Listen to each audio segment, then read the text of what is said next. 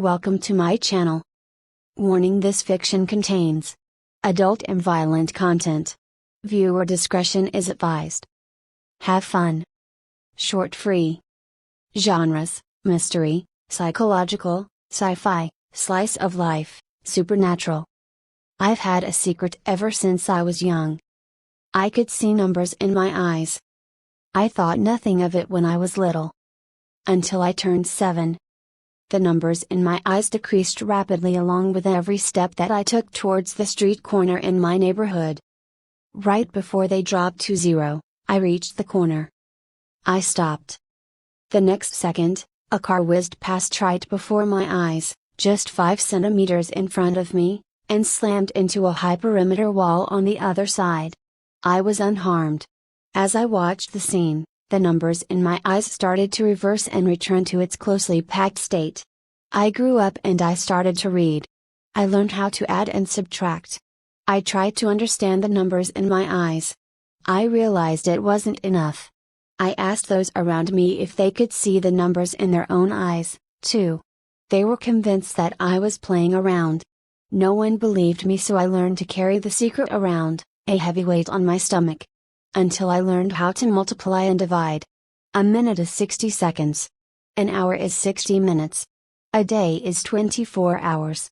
A year is 31,560,000 seconds. The number in my eyes currently shows 23 million. After some rough calculations, that converted to 75 years. How funny. Could this be my lifespan? I realized that there were many imperceptible influences that would change the number in my eyes. A test, for example. Choosing C for this question reduced 10 seconds to my life. Erasing and changing it to B gave me 7 seconds back. Disregarding the accuracy of the answers, I completed the paper in a way that caused me to lose the least seconds. And I received a 63 for it. Losing the shortest amount of time did not mean that the answers were correct. I thought that the numbers in my eyes could help me cheat. It turns out that I had no choice but to rely on myself and study hard. I started answering the questions seriously. College entrance exam. I worked seriously through the paper once, only to realize that I had lost significant seconds. Thinking that I'd miscalculated, I checked thrice. No mistake. Those seconds lost converted to 5 years. I erased a few correct answers and the time increased. Sacrificing good results for 5 years of life. How ironic. I could only smile a bitter smile. After much hesitation, I chose to give up 5 years of my life. I secured a high score. And a spot in the best university in the city. On the way home, distracted by my happiness, I carelessly fell and suffered a fracture. I had to rest for 3 months. The time in my eyes decreased once again, but this time I knew why. I had to pay attention to the fluctuating numbers because it could change at any split second. I didn't want it to dip again. Nevertheless, accidents happened. Stop. Listen to me. Don't enter this tunnel, I shouted. Are you insane? Why are you such a spoilsport? My friend snapped back, displeased. Stop. I'm not going in, I said firmly. What is wrong with you? My friend was furious. He slowed the car down, but it was clear that had no intention of stopping. The numbers in my eyes were dropping. I threw myself over to the driver's side and pulled the handbrake. The car halted. Have you gone mad? What is with you? All 3 of my friends glared at me. I'm not going in, sorry. Go on without me. I stepped out of the car. This is a highway. How do you plan on getting back? My friend asked, annoyed. I ignored him and walked further and further away to the opposite direction of the tunnel. The number was back up. Safe. My friends have already driven off. Shortly after, with the collapse of a mountain, the whole tunnel was swallowed up. No one survived and I was left alone, not knowing what to do. I started avoiding crowds in fear that the number in my eyes would lessen more. I fell into a habitual silence. I started to live for the number in my eyes and it became an obsession. Along with time, the number decreased. 20 years old. 35 years left in me. What have I done? I started to hide. The laboratory was the quietest place in school. My grades were decent and I was confident that I could become a scientist. Because I would know. I would know whenever the test tubes were about to explode, be it my classmates or mine. I would know and run far away. Graduation. I was the chief manufacturer of the company that specialized in health supplements. Not because I was smart, but because I could keep away from danger. I knew little about chemical compositions. However, I would volunteer myself during experiments. I would only go as far as putting the needle close to my skin. Then, I would look at the number. A decrease meant failure and no change meant success. As for an increase, it never happened. Not even once in the whole of 5 years. How embarrassing. Until that day. I mixed and injected some chemical compounds into a test tube. I was careless and I lost grip of the syringe and the substance on the needle came close to my skin. The number in my eyes actually rose. I've created a medicine that could increase my time. I memorized the composition, and from that moment, I started conducting more tests. Each time I added a chemical compound, I would dip a needle into the new substance, aim it on my arm and look at the number. Turning wild, I added all kinds of compounds. Seeing a decrease in time, I would return to the previous formula and try again. Initially, there had only been an increase of a second or two. Later on, I managed to increase the time by tens and hundreds of seconds. Eventually, the number started doubling. It never stopped rising. It felt as though I've invented a longevity pill. Ecstatic, I drew a tube worth of substance and injected it into my body. After the initial adrenaline rush, a strong pressure kicked in within my body. I started yearning for some things. And the number in my eyes spiked. Non-stop. Until it became a sideways 8. Good evening, everyone. This is May, reporting live for China News. We've received news that unknown creatures have been spotted in this pharmaceutical company. Follow me as I investigate the scene. This way. Cameraman. Hey. Why are you running away? Is there something strange behind me? A sheet of white takes over the television screens of every single household. Families are packing up their belongings, getting ready to flee. At this point, all major roads are congested with vehicles and people. Because the zombies are here. It was just another day of doing the same things over and over again. It was another day at a standalone office with colleagues who were too busy to greet one another. Here I am, at my desk, keying a letter of the alphabet that has just appeared on one computer screen into another computer. This is my job. It might be difficult for you to imagine, but this job actually pays me $1,500 every month. Every 10 minutes, my computer would, without fail, receive a letter. Initially, out of curiosity, I tried piecing them together. I jotted them down on a small slip of paper, in MKGWTJP. There was no meaning behind these letters. Nevertheless, I continued working hard for that monthly salary. Of course, 8 hours a day go by quickly. Even after a day of working, I don't feel tired at all. Ding! Another letter appeared on the screen. L, calm and unhurried, I typed it into the other computer and clicked confirm. Work has finally ended and nothing beats the joy of returning to my warm abode. The comfort and bliss of taking a long hot bath were unparalleled. Simple joys in life. Wait. What is this? Why is there a slip of paper stuck in my bathtub? Is this a joke? I am usually the only one at home. Upon a closer look, I see the word bathtub neatly written on it. I have just recently bought this bathtub, so it must be a prank from the merchant. Before I could tear it down, it slipped through my fingers and fell off. Where was my bathtub? It was gone and replaced by a cardboard box. And here I am, sitting inside a cardboard box, submerged in water. Strangely, the cardboard box was waterproof. I looked up at the shower head. There was also a piece of paper stuck on it. Who exactly was playing a trick on me? I tear the paper off the shower head and it turned into an old baseball bat. I can't take this anymore, doctor. Am I going mad? I see slips of paper on all kinds of objects, and when I tear them down, the objects turn into other things. Do you understand what I'm saying? For example, if there's a piece of paper on this table and I tear it down, this table becomes a big rock or some other strange things. The doctor looked at me listlessly before saying, I think you're under too much stress at work. First, I'll prescribe you with some calming medication and we'll go from there. How long do I need to take this for? I ask, puzzled. There are 63 pills in this bottle.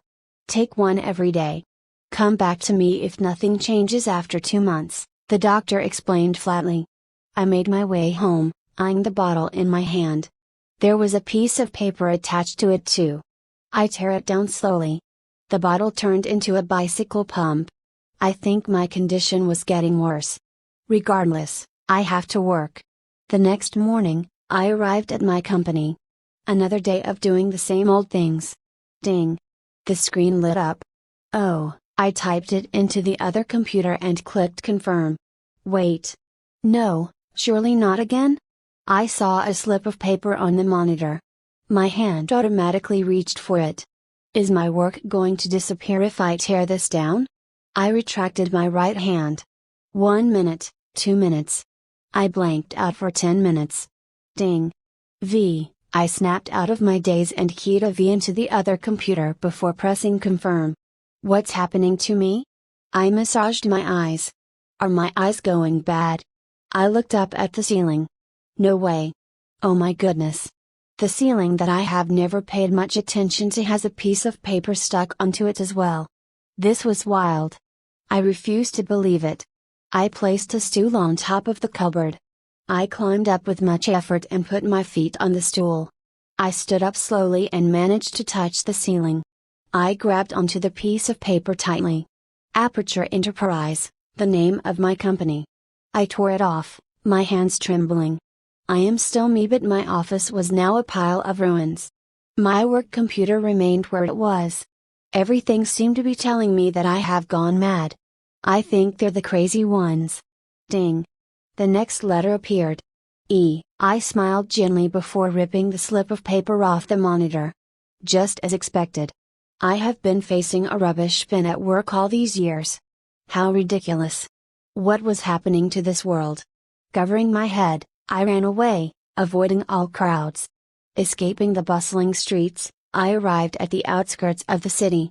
At this point, I was wondering if the city that I have once thought of as a city would have a piece of paper attached to it. Would removing it reveal another pile of ruins?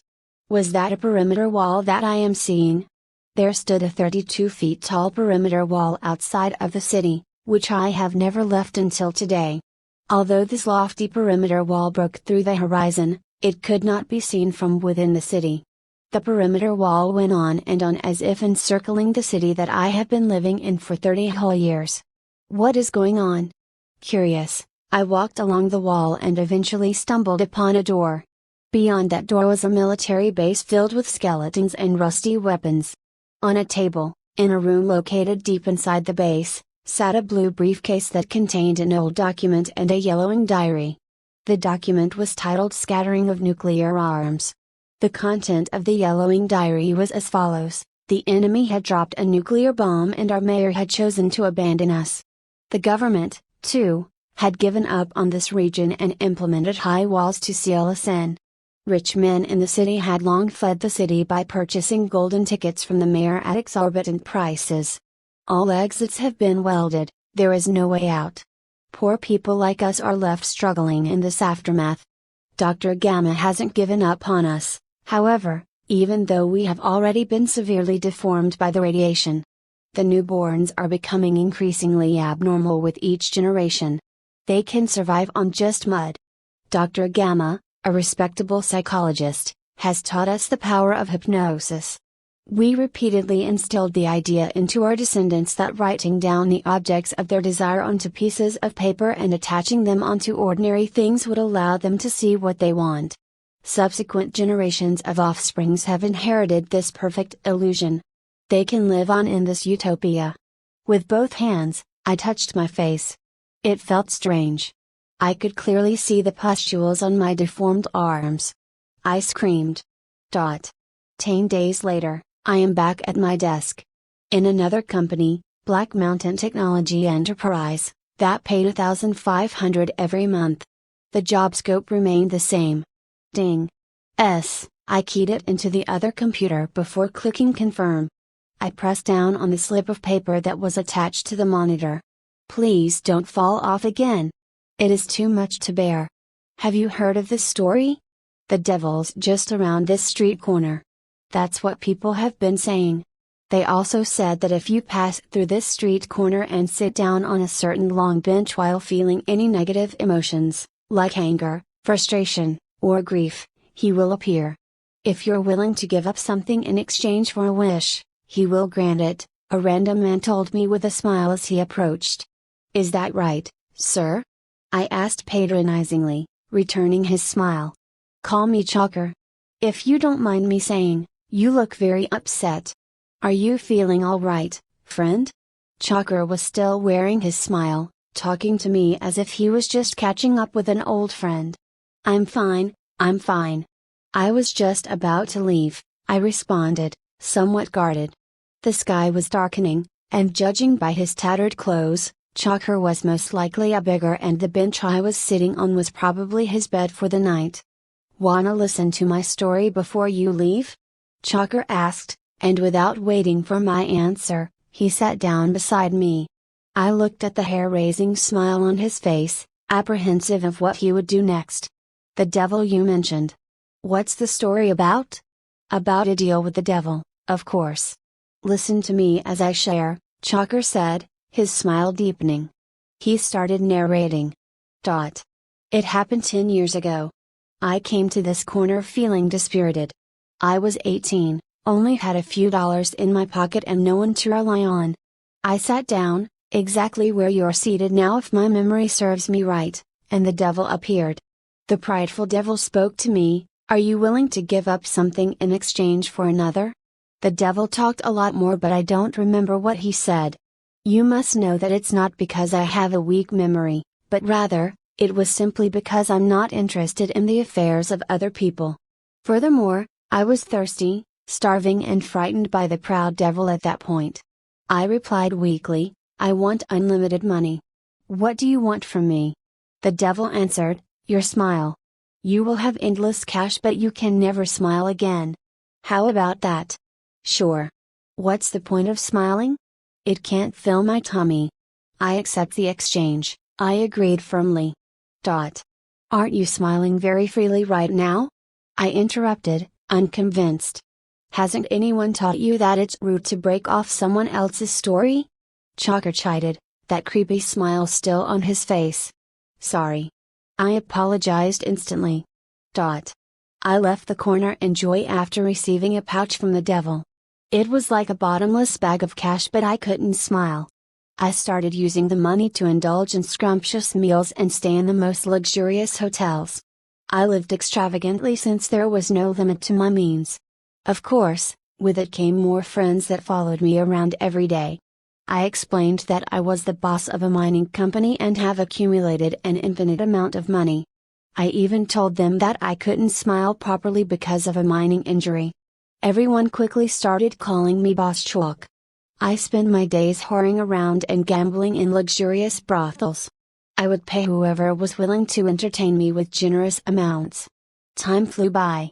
Once, I went to the toilet after drinking too much and overheard a conversation between a hostess and my friend. With a cigarette in his hand, he said this, it's so difficult to deal with that fool with facial paralysis. The woman nodded and laughed. Exactly. His face doesn't change. Whenever I try to please him, I can't even tell if he's feeling happy. How nauseating. From that day onward, I started paying more attention to my surroundings and realized that every single one of my friends was cursing me behind my back. To think I've been showering them with so much money every day. I tried different ways to open my mouth and smile but it was impossible. Indignant, I swore never to give any of my friends a single cent again. Just like that, my friends left, one by one. Eventually, I found my distressed self back at this corner. The devil looked at me with his usual, arrogant smile. It was humiliating, but I could only beg for my smile back and was willing to pay any price. He mockingly repeated the words I'd previously said. Sure. What's the point of smiling? It can't fill my tummy. I accept the exchange. I was ashamed but could only blindly plead with him. The devil looked at me. I can return you your smile, but on the same condition, in exchange. You can get your smile back, but you'll never leave this corner ever again. You will assume the devil's job and continue making deals with people. The prideful devil had obtained his freedom. That's right, he's free, and I got my smile back. This is my story. Speechless, I stared at Chalker. Tell me, kid. What do you want? Chalker smiled his strange smile. Me? I want the person I'm fond of to like me back. I spoke loudly. How about exchanging your tears for love? You won't be able to cry, how's that sound? Sure. Crying only makes me weak and weaklings don't get love, only sympathy, I agreed without any hesitation. Hope you won't be disappointed. Chalker grinned excitedly, making me feel uncomfortable. I walked away from that street corner with a lipstick in my hand. A lipstick that I have gotten in exchange for my tears. I gave it to the person I liked. The lipstick was very effective. We got married and had a child. We led a happy life, or so I thought. I worked hard for money, but it wasn't enough to satisfy my lover. And my child looked nothing like me. Whenever she cried about how I wasn't earning enough to support the family, I was always expressionless. I couldn't cry. Because of that, she called me a cold, heartless monster. Another discovery. She would blatantly throw amorous glances at every man that walked by. The number of men she'd slept with far exceeded my imagination. Later on, I found out that the devil confiscated my tears, not in exchange for a lipstick that could make someone love me. It was a lipstick that could turn someone licentious. Dejected, I returned to that street corner and sat down on that long bench. I would give anything to get my tears back because this was absolutely unbearable. I wanted to cry to my heart's content. Yet, Chalker only smiled and repeated the words I've said before, just like the conceited devil he described to me before. 9 years old. Chalker, do you think I'll turn bad, Margaret?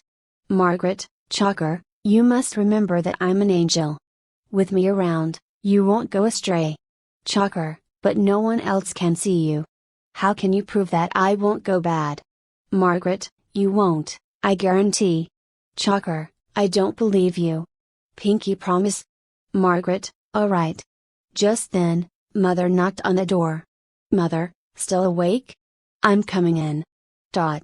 Mother, what are you mumbling to yourself about? Chalker, nothing. I'm praying to God. I'm going to sleep now. Mother, what a strange child. At 9 years old, Chalker told his first lie. Chalker and Margaret shared a secret. Margaret was an angel. She promised not to let him turn into a baddie. Chalker did not want to be a baddie because Mother had told him that only goodies went to heaven. Baddies had to go to hell. 12 years old. Chalker, I want to be a horseman, Margaret. Margaret, how can you be a horseman when you're so petite? Chalker, tell me then, Margaret. What can I be in the future? Margaret, here, take this. If you use this, you can be a horseman. Chalker, what's this? Margaret, gluttony. Chalker, what does it do? Margaret, it makes you stronger. Chalker, okay. At 12 years old, Chalker was gifted gluttony, and his appetite expanded tremendously. He started growing tall and big and was stronger than most kids his age. 15 years old. Chalker, look at the way I hold my sword, Margaret. Do I look like a horseman? Margaret, yes, but without grandeur. Chalker, grandeur? Margaret, a horseman's grandeur. Chalker, what should I do? Margaret, take this. Chalker, what's this? Margaret, wrath. It will give you the grandeur you need. Chalker, okay. At 15 years old, Chalker received wrath from Margaret. He became bad-tempered and Mother just assumed that he was undergoing puberty. Only Chalker knew that it was Margaret's gift that made him this way. Through selections, he became a new recruit with the most potential. 18 years old. Chalker, what do I do, Margaret? I killed someone. Margaret, it's alright. You killed the enemy. He would have killed you if you did not do it first. Chalker, but I killed somebody. Have I gone bad? Margaret, with me around, you won't go astray. Take this. Chalker, what's this? Margaret, lust. Chalker, what's it for? Margaret, not much, but it can make you happy. You'll forget everything that's happened today. Chalker, okay. At 18 years old, Chalker accepted lust from Margaret. He was very merry because he had become a real man. From then on, Chalker started on his horseman journey. 21 years old. Chalker, I'm the youngest general. His Majesty wishes to see me. Margaret, yes. The enemies are frightened by the mere mention of your name. Chalker, but I'm so nervous. His Majesty wants to see me and it's a great honor and glory. What should I do? Margaret, take this. Chalker, this is. What? Margaret, this is pride. It will give you confidence. Chalker, okay. At 21 years old, Chalker was given pride. He paid His Majesty a visit. His Majesty was an old man and Chalker felt he was undeserving of his throne. He told himself, how great. If not for me, this old man would already have been held captive by the enemies. 24 years old. Chalker, tell me, Margaret. Am I wrong to have killed His Majesty? Margaret, I don't know. It a path you chose. Chalker, did I do wrong? Have I gone bad? Margaret, are you sad? With me around, you won't turn bad. Chalker, a little sad. Margaret, take this. Chalker, this is. Margaret, envy. It will tell you whether or not you've made a mistake. Chalker, okay. At 24 years old, Margaret gave Chalker envy and Chalker became convinced that His Majesty was better off dead. He had been tolerating the old man for 3 years, but what had he gotten in return? Only useless encouragements. 27 years old. Chalker, I'm the Emperor now, Margaret. Margaret, you're not happy? Chalker, something feels missing. Margaret, what is it? Chalker, no idea. Margaret, take this. Chalker, what is this? Margaret, greed. It will tell you what you're lacking. Chalker, okay. At 27 years old, Margaret presented Chalker with greed, and indeed, Chalker knew what he needed. His demands grew. 30 years old. Chalker, I'm aging so quickly, Margaret. You're still so young. Margaret, that's not true.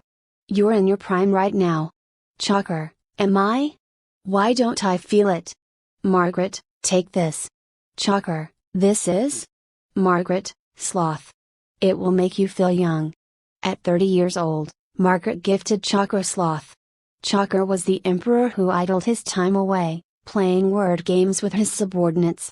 30 years later, Chalker had Alzheimer's disease and had forgotten many things. Margaret appeared unknowingly. There was a day where Chalker was faced with a very young general. At the front line, enemies feared his name. Chalker could only say to him, how great. At 63 years old, Chalker had died in that young general's hand. Even until he was dying he did not know the name of his murderer. Chalker saw God. Chalker, I did not turn bad. Can I go to heaven? God, no, you've sinned. All 7 sins. You're going to hell. Chalker, Margaret said I haven't gone astray. I should be going to heaven. God shook his head helplessly.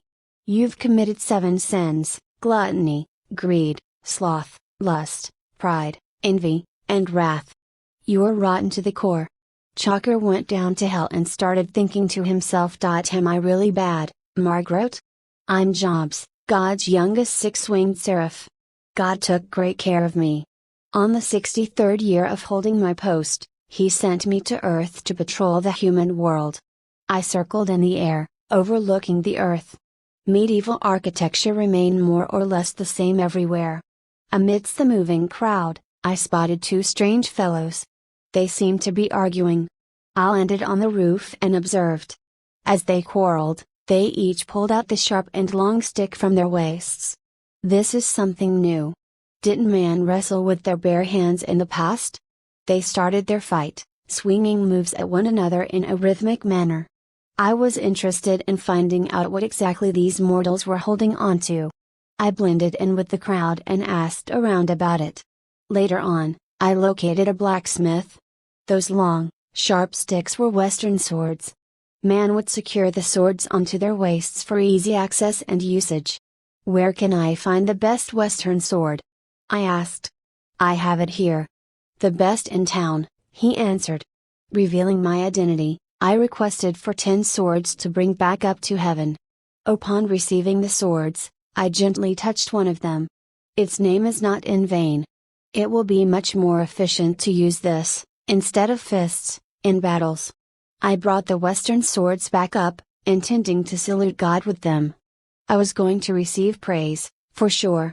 God saw the swords and smiled. These are indeed pretty good. I was overjoyed. Following that, God handed the swords over to the throne angel beside me. God had him make copies of the swords for the angels in heaven. I secretly looked for the throne angel to get a sword back. The throne angel smiled and said, I've yet to modify it. This is to be put on the waist. You have 3 pairs of wings, so how are you going to keep this Western sword? Only at this point did I realize that my lower right wing was obstructing the portion of my waist where the sword should be positioned. I have my ways, don't you worry. Unable to argue, the throne angel gave it to me. I cut off my lower right wing in order to make way for my new sword. I kept it snug against my waist. It was painful but worth it. The next year, God sent me down again. I discovered something. Men were getting better at their crafts. The swords I'd taken up to heaven couldn't be compared to the new ones I that saw. The new swords were no longer made of bronze but pig iron. And Western swords made from pig iron could easily break those made from bronze. It was then that I realized how obsolete my sword was. These new swords have 2 edges, one for piercing and the other for splitting. Double-edged swords. With a bitter smile, I asked for 10 of those. This time, God wrinkled his brows, seemingly unimpressed. There was no praise. He handed them over to the throne angel once again. And I sought for one back. The throne angel laughed upon seeing me. I can't believe that's your solution. None of your business, I mumbled. I couldn't bear to let go of my first sword, but the double-edged sword was beautiful. Helpless, I cut off my lower left wing. A new year came again, but God did not send me to earth. Nevertheless, I was interested to see how the swords have developed. And so I flew down on the sly. There weren't many changes save for the invention of a new production method, forging. Forging pig iron made the swords more solid. Also, from far away, came another kind of longsword. This longsword was wider than a double-edged sword and had to be carried on the back. It was much more formidable as well, but required more strength from man. I asked for one, and for it, I chopped off my upper right wing. I carried it on my back with a bitter smile on my face. It's alright, I have 3 left. 3 was enough for me to return to heaven. But God wasn't happy. I was confined for a year, but at least I had 3 great swords on me. A year passed in the blink of an eye. God called on me. You think it's worth it? I smiled. Don't I have 3 left? He continued, then are you still keen on finding out how man has progressed? I nodded eagerly. God released me with a warning. This is the last time. You're not allowed to go back down ever again after your return. Man did not let me down. They created something called a knife. A knife was broader than a sword but only had one cutting edge. I forced a smile and cut off my upper left wing. I added the knife to my collection. As I was about to leave, man invented yet another weapon, a pike. It was simply too long and I was left with my last pair of wings. Can't cut them off, can I? I searched for the most skillful blacksmith. I wanted to know exactly how the best of the best weapon would be like. It took me 2 months to seek out the most outstanding blacksmith. I asked for a way to fashion the ultimate weapon. But the best weapon is time. I didn't understand. He opened up his own collection. Inside revealed the evolution from the earliest bronze sword to the newer pig iron sword. He told me that there wasn't something called best weapon in the world because time reigned supreme. And I possessed an infinite amount of it. I cut off my remaining wings and started learning from this blacksmith. Upon discovering that I was an immortal angel, he was gratified. He taught me how to forge ironware. He, too, wanted to know how the best sword in the world would be like. Although I was clumsy, time compensated for all things. I inherited all the teachings of that blacksmith before he died. I also started getting used to life on Earth, living incognito in this town. I offered the best weapons to valiant soldiers. Because I couldn't fly, I stopped bothering about the affairs of heaven. It was until later on that I got hold of news from the churches. Lucifer had taken a third of the angels along with him to start a revolt against God. After 3 days and nights of war, the rebels were finally tried and thrown into the abyss. And the weapons they had used for war were made by the throne angel, copies of swords I'd sent to heaven. In the faraway Milky Galaxy, rested a standalone planet. It was filled with extraterrestrial insects. Because the rocks in the planet contained large ores, man sent teams after teams of robots up to this planet. These robots battled against the extraterrestrial insects to obtain energy from the ores. The robots had been unable to defeat the insects until the invention of artificial intelligence. The robots became smarter and they now understood how to repair their own bodies. From then on, they lost some battles and won some. One day, the extraterrestrial insects sent out a small team to attack, something that happened frequently. An engineer, who had in his possession a notebook containing new data regarding the energy, handed it over to a gunner. "Quick, run. Bring this to a safe place. Connect and upload it to the network. There are new discoveries." These were the engineer's last words. The extraterrestrial insects had taken his life with their sharp claws. The gunner finished up his ammunition and fled far away. Upon arriving at a secluded cavern, the soldier got connected to the notebook. The next moment, he was dumbstruck. The contents of the internet had opened up a whole new world for him. The gunner removed the network adapter card from the notebook as well as some of its components and welded them to the back of his head. He threw the hard disk away. The gunner relied on his stored memory of the map within the notebook to find his way back to the human space camp. An engineer added him into a new team upon discovering that he had returned from war. This particular gunner fought hard in the day and relied on his own battery to connect his brain, the CPU, to the net. He downloaded a messaging software and opened a chat window out of curiosity. It was a 14-year-old girl on the other end. The time zone between Earth and this planet was completely flipped. "How strange. Your location is unknown, uncle. And you have no ID," the girl started. "I'm on another planet." "Stop joking, uncle. Are you a professional hacker?" "I'm a gunner." "How interesting. You're already 27. That's my birth date." "Stop playing. It's true." Just like that, the gunner battled against the insects for hours in the day and chatted with the girl on Earth at night. "Hey, uncle. Do you like me?" "What is like?" "Cut it out. Why would you talk to me if you don't like me? Tell me, uncle. You must like me." "I don't know." You can't do this. You're a conman. I'm out." She went offline. The humans' headquarters was invaded the next day. Insects filled the sky, hovering above the camping ground. "We're doomed," the engineer spoke. "All to the front."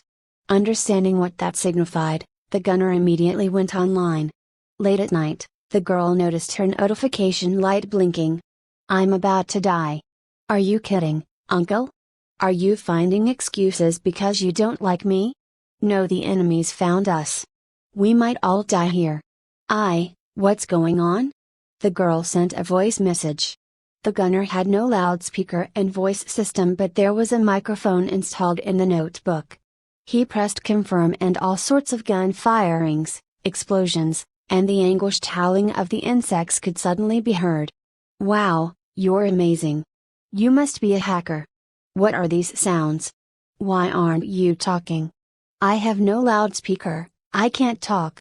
Knock it off, alright? Wait, I'm out of ammunition. I'm not going to make it. An enormous, sharp claw pierced through the gunner's body and tore his limbs apart. Battery leaked out. My drive's been destroyed by the enemy and I'm left with under 10% power. I understand now. I do like you, but I'm going to die.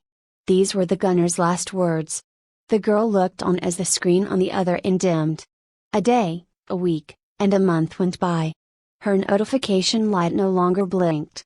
A year has passed, but she still hasn't erased this idealess gunner and the conversations they'd shared. The girl did not understand who exactly the gunner was. What was his purpose? The girl registered for Stanford University when she turned 15. She failed. She tried again the next year. Success. She was reported by the news to be a prodigy. Of course, she studied computing. But computing here involved the ancient computers that had long become obsolete. When the news spread across campus, everyone felt that it was a great pity. The girl participated in an interview. Why have you chosen to study old computers instead of supercomputers? People asked. The girl only smiled. 2 years later, 63rd Genesis hacking competition. The topic wasn't new. Contestants had to attack the Pentagon. A hacker with the user ID Gunner clinched first place with a stable 3-point data lead. And with this score, Gunner had successfully broken the world's record from 10 years ago. It must be known that even the best supercomputer might not be able to function with such speed. Just as the hackers and computer enthusiasts were discussing Gunner over tea, the first runner-up announced the winner. Reason being that the data was abnormal. A team must have been working together on multiple computers. This result couldn't have been achieved alone. The judging panel located Gunner through an IP address. The panel confirmed that only one equipment had been connected and that the hacker worked from within Stanford's campus. News spread throughout the entire school and all the teachers made an extra effort in seeking Gunner out. Though, they quickly realized that this ID could be fake since the best supercomputer in the university was apparently off during the competition. Professors recovered some data from the supercomputer and went through them time and time again, confirming that it hadn't been switched on at all on the day of the competition. This strange matter became the talk of the town. Until the sixth fourth hacking competition. Gunner won first place once again and performed even faster than the previous year. Such speed was theoretically impossible. Unless Gunner was already employing a more advanced supercomputer.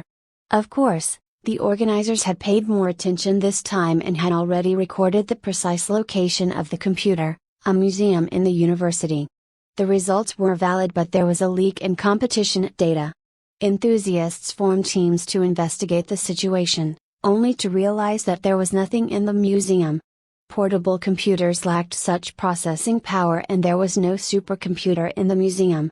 A hacking enthusiast started looking out for ordinary computers and received disapproving looks.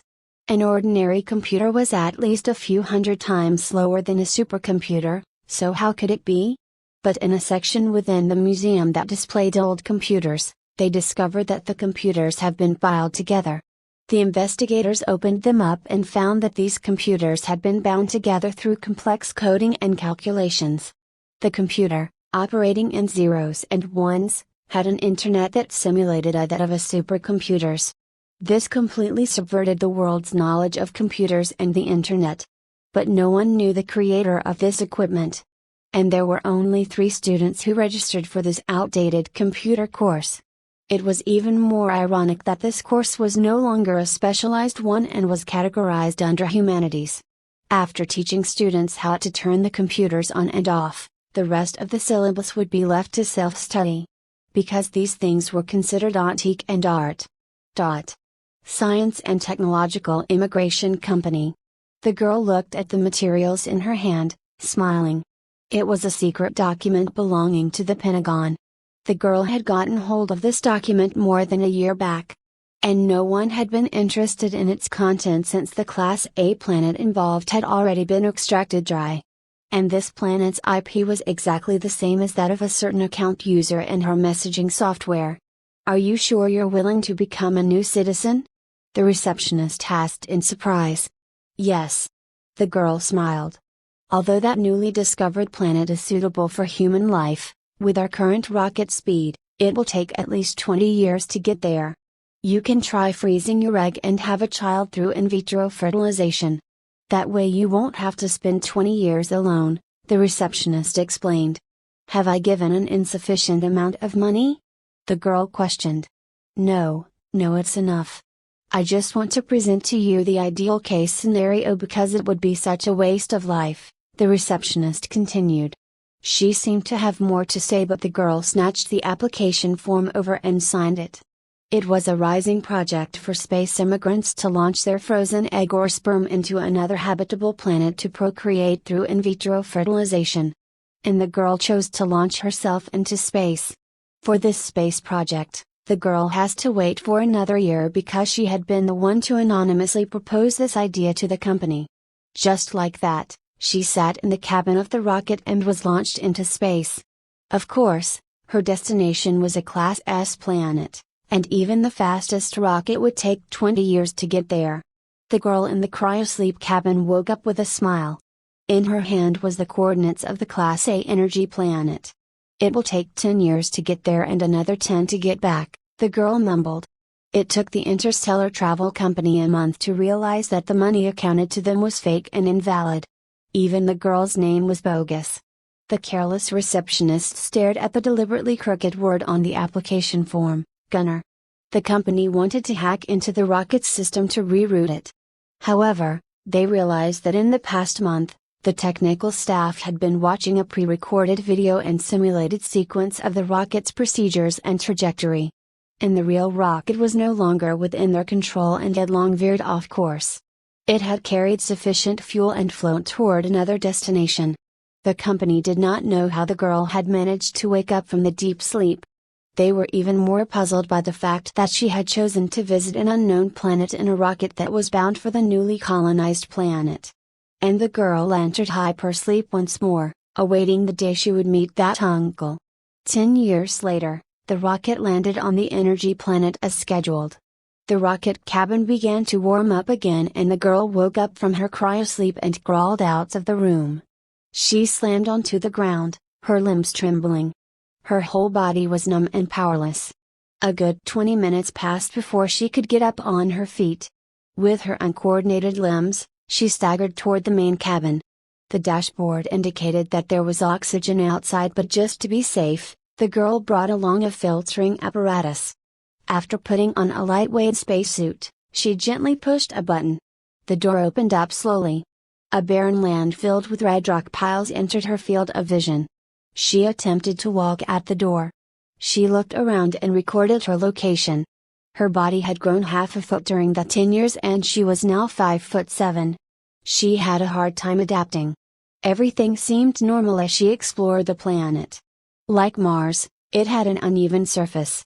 After walking some distance, the girl tripped. Turning around, she noticed the corner of a scrap iron that was buried under a lump of loess.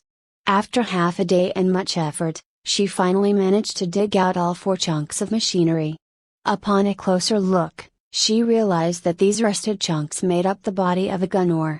She also found some strange limbs, most likely belonging to the extraterrestrial insects. After some tests, she picked out the functioning components. The girl started assembling them together in hope to model a complete gunner. 2 days went by. Whenever she got hungry, she would return to the rocket to get some food and catch some sleep before continuing on the repairs. She successfully reactivated the gunner on the 3rd night. The gunner stood up slowly but had too little charge, as reflected on the instrument in her hand. She brought the gunner back to the rocket and by now, his battery was approaching 0. She relied on the rocket's accumulator to charge the gunner up, intending to rely on him to cover and explore a greater distance. On the way, she saw a lone insect. From approximately 15 yards away, the insect darted toward the girl.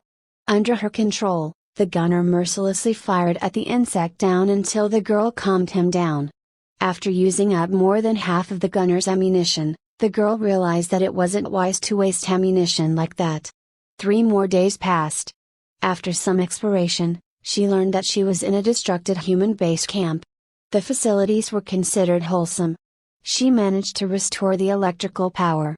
However, the main monitor was already severely damaged and the buttons were mostly not working properly. In the storehouse, she found 20 gunners that had yet to be set up and activated. The girl compiled their codes and organized them into teams. She charged them up. She brought the gunners along with her to retrieve her rocket and place it in the camp base.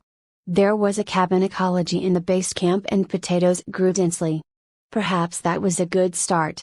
With 20 gunners, she surveyed the surroundings. Some components of these gunners had grown rusty, which affected their movements slightly.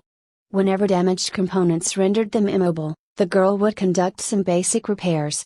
The filtering apparatuses started to run out, leaving her with no choice but to breathe the planet's oxygen. She coughed violently upon inhaling her first breath.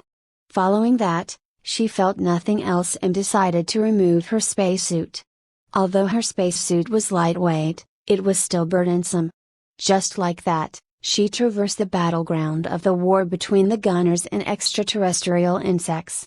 The girl conducted thorough inspections on every single gunner in hope of finding that particular gunner from a decade ago. She wasn't so lucky this time.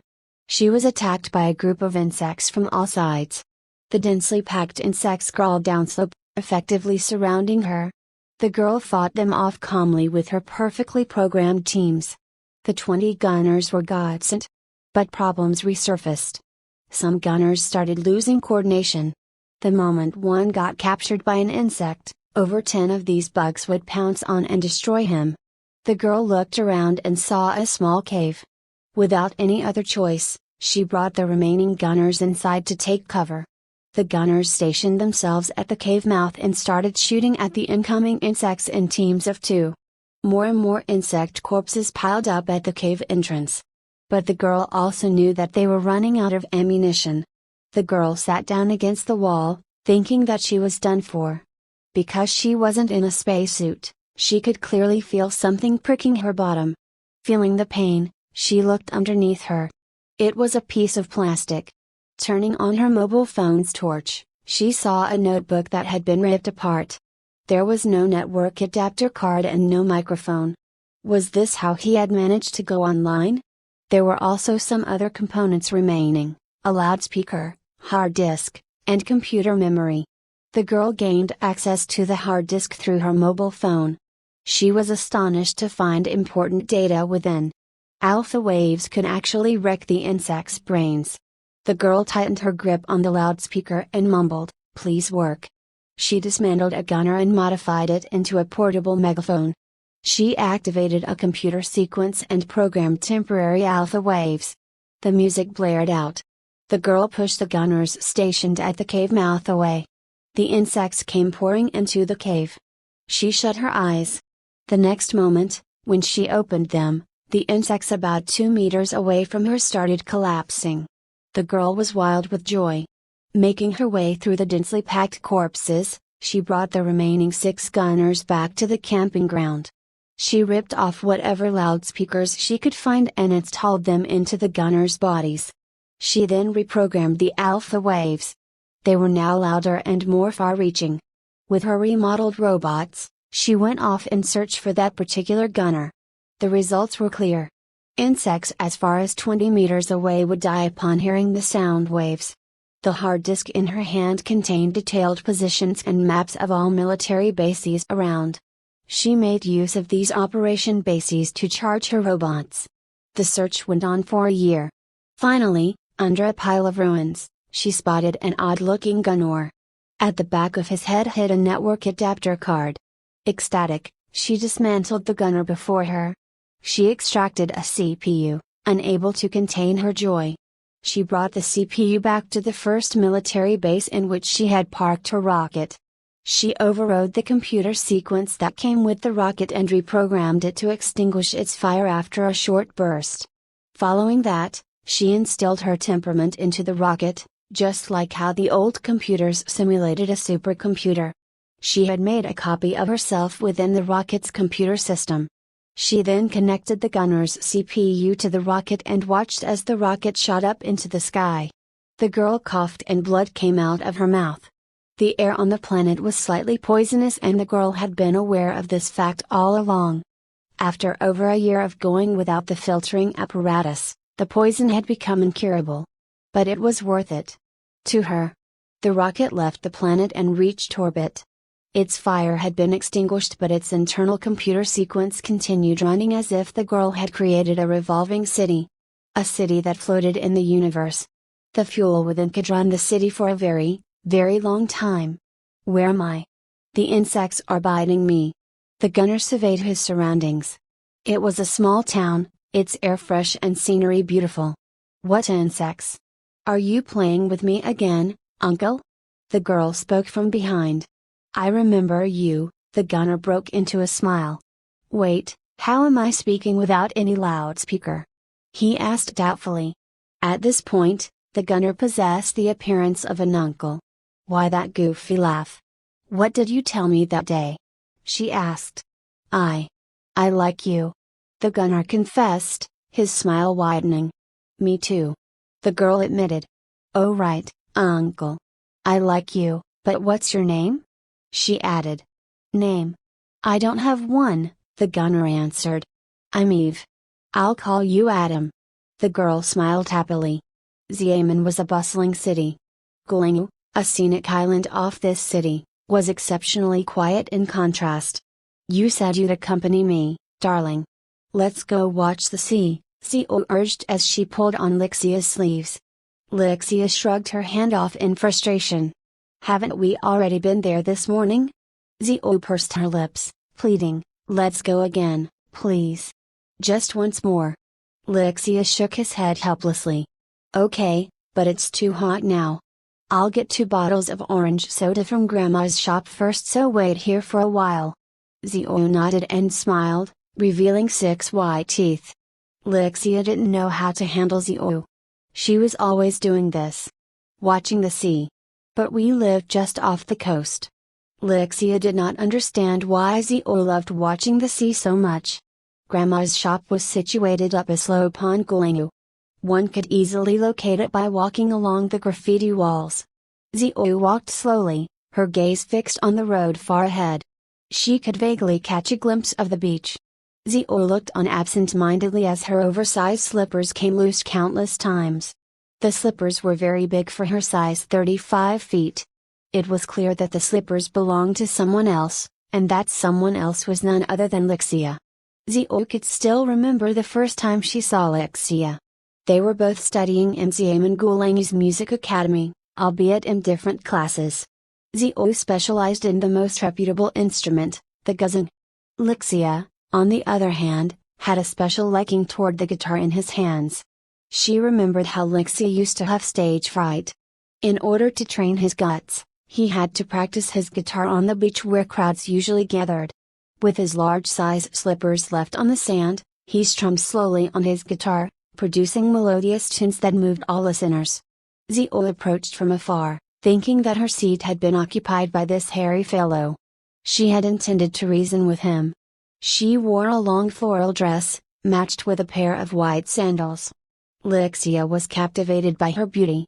Lixia's lecherous gaze made Zio blush and forget everything that she was about to say. Hi, was all that came out of her mouth. Flustered, she accidentally broke her sandals. Like a gentleman, Lixia made up for his mistake by offering his own slippers. Following that, he sat beside her and continued playing his guitar. It was at this very moment that Lixia had entered her life. It was also at this very moment that she would only wear his slippers. Lixia ran up the alley with the graffiti walls toward Unit 63 located on top of the slope.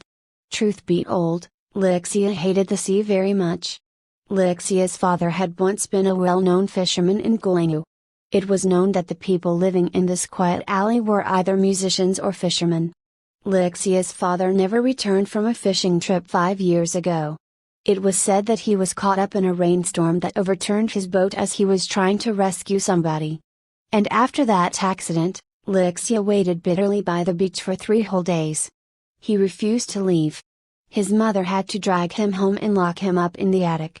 Lixia knocked unceasingly on the door, wanting to go out there to wait for his father's return. Lixia's mother finally calmed him down with a simple sentence. "Lee, you're the only man Grandma and I can rely on from now on," she had cried. From then on, Lixia developed a fear of the sea and disliked visiting the beach. And that one time that he met Xiao while strumming on his guitar. It was destiny. Xiao was his complete opposite, she loved the beach. Lixia arrived at his grandmother's shop. She sat by the shop's entrance, attending to her customers. "Grandma," Lixia shouted happily. "Oh, Lee. Why are you here?" She waved her hand, smiling. She put her hand over the calluses on Lixia's fingers. He couldn't feel it physically, but this gesture of hers warmed his heart, nevertheless. "Why are your calluses thicker than those on my hand?" she mumbled. "Not again, Grandma. I'm not coming anymore if you carry on this way." All right. Is anything the matter?" she asked. "2 bottles of orange soda please, Grandma," Lixia answered. "Give me a moment."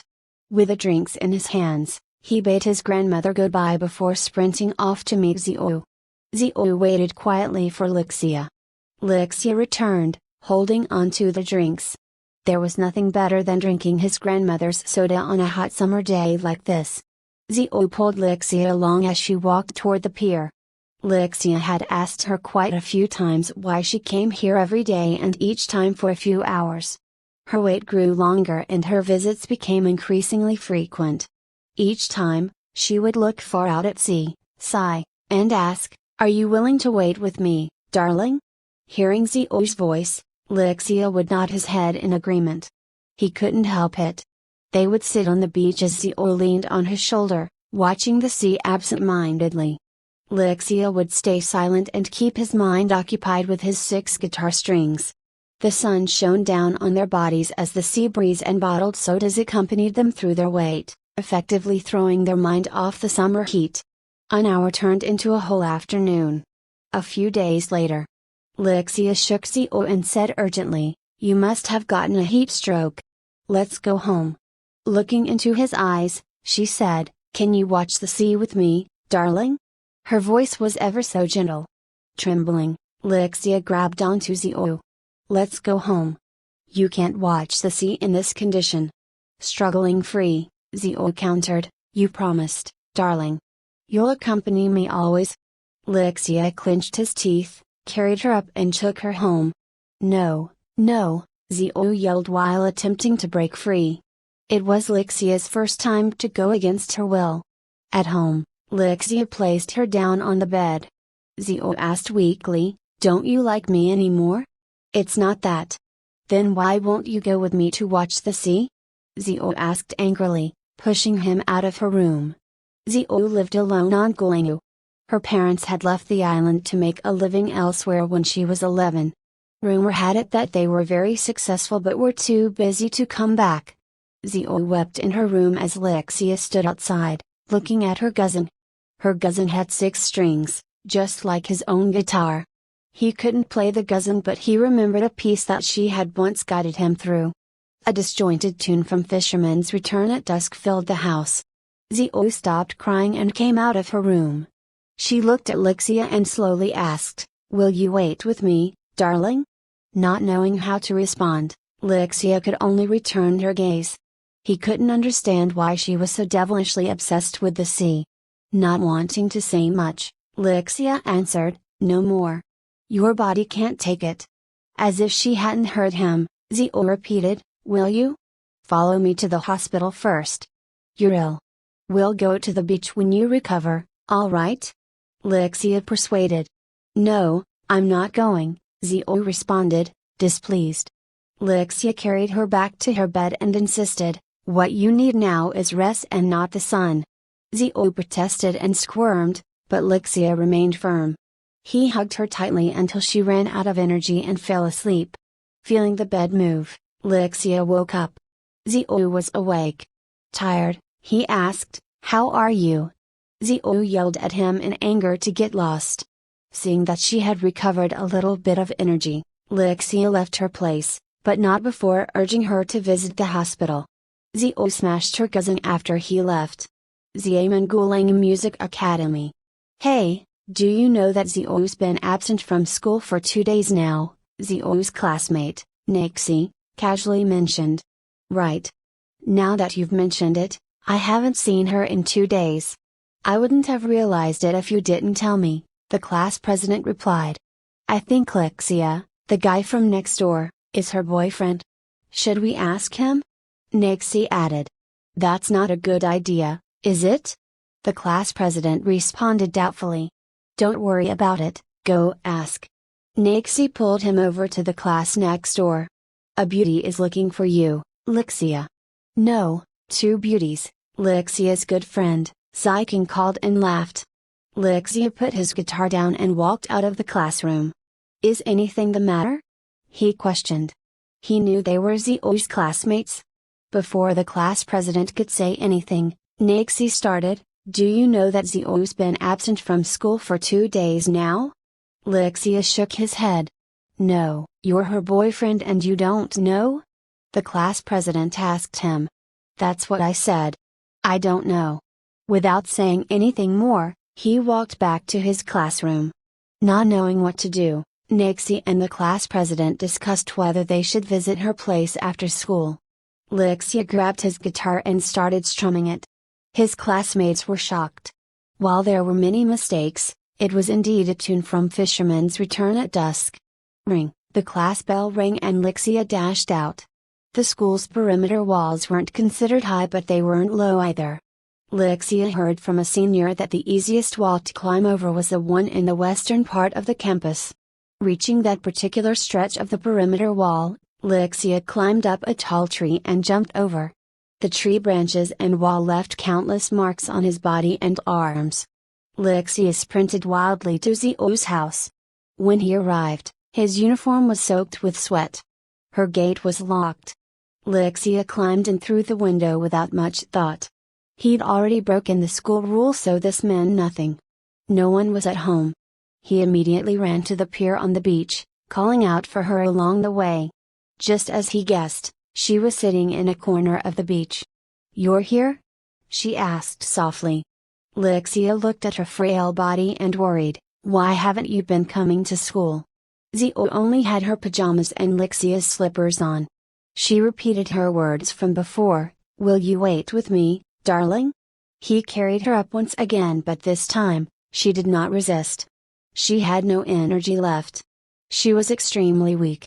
Lixia brought her home and took out some medicines meant to help with heat strokes.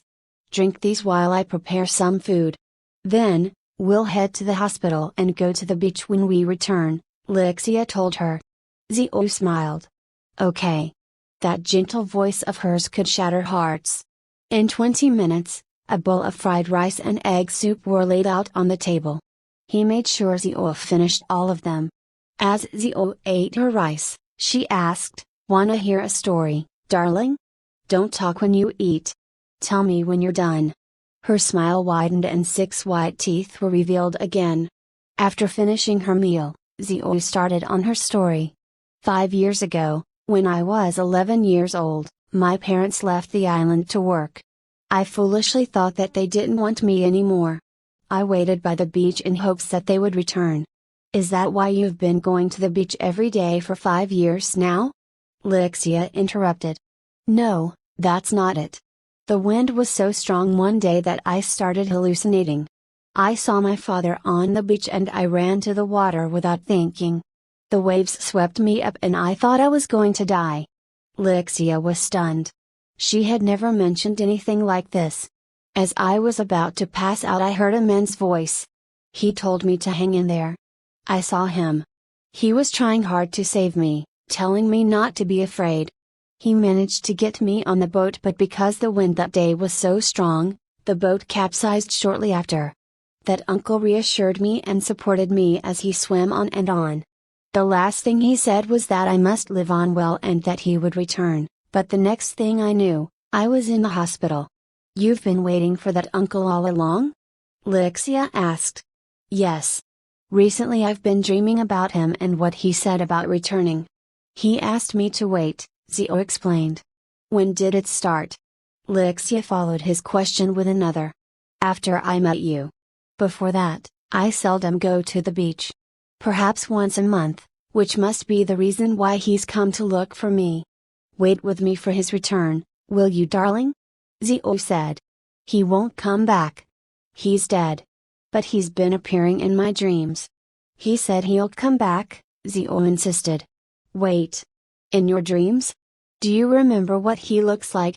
Lixia questioned. Not when I woke up, but in my dreams, I could see him clearly, Zio answered. Lixia fell into deep thought. Uncle said he'll return. Perhaps he's still alive. Will you wait with me, darling? Zio asked again. 5 years ago? Lixia smiled bitterly. That uncle's already back. Zio looked at him doubtfully. Lixia explained slowly, that uncle is my father and I've returned to you for him. You've been dreaming of him because you see me a lot in the day. My father and I look strikingly similar. Zio stared at him blankly. He wasn't sure if this was the time to say I love you, but he knew that he had to get her to the hospital as soon as possible. She was severely malnourished and suffering from a heat stroke. After receiving some medicines prescribed by the doctor, Lixia brought Zio to see his mom. Zio told the story to Lixia's mother and she started crying. Caringly, Lixia's mother spoke, Lee, you're the only man Grandma and I can rely on now. And Zio. Lixia ran up to the attic to retrieve a photo album. In it were the photos of his deceased father. Upon seeing them, Zio nodded. Yes, that's him. Lixia took a photo out from the album and held it beside his face. They had an 80% resemblance, save for the sparse stubble his father had. Lixia smiled. I'm back. Zio smiled widely, exposing her 6 white teeth. These were the 2 men Zio remembered, the man who rescued her from the violent sea. And the man who rescued her from the summer that kept her prisoner for 5 whole years. I'm a fresh graduate. After graduation, I found myself a design job in the next city. The pay they offered during probation was very low, probably half of a month's worth. My parents weren't rich, so I've never felt comfortable asking them for money. I have $4,000 in savings. It's the money that I've scrimped and saved throughout my 4 years of university. The city my company was located in was 40 kilometers away from home. It was impossible for me to travel back and forth every day. I didn't even dare begin to contemplate the transportation costs. As such, I have no choice but to rent an apartment. Initially, my colleagues suggested for us to share an accommodation, but I'm used to living alone. God never disappoints the good, though. I found this extremely cheap unit through the newspapers. It was only a street away from my office. I was happy because this would allow me to sleep in a little more. My landlady was a 60-year-old auntie. She has a thick local accent. She looked exactly like the stereotypical landlady as she greeted me with a circular fan in her hand, ushering me up to the 2nd floor. This was a worn-down, unfinished building. Cracks have already appeared on the walls. The auntie told me cordially, "Little fellow, don't judge this house by its cover. It has everything you'll need, air conditioning, water heater, and even a colored television." At that, she inserted the house key into the keyhole and opened the door. She was right. The incomplete-looking building contained a house that had been elaborately done up. It had a room, a hall, a bathroom, and even a kitchen. The house smelled brand new and had a wallpaper that was soft pink in color. The kitchen contained all the necessary cooking equipment and even condiments. I couldn't help but ask, "Did you prepare this unit for your son or daughter, Andy? Are you renting it out to me because they're working outside and you don't wish to waste the space?" The landlady looked at him in happy surprise. "Yeah, you're right. My son is working elsewhere. Do you like it? $450 a month is cheap, isn't it?" I nodded hurriedly. Compared to the market prices, this house was a steal. After handing over the money, I lugged my bags inside and settled in. However, all of this started seeming strange to me. I even found women's lingerie when I was packing my clothes into the wardrobe. I couldn't sleep that night. Suddenly I heard it. Clap, clap, clap. Oh my God. Are the neighbors performing a live show? I rested my ear against the wall. This is just great.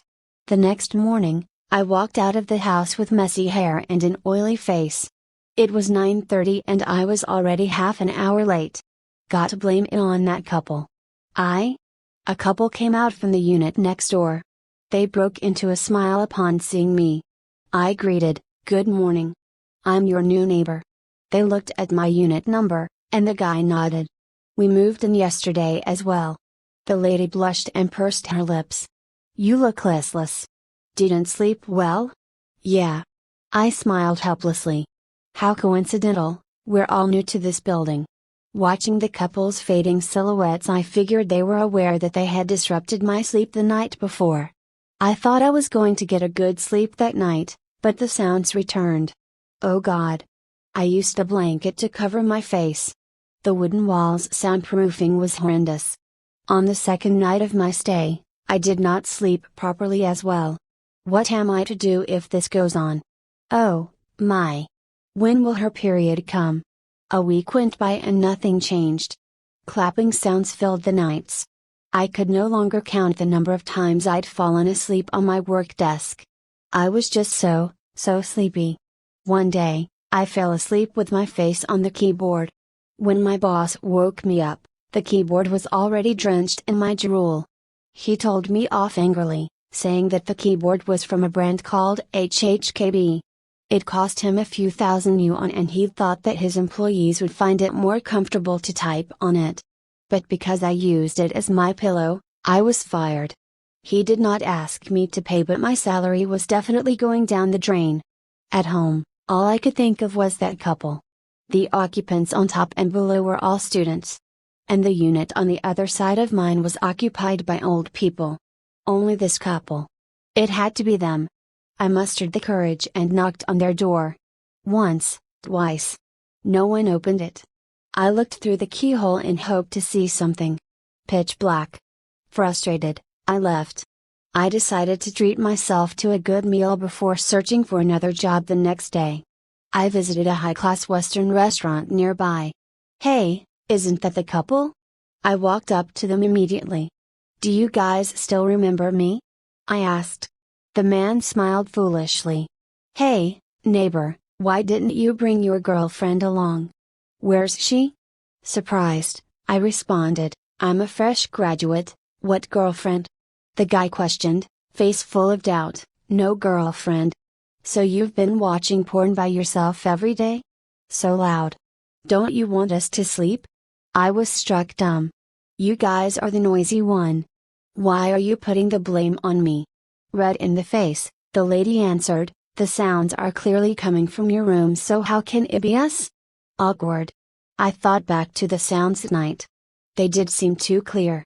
If they're not coming from the other side of the wall, is it possible it came from the other side of my blanket? And the lingerie in the wardrobe? I broke out in cold sweat. "Wait, is it really not you?" "We're certain that the sounds are coming from your unit," the man said. I took a few steps back. Panicking, I left the restaurant. Something was fishy. I went straight to the house to look for the landlady. "Why is the rent so cheap? Isn't that a good thing?" I pressed on and she finally told me a story. A couple used to stay in my unit. They were from another part of the country. When they first moved in, the house was only semi-finished. They started decorating the place a few days after settling in. They were an extremely loving couple. The sounds you mentioned. I know it because the neighbors next door were complaining. Good things don't last, sadly. The man was a delivery guy and was ran over by a truck one day. It turned out, the accident was caught on camera. He was still alive, but the driver rolled over him once again before fleeing the scene. He wanted to avoid taking responsibility. How cruel. He was caught after all and sentenced to 7 years in jail. Upon hearing this story, I whipped out my phone and started doing a search. I asked for the street name where the accident had occurred. She mumbled it to me.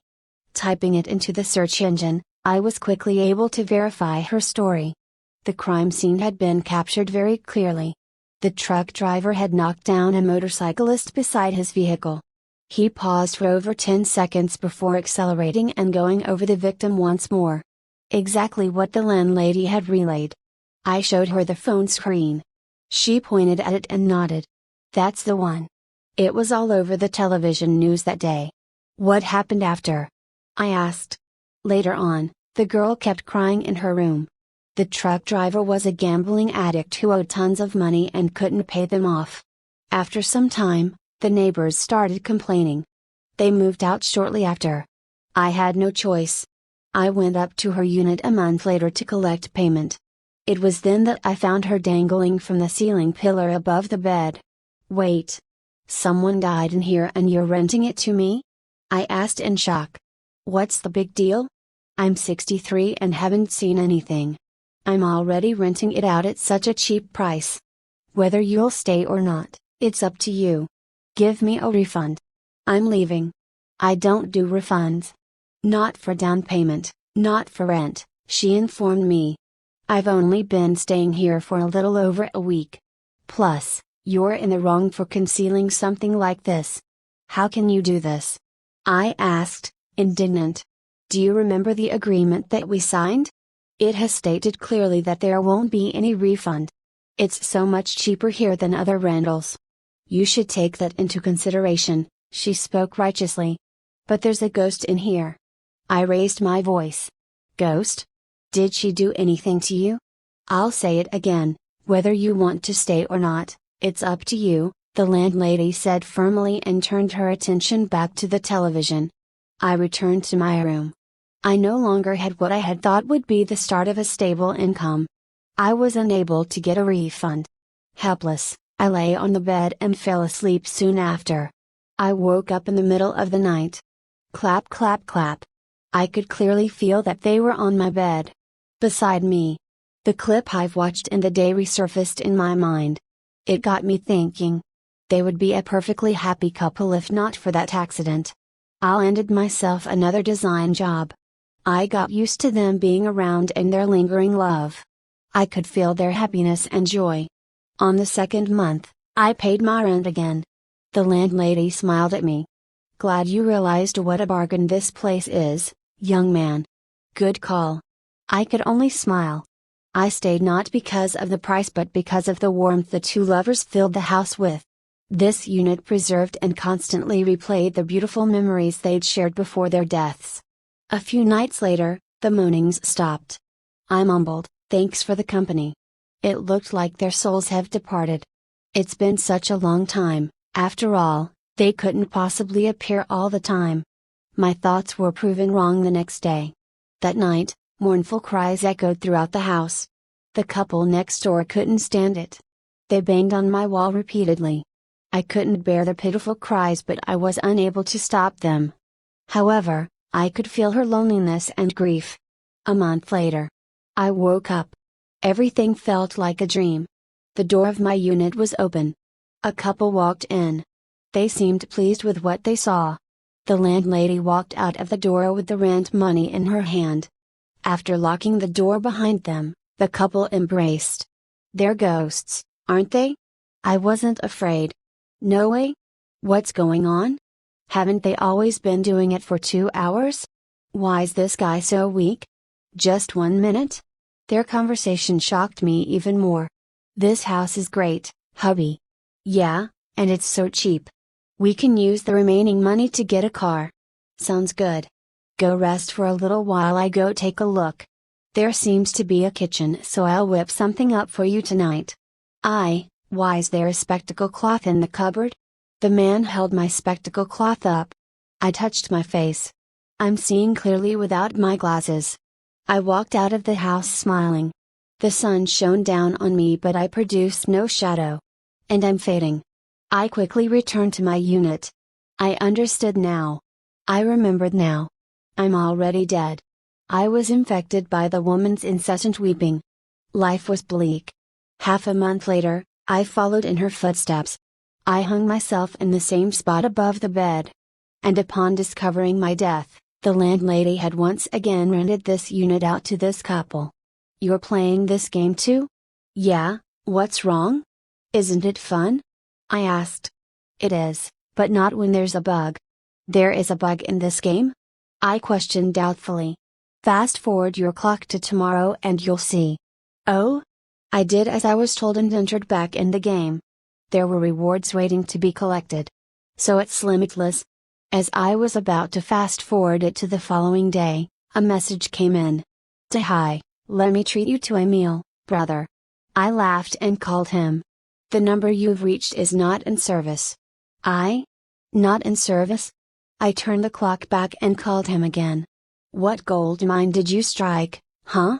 Why a treat? I jested. What are you talking about? I never said anything about treating you, was his reply. What's going on? I hung up. I searched for the message but it had disappeared. I rubbed my eyes, bewildered. The next afternoon, I was woken up from a nap by a message. Hi, let me treat you to a meal, brother. What on earth? I hurriedly dialed his number. How did you know that my stock prices went up, brother? Have you been buying them too? No, why are you talking about a treat now? That wasn't what you said yesterday, I told him. Don't you know? My stocks went up. All 3 of them. Ha! That's great, definitely worth a treat, I replied absent-mindedly. I stared down at my mobile phone, puzzled. Did I also manipulate the real time when I changed my phone state and time settings? No way. How could that be? I walked on the streets after the hearty meal and made the loudest burp ever. As I was strolling, an unfamiliar call came in. Hello? Do you remember me, child? You are. I prompted. It was the voice of a middle-aged woman. Did you still remember Jaigia? I'm his mother. I got your number from the school, I hope you don't mind. I quivered. Jaigia was my close childhood friend. 8 years ago, he had drowned in a water park due to machine failure and inadequate security. Is anything the matter, Andy? I need your help. I've been dreaming about Jaigia recently. He wants to see you. It's his death anniversary this Sunday. Will you come with us to Kunshan to visit him? My heart broke. She must miss him a lot. I thought back to the time of his cremation. His grandmother wasn't feeling well back then and his parents couldn't contain their emotions. I was the one who carried his ashes. Sunday? I'll be there. You guys haven't moved, right? I asked. No, sorry to trouble you. No worries, Auntie. I haven't seen him in a long time, too, I reassured her. After hanging up, I saved her number on my phone. Completely sober now, I started scrolling through my contacts. I easily found Jaigia's number. It had a total of 11 digits, starting with a 13, just like a mobile device. He used to brag a lot about having a mobile phone. I called the number but it was no longer in use. I turned my phone's time back to 8 years ago. I texted, you there? 10 minutes. 20 minutes. As I was about to give up, a text came in. Who are you? Lu Qiao, your good friend, I replied urgently. You have a mobile phone, too? Why is your number so strange? I called him immediately. Sorry, the number you've reached is not in service. Guess this doesn't work for calls. Has school ended? I asked. Yeah, I'm doing my homework and secretly playing the snake game. Finish it up fast and let me copy your work tomorrow. Tears streamed down my cheeks involuntarily. He had always been the smarter one. Oh right, so why do you have a phone? I'll tell you but keep it to yourself. I got jealous of yours and bought it with my pocket money. I won't tell anyone, buddy.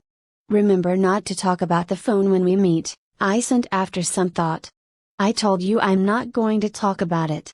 I'm going to finish up my homework now or you won't be able to hand yours in tomorrow. I didn't reply again. My eyes were red and swollen from crying.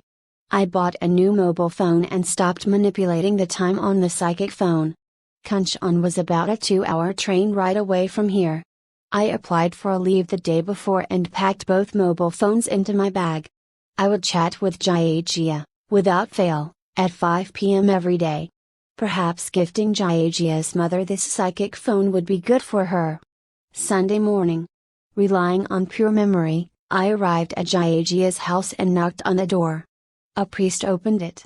I was surprised for a moment, but out came Jia's father. He had a head full of white hair now.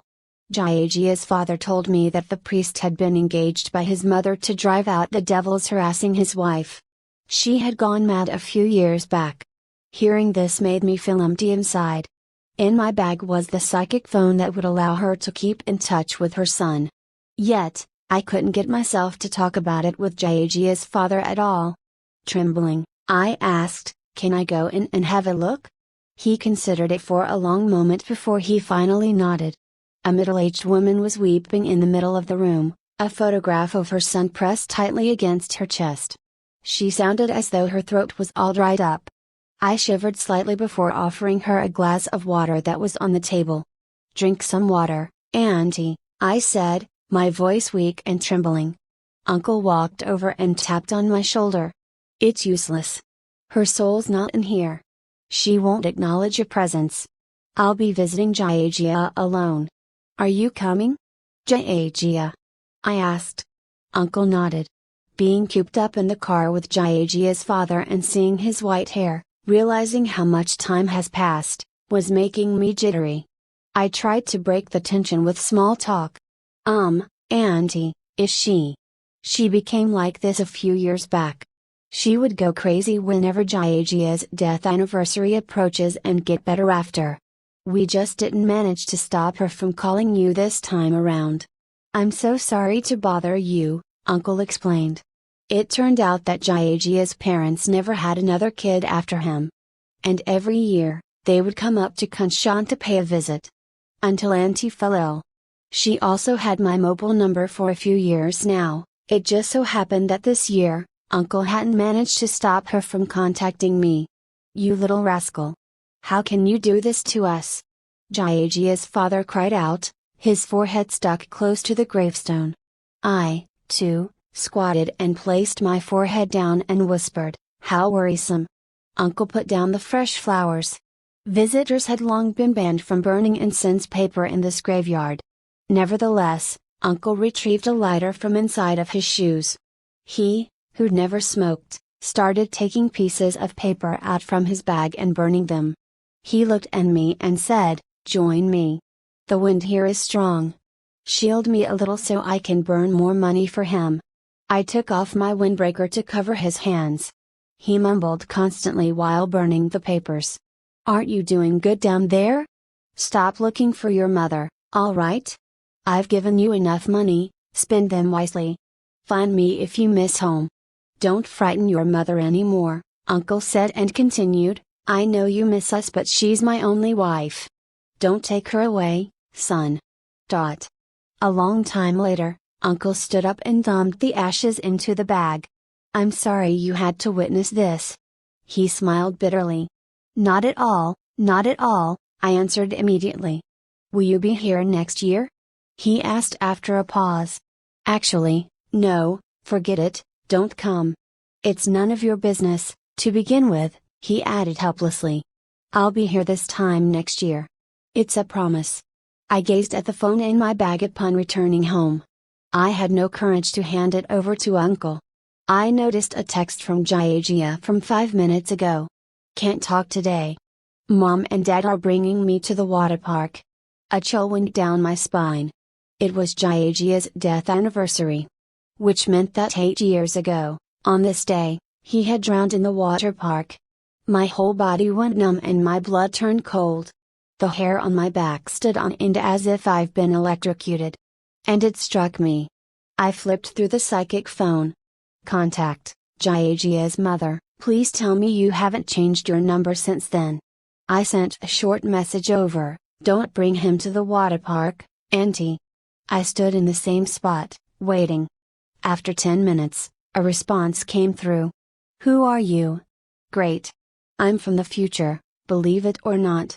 Do not take him to the water park or something bad will happen to him, I replied quickly. You're crazy. Auntie responded. I looked at the screen in despair. Right, who in their right mind would believe such a message? I tried calling her.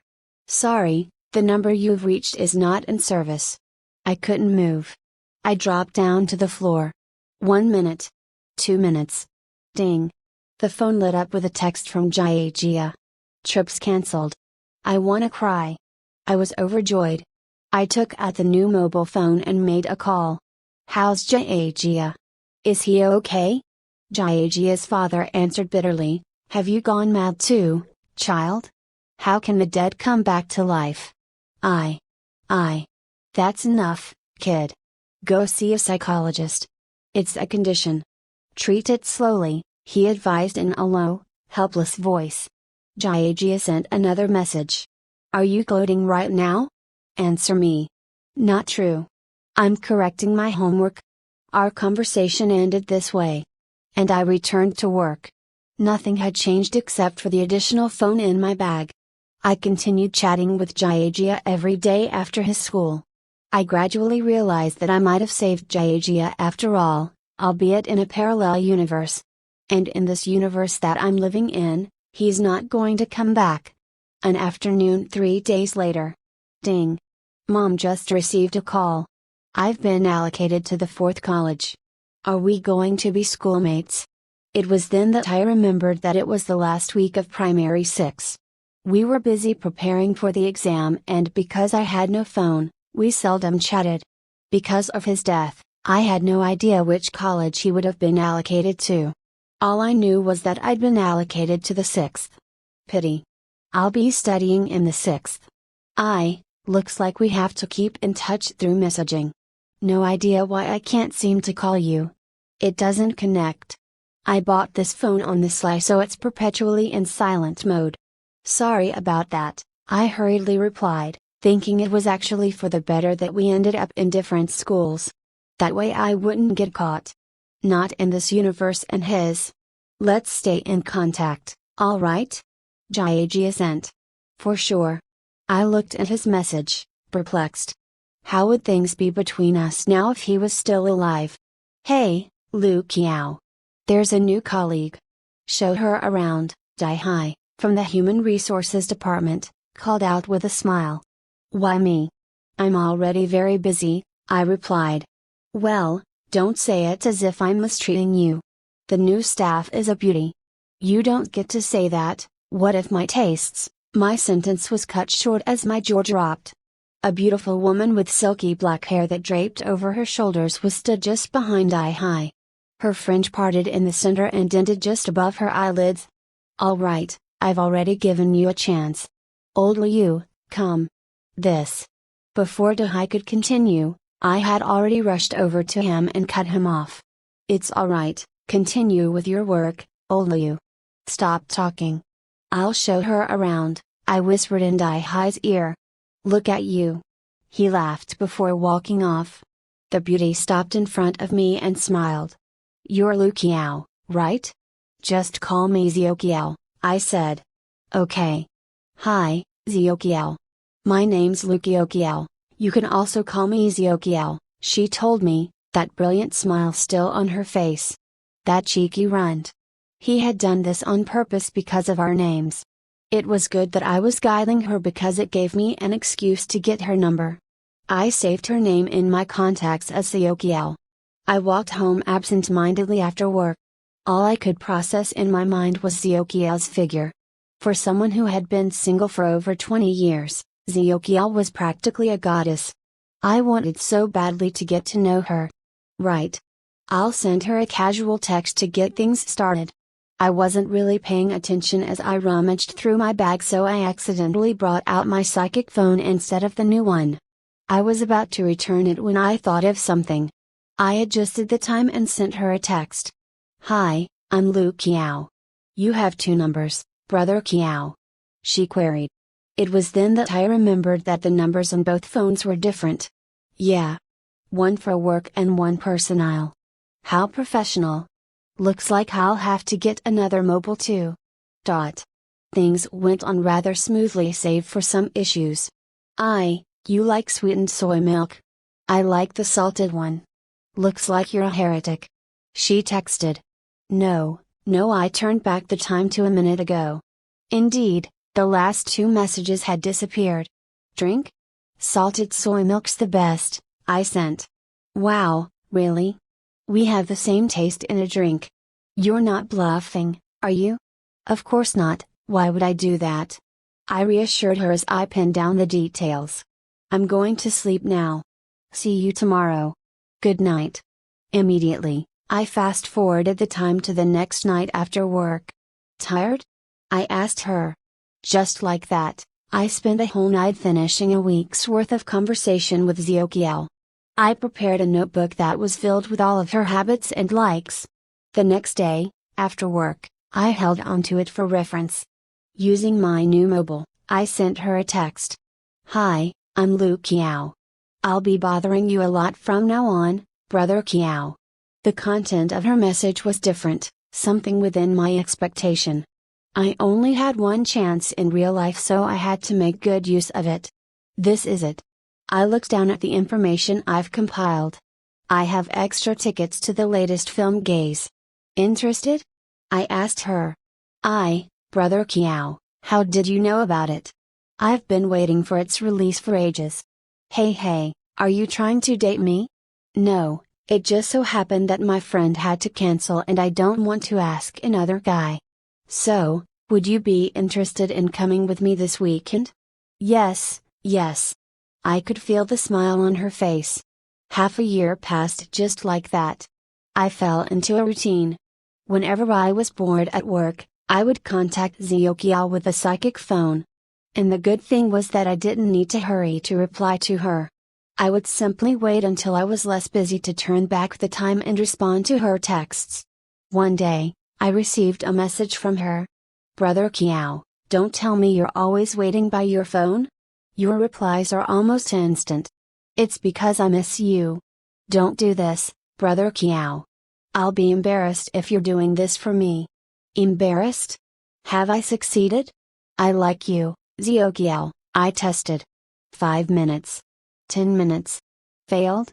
Dead end? I rewound the time. It's because I miss you. Don't do this, brother Kiao.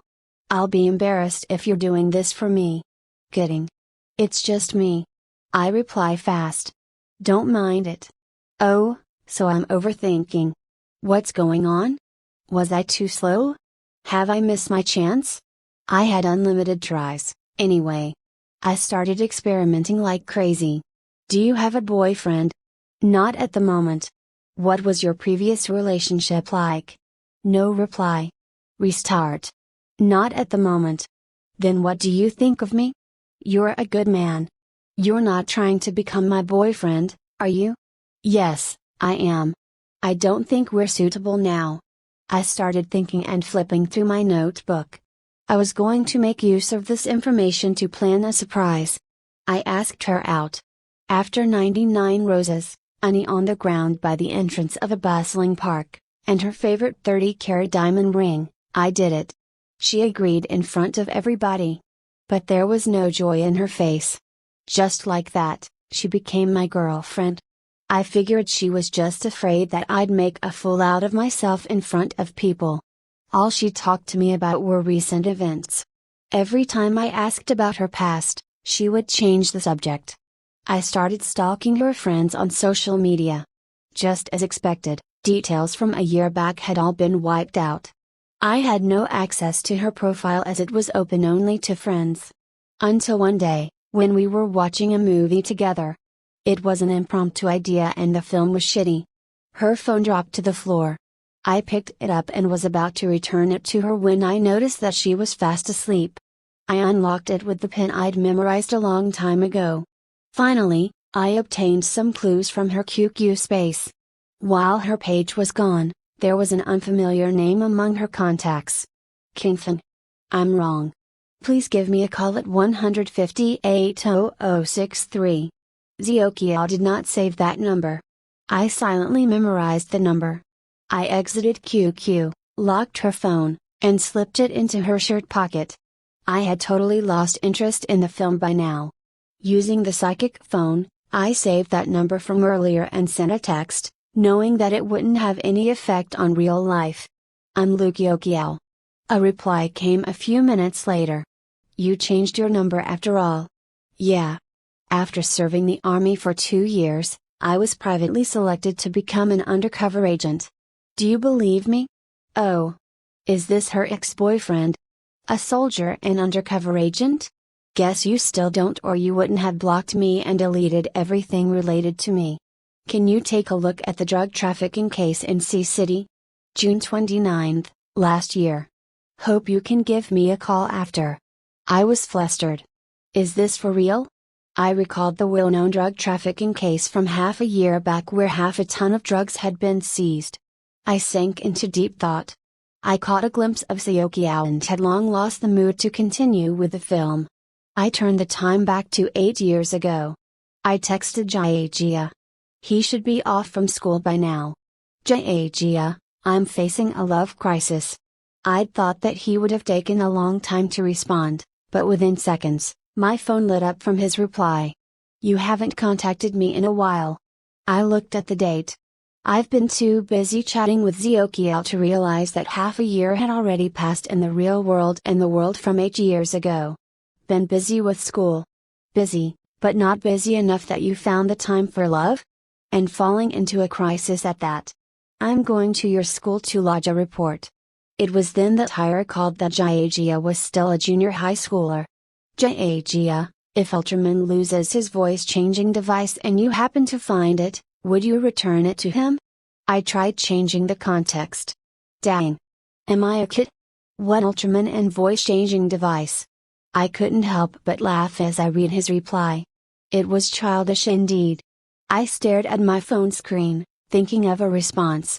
Another message came in. Will I be able to transform if I use that voice-changing device?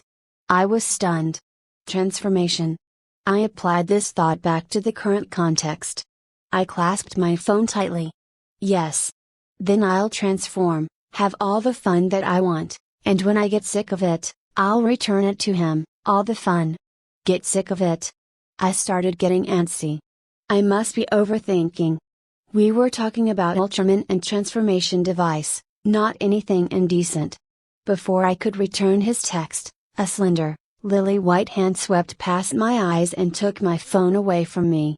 I haven't seen this mobile. Oh, this is an old phone that I use as a spare, so I have a separate phone for work and my personal use. I didn't rush to take the phone back to avoid suspicions. Who is this? Why are you guys talking about Ultraman? Oh. He's a distant relative. My nephew. He's young, so I can only talk about animated films with him. Yokiao clicked on the home screen, but there was nothing much on there. Unable to spot anything out of the ordinary, she returned it to me. That is childish. I was relieved. It was fortunate that she hadn't scrolled through the conversation between Jia and me. This film is surprisingly lame, she complained. I sent her home and I contemplated what Jia had said. Returning after getting sick of it? A kid is a kid. It was something that hadn't crossed my mind. Should I carry on pretending that this guy doesn't exist? Or should I tell her the truth and let her make a decision? I was in a dilemma. Wait. Why don't I ask her directly? Of course, I wasn't thinking about the present Yokiao but the one in the future. I took out my psychic phone and fast-forwarded the time to 25 years. I'd planned for a 15-year leap but my finger slipped. So be it. I was in the year 2016 and the phone had been adjusted to the year 2041. Won't everything be settled if I just ask if she's my wife? You there, Yokiao? 10 minutes. 20 minutes. Yes. You are? Oh my God. I quivered in nervousness. Wait. Perhaps I never used this number to talk to her. I didn't dare to tell her my name. My chest was aching. I'm your old friend. Are you married? No, now's not the time. Not the time? Are you still in touch with Yokiao? Yes. Who are you exactly? I turned the time back, unable to continue conversing with her any longer. 25 years later and she was still not married. I stared at my phone screen grudgingly. Not married. Not the right time. Then why was she in a relationship with me? To kill time? Can't find the guts to reject me? At this point, that man came to mind. I turned the time back to present day and sent him a message with this number. I've heard about your story. Why couldn't you just give her a text while you were serving in the army? A long while later, a response came. You know her? Yes. I'm Jiu. The nature of my job doesn't allow me to contact family members and friends. I didn't wish for things to turn out this way. I'd finally managed to transfer to another department but happened. I pondered over his words. You really like her? Yeah. It felt as though I was offering my last piece of candy to a child that I disliked. I can help you woo her back. I regretted it almost instantly, but the text was already delivered. Really? That's great. I asked Zyokio out to a nearby cafe that very weekend. I thought about what I was going to say but nothing seemed right. At the scheduled time, Zyokio appeared wearing a floral maxi dress. Her lipstick was fresh red in color. She must have spent a lot of effort on her makeup. I smiled and waved to get her attention. We sat across each other and started chatting. The waitress appeared and Zyokio ordered her usual caramel macchiato. I asked for an espresso. As if sensing something amiss, she asked, Why are you drinking something so bitter today? Nothing, just tired. It was the truth. I hadn't been sleeping well. Well, here goes nothing. Do you know who Jiu is? Her face immediately flushed bright red. How do you know him? She asked, eyes wide and unbelieving. By chance. He was my childhood friend. You haven't forgotten him, have you? She wordlessly nodded slowly. The speech I'd prepared earlier vanished in a puff of smoke.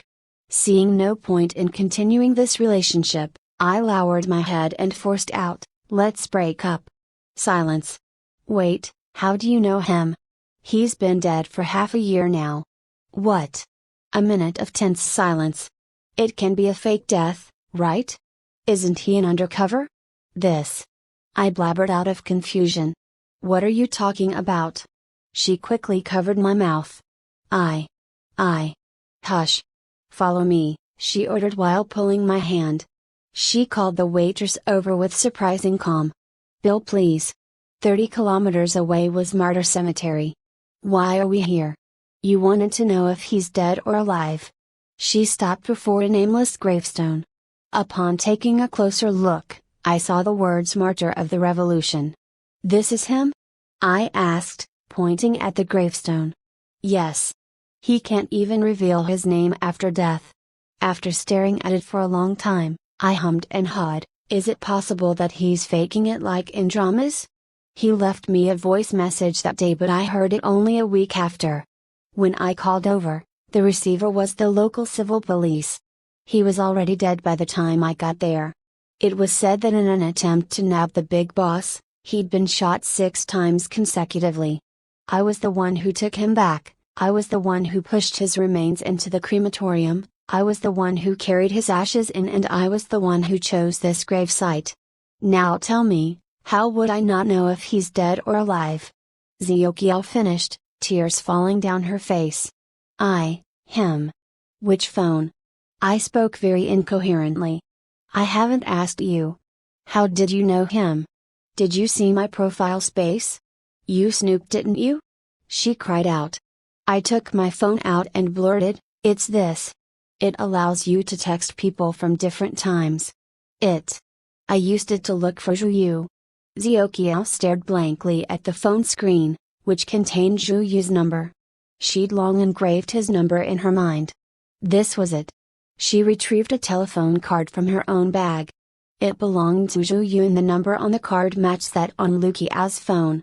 She stared blankly at the phone as she read the conversation Jiu and I shared the previous night. She took the mobile device from me. I had no idea what text she sent. I just knew that the receiver responded because I heard the notification ring. Is this for real? She asked, getting ready to make a call. Yes, but you won't be able to get through the line. Can I borrow this for a day? Just one day. I nodded. My love seemed to have ended in this pathetic way. I went back home. It was Monday the next day. I should have gone to work, but I chose to take a leave instead. At this point, I was even considering if I should resign. I was feeling so downhearted that I drowned my sorrows in a whole bottle of vodka. My world turned dark. I have no idea how long I've slept. I felt hungry the moment I woke up. My head was feeling faint. Looking down at the phone, I saw that it was 9 p.m. on a Monday. I should eat something. I opened the door and I saw Xiaoqiao sitting against the wall, fast asleep, with her knees propped up and hugged close to her chest. What? She woke up and smiled at me. I thought you were outside. Why didn't you answer the door when I knocked? You reek of alcohol. I smiled helplessly. Xiaoqiao looked like an angel. I'm hungry, join me for a bite? I suggested. She nodded before saying, after you take a shower. It turned out that when she found out that I wasn't at work earlier, she got hold of my address from the office. In the restaurant, she returned the phone to me. It's settled. Settled? I repeated. I told him about the phone, and that in this world, he's already dead. Since Xiaoqiao in that other world refuses to pick up his calls, I taught him how to woo her back. How to woo you? I was confused. Yes, using your phone. I listed places that he might find me at. And indeed, he did it. Whether or not he manages to fight for her is no longer my business. You're saying? I was shocked. I love you even though you're stupid enough to be willing to help him win me back. How can you easily hand over someone you like to someone else? What? Then what about the Luqiao in that world? What's he going to do? I questioned. Ask him yourself, she smiled. I looked down at the phone and I stashed it inside my bag. Half a year later, we got married. And I left that phone at home. Whenever I was free, I would chat with Jiajia. Yet another half a year later, Xiaoqiao got pregnant. I'm going to be a father, I texted Jiajia. Damn. A year ago you were telling me you had a love crisis and now you're telling me that you knocked her up? I burst into laughter. Later, I found out that Zhuyu and Xiaoqiao didn't end up together in that world either. Many years later, I received a text. Zhuyu said Xiaoqiao was pregnant and she had a man beside her named Luqiao. He then added that they were a happy couple and he was happy for them. Epilogue. Xiaoqiao got pregnant. 10 months later, a beautiful baby girl arrived in this world. Xiaoqiao's father suggested that we each used a character from our name to create a name for her. Combining my surname with Xiaoqiao's name, our daughter eventually got the name Luqiao. And from that day on, I had 2 Xiaoqiaos by my side. Luqiao opted to study in another city when she turned 16. Unable to let her go, my wife had me hand over the psychic phone to Luqiao. Luqiao continued using the phone and number even after she started working at age 21. One day, she sent me a screenshot with a caption attached to it. This is how swindlers cheat people nowadays, Dad. Be wary. The screenshot contained a series of text from 25 years ago. You there, Xiaoqiao? Yes. Who are you? I'm your old friend. Are you married? No, now's not the time. Are you still in touch with Luqiao? Yes. Who are you exactly? Recently, a new barbershop called 100 Ghosts opened nearby. Business was booming. It was the start of the holidays and my hair had grown long, too. I took some time to check out the place. I was stopped by a shop assistant upon arriving at the door. Sir, there's a small rule. Okay, tell me, I smiled. No mirrors allowed inside. That mirror of yours is huge, he mentioned with a bitter smile. Hey, brother. This isn't a mirror. It's how I make a living. A rule is a rule, he continued, pointing at the cabinet by the door. Left with no choice, I placed my bagua mirror into the cabinet, mumbling, you must know that I'm just curious because this shop is new. Otherwise, I would have turned around by now, understand? The shop assistant nodded quickly. So sorry. I stepped into a dark room. There was a stark contrast between the brightness in and outside of the shop. Is this place lightproof? I asked suspiciously. Perhaps it's because of the cheap rent. I'm new here, too, and I am not sure why this place is like this. One side of the wall was covered with mirrors and the ceiling was decorated with incandescent lights. The lights seemed very old, though. They were very dim, but I really don't have a problem with it. I took a seat and the assistant proceeded to tell me all the shop's best selling points. The razors our barbers use are imported from Germany, he explained with a gracious smile. Imported from Germany? I dubiously asked. You'll feel a slight breeze when it runs over your hair and absorbs the shaved hair, he proudly told me. I looked at the floor and it was extremely clean, not a single hair in sight. It seemed like the business was doing very good because all the seats were filled with customers. I just couldn't shake the feeling that something fishy was going on. Things seem strange around here. The barber in charge of your hair isn't here yet, the assistant informed me. Since I wasn't going to get my hair cut just yet, I started chatting with the assistant. When I asked about the owner of the shop, the assistant only gave me a serene smile. I insinuated that he was being petty about it and it worked. He told me that this barber shop was only the boss's side business. He then told me something unimaginable. Oh right, you're a Taoist. I just remembered that my interview was in a temple and? I prompted, somewhat apprehensive. I found it strange because my interviewer was an old monk. I laughed. Your boss has a big family and career. Shaolin temples hit the market, so it's not surprising that your interviewer was a monk. I won't be surprised if he could even afford to buy the temple. The shop assistant smiled. When will your Taoist temple enter the market? I chose not to be embarrassed, although his words got to me. With a bitter smile, I explained, I'm an orphan and I have been living in the temple since I was young. Do you really think there are many Taoists out there? It'd be funny if there's even as many Taoists as there are 1/10 of Buddhists. Sorry to bring up your side past, he apologized. I wanted to continue the conversation but the barber walked in. I looked at him.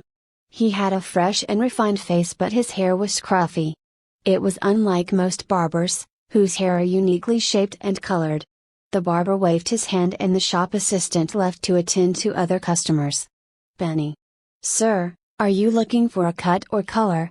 He asked, subconsciously raising his hands close to his chest but quickly forcing them down. I held back the urge to laugh. You were about to call me benefactor, right? I smirked. It looked like the boss preferred hiring monks. This barber was obviously a monk. I looked closely at his hairline. It was a wig. I'm so sorry about that. Habits are hard to change, he forced a smile. I just want a simple cut, I told him, changing the topic. Then please, come this way, Benny. Sir. I'll wash your hair. Hair wash? I just need a cut. I just want to experience that hair-eating razor. A wash isn't necessary. Oh, it's a rule. Hair must be washed before a cut. You guys have so many rules. I followed him. A bucket of clear water was placed before me. They really do things differently here. He pointed to a small stool. I sat down and looked at the water surface. Other shops use running water. Why are you using still water? This is honey locust water. It's really beneficial for your hair. Since we don't really use shampoo, we use still water. That's not right. I'm smelling something strange. Impossible. It's the smell of honey locust water, he mumbled. Okay. Go ahead, then. He took a ladle and poured water over my head. Having lived in the temple for so many years, I could clearly detect the smell of burning incense. I held my breath. 3 times. You're really not going to use shampoo? It's done. It's how we do it here. I followed him back to the main area and to my seat. There was no salon cape, which was a refreshing change. The barber took out an electric razor. It looked no different from a normal razor. Is that the correct one? Yes. Just watch. He shaved a bit of hair off my temples. Indeed, the hair that fell vanished almost immediately. And I could feel a soft breeze sweeping past my neck. No mirrors allowed. Questionable. I secretly took out a mini bagua mirror that I kept under my sleeve. It was something I used for self-defense. With the light reflected off it, I saw a little black-bodied and white-haired ghost around my neck. I got so frightened it was all I could do not to make any movements. Is this ghost sucking my essence? I took a closer look at the ghost, but I wasn't able to recognize it. I hated reading classics of mountain and sea the most, so it wasn't surprising. The barber went on with his job, failing to notice what I was doing. I felt that something wasn't right, so I started looking around. Damn! There were at least 100 of this little ghost. They were scattered around the shop, surrounding each and every customer. The cool breeze that the barber shop bragged about is really caused by the ghost sucking their customers' hair. Each time the barber shaved off a tuft of hair, these ghosts would eagerly take in the falling hair.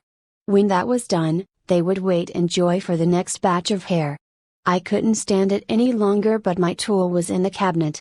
Furthermore, the mini bagua mirror in my palm wasn't exactly useful. These monks were probably in cahoots with the ghosts. If this goes on, would people be sucked soulless eventually? That water from earlier must have bewitching purposes. I was feeling increasingly afraid the longer I sat on the chair. Suppressing my fear, I asked in a steady voice, "How are you cutting our hair so casually when there are so many ghosts around?" I knew that it was wiser to keep my voice down, or I might not be able to leave the shop. "You can see them, benefactor?" he asked in shock. "Of course. Do you want me to shout it out loud?" I kept a cool front, but I was jumping inside. "Follow me, benefactor." He put his razor down. I stood up and pulled the ghost off my neck. Even without the mini bagua mirror, I knew that the ghost was still clinging on to me. The barber walked further in front as if he had no intention of bringing me out. Going further in, he opened a wooden door. I looked around and followed him in. "We leaving by the back door?" I clenched my fist, recapping whatever Taoist boxing moves I could remember. There was no way I couldn't beat these monks and ghosts. The barber instantly removed his wig as soon as we entered the room. "Am I Tabha? Can't get used to it." I saw 9 dots on his head. "A monk, indeed. This way please," he added. "What are we doing?" "Visiting the abbot," he replied, raising a hand up toward the interior. Is this something major? Hush money? Or is my life in danger? You guys are real monks, aren't you?" I asked, fearing for my life. "Yes, monks don't deceive." "Oh, great. Monks don't take lives." "No, wait. Wasn't there a temple in Thailand that confined tigers and used their bones to make and sell wine?" I froze on the spot. The monk had moved a few steps forward, but he turned around when he couldn't hear my footsteps. "Is anything wrong, benefactor? You won't do anything funny, right?" I stammered. "No, don't worry," he reassured me before proceeding even further into the room. The room was a tunnel that linked the shop to the neighboring national temple. It was totally undetectable from the outside. There was an old monk chanting inside the main temple hall. The barber walked forward and whispered something to the old monk before retreating back into the room where we came from. "Come here," he told me softly. I took a few steps forward but still kept some distance between us. "You have an affinity with Buddha since you can see them." I nodded. "I'm the abbot of this temple. Is there anything you'd like to ask? Where do these little ghosts come from, and won't there be any problem arising from their interaction with humans?" "The ghosts you're talking about are called Forget-Me. They live off hairs." "Forget-Me?" I repeated, not really recognizing the name. Hair is the source of worries, and humans have 3,000 strands of them. When these ghosts consume the hair, they take some of the troubles off of the owner's minds. When he finished his explanation, it finally clicked into place. I remembered that Senior has talked about these ghosts having sex and age preferences. They were fond of men's hair, especially men in their middle age. In order to teach me how to distinguish these ghosts, Senior had brought me to visit Sun Yalong. He held the bagua mirror close and I saw a fat black-bodied, white-haired ghost squatting on his head. Perhaps their size difference made it difficult for me to recognize them earlier. "I understand, but why are they appearing in the salon?" Well, these ghosts reside in the temple, feeding on the hair of new monks who come in every year. The number of monks is decreasing, however, and we simply do have not enough food to keep them. This. I sighed. The Taoist temple had it worse. A few years back, we had the monks disguise as shop owners in order to collect food for these ghosts, but even then, the supply fell short. A higher educated monk then came up with this idea, he explained. So there won't be any problem for sure? I asked again. Do you remember the hair wash? There's ash in it. I nodded. I was right. These ghosts only consume fallen hair and not those attached to the scalp. The salon stylists are all monks from the temple, so the ghosts won't do anything funny. Won't they run out? I asked, curious. The temple is connected to the salon. They work in the day and come back at night. There's 100 of them, hence the salon's name. I nodded. Has this got to do with Shellen's entrance into the market? Do you guys earn? How are the monthly expenses like? It's slightly related. We have businesses in other industries. Wow. Monks really do not lie. It's no wonder they're in the market. Alright, that's about it. Do you still want a haircut? I touched my hair. One side was shorter than the other. I nodded, seeing as I really had no other choice. Go back through the way you came in and look for that monk, he told me, then promptly returned to his chance. Touching my half-shaved hair, I walked back to the salon. I thought about old Tal, the glutton we had at home. He had been starved for a long time and he was as skinny as a deflated ball. It was not like the past where he could swallow up the heaven and earth. I think it was time to start a recycling station. It might hit the market. Half a year later, it happened. The recycling station had been established for 2 months. It was a pity that the government wasn't able to get profits from it. Just the sanitation workers' wages alone threw them into a deficit every month. There were few Taoists, to begin with, and now all of them had to be temporary sanitation workers. Even then it was a losing business. The good thing was that old Tao had gained decent weight. Shut it, you fool. I've already taught you how to separate the trash. Why are you just swallowing everything without thinking? These bottles are worth 3 cents each. Spit them out. I scolded as I patted old Tao's tummy.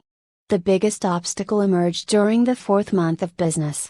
Senior, is the couple gone? I asked shakily.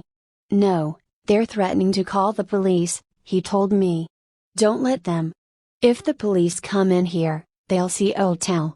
Looks like we have to look for master, he decided. You? Or me? I asked. I'll go. Go calm the couple down, he instructed. I nodded. The recycling station was just beside the temple. It used to be a courtyard, as well as old Tao's home, built by our great ancestor, Master Chongzhu. He was the one who brought old Tao over. At 7 years old, I was overjoyed by the news that Tao Tai was in our temple. Old Tao looked nothing like an ancient beast. It was just a big black ball. I thought it was a scam.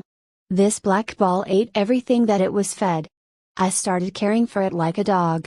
However, because the number of people in the temple declined over time, there simply wasn't enough leftovers to keep old Tao full. Old Tao eventually shrank into the size of a deflated ball. Thanks to the recycling station, however, old Tao became the size of half the house again. Anyway, I digressed. So, the couple was standing and cursing outside the temple. I opened the door ever so slightly. Their voices traveled into the temple. Are you guys shameless or what? We've already said that our ring is in the trash. We're not even asking for your help. Just let us in and we'll find it ourselves. Why can't you do that? Are you guys trying to keep it for yourselves? Open up. The couple dashed over upon seeing the door slit. Oh my God. I pressed against the door firmly. It was a good thing that I have been boxing. I firmly bolted the door shut. I heard them roaring and banging on the door. We're calling the cops if you don't come out. I don't believe the police will ignore this. Call the police, old man. Okay, I'll do it now. Panicked, I shouted, wait. Wait? For how long? You told us earlier that we can't get it back and now you want us to wait? Just as I was about to collapse from the stress, Senior ran over. Junior. Master wants to see you. Let me handle this, don't worry. I nodded thankfully. I saw him opening up the door cheerfully. Do we have money to compensate? It's 5,000. Is it going to come out of Master's secrets dash?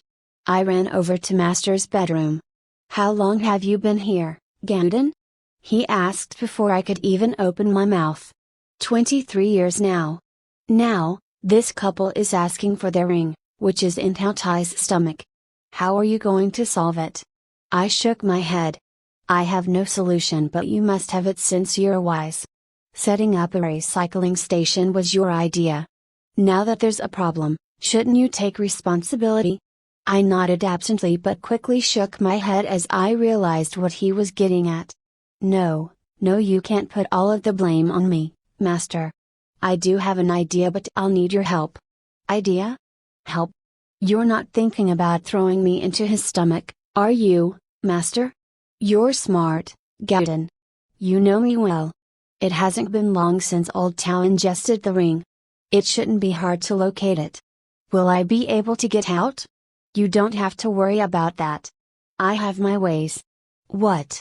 He took down a red pouch from his waist belt. He started tearing it open by pulling its thread. What's this for? Why are you pulling it apart? It's handed down to me by my master. Legend has it that this pouch is made of immortal rope. I'll tie this around you, let you into his tummy and pull it up when you're ready. Is this reliable? You don't believe my words? Oh hey, it broke, he mumbled, sneakily throwing the broken section behind his back. He then continued pulling the red rope out. I asked anxiously, can you use a metal chain? This red rope worries me. And that's why I say you're stupid. This immortal rope is much better than a metal chain. Am I not worth even 5,000 in your eyes? I asked. Yeah, you. Bah. Let me tell you. If you come out safely this time, you'll be the next chief. I guarantee. Why don't I feel the least bit assured? I said, looking him straight in the eyes. Just follow me. He grabbed onto the red rope tightly and gestured for me to come with him. Senior was already inside the innermost part of the recycling station. Where's that couple? Senior smiled. All settled. I wrote a pledge, promising to help them look for it. I had them come back in the afternoon and they agreed. I nodded, noticing that Master was already tying the rope around me. 1.5 round around my waist. Done. Are you going in yourself or do I have to give a little push? This. Can you make another round? And add a metal chain perhaps? I asked urgently. Meanwhile, Tao Tai was already waiting with his mouth wide open. They're coming back in the afternoon. What are you waiting for? Master said before he turned me around and kicked me in the butt. A strong suction pulled me in. I lost consciousness. Will he be able to come back, Master? The rope is so thin, Senior commented. No one knows, Master replied. Then why did you let him go in? Senior asked anxiously. A few hundred years ago, our great ancestor rescued a child from Tao Tai's tummy with this rope. He then tied the rope around Tao Tai's mouth and brought him back to our temple. During the Cultural Revolution, everyone was after this treasure. Luckily, our ancestor weaved it into a pouch and got away with it. It's been handed down to every generation from then on. If this thing really does what it was supposed to, your junior will come back. Either way, he's an orphan so no one will really look for him when he disappears. When that happens, we can just say that he ran off with that ring. Easy, Master explained. This isn't appropriate, is it? Senior questioned. Li Ganden was taken in by my master. He'd said that this child was gifted, yet, he's been idling away for years, spending our money and taking our food. When he did finally came up with this potential business idea, it ended up costing half of our family fortunes. We even had to mortgage this temple. What am I to do? Master asked. But what? Hold this properly if you're afraid. Pull it up 2 hours later. Master turned around and leave without further explanation. Helpless, Senior could only pick up the rope that was thrown on the floor. When I regained consciousness, I was in a dark surrounding.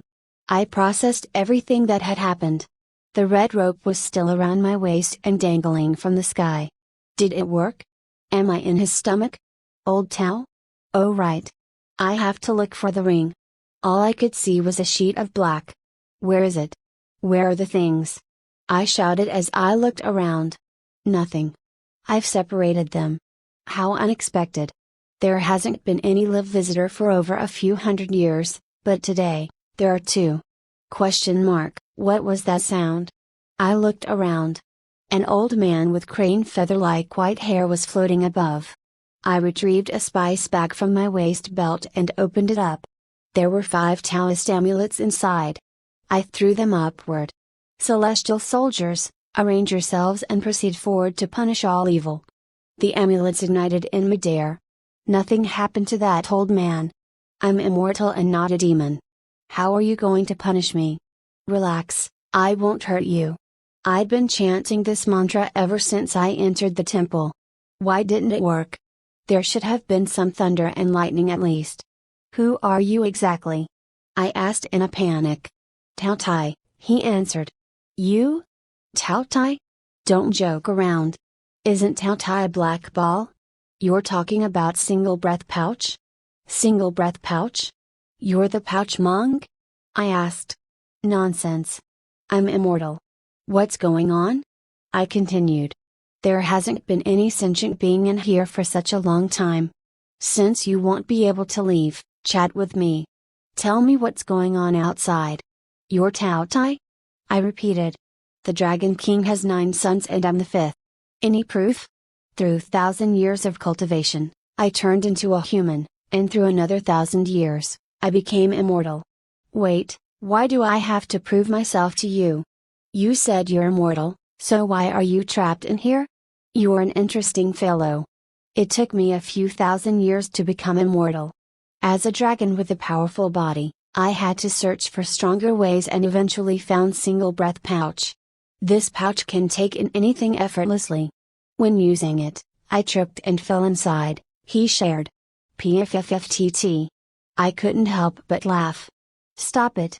From then on, I've been trapped in here and had to fumble around and take in whatever comes since I can't see.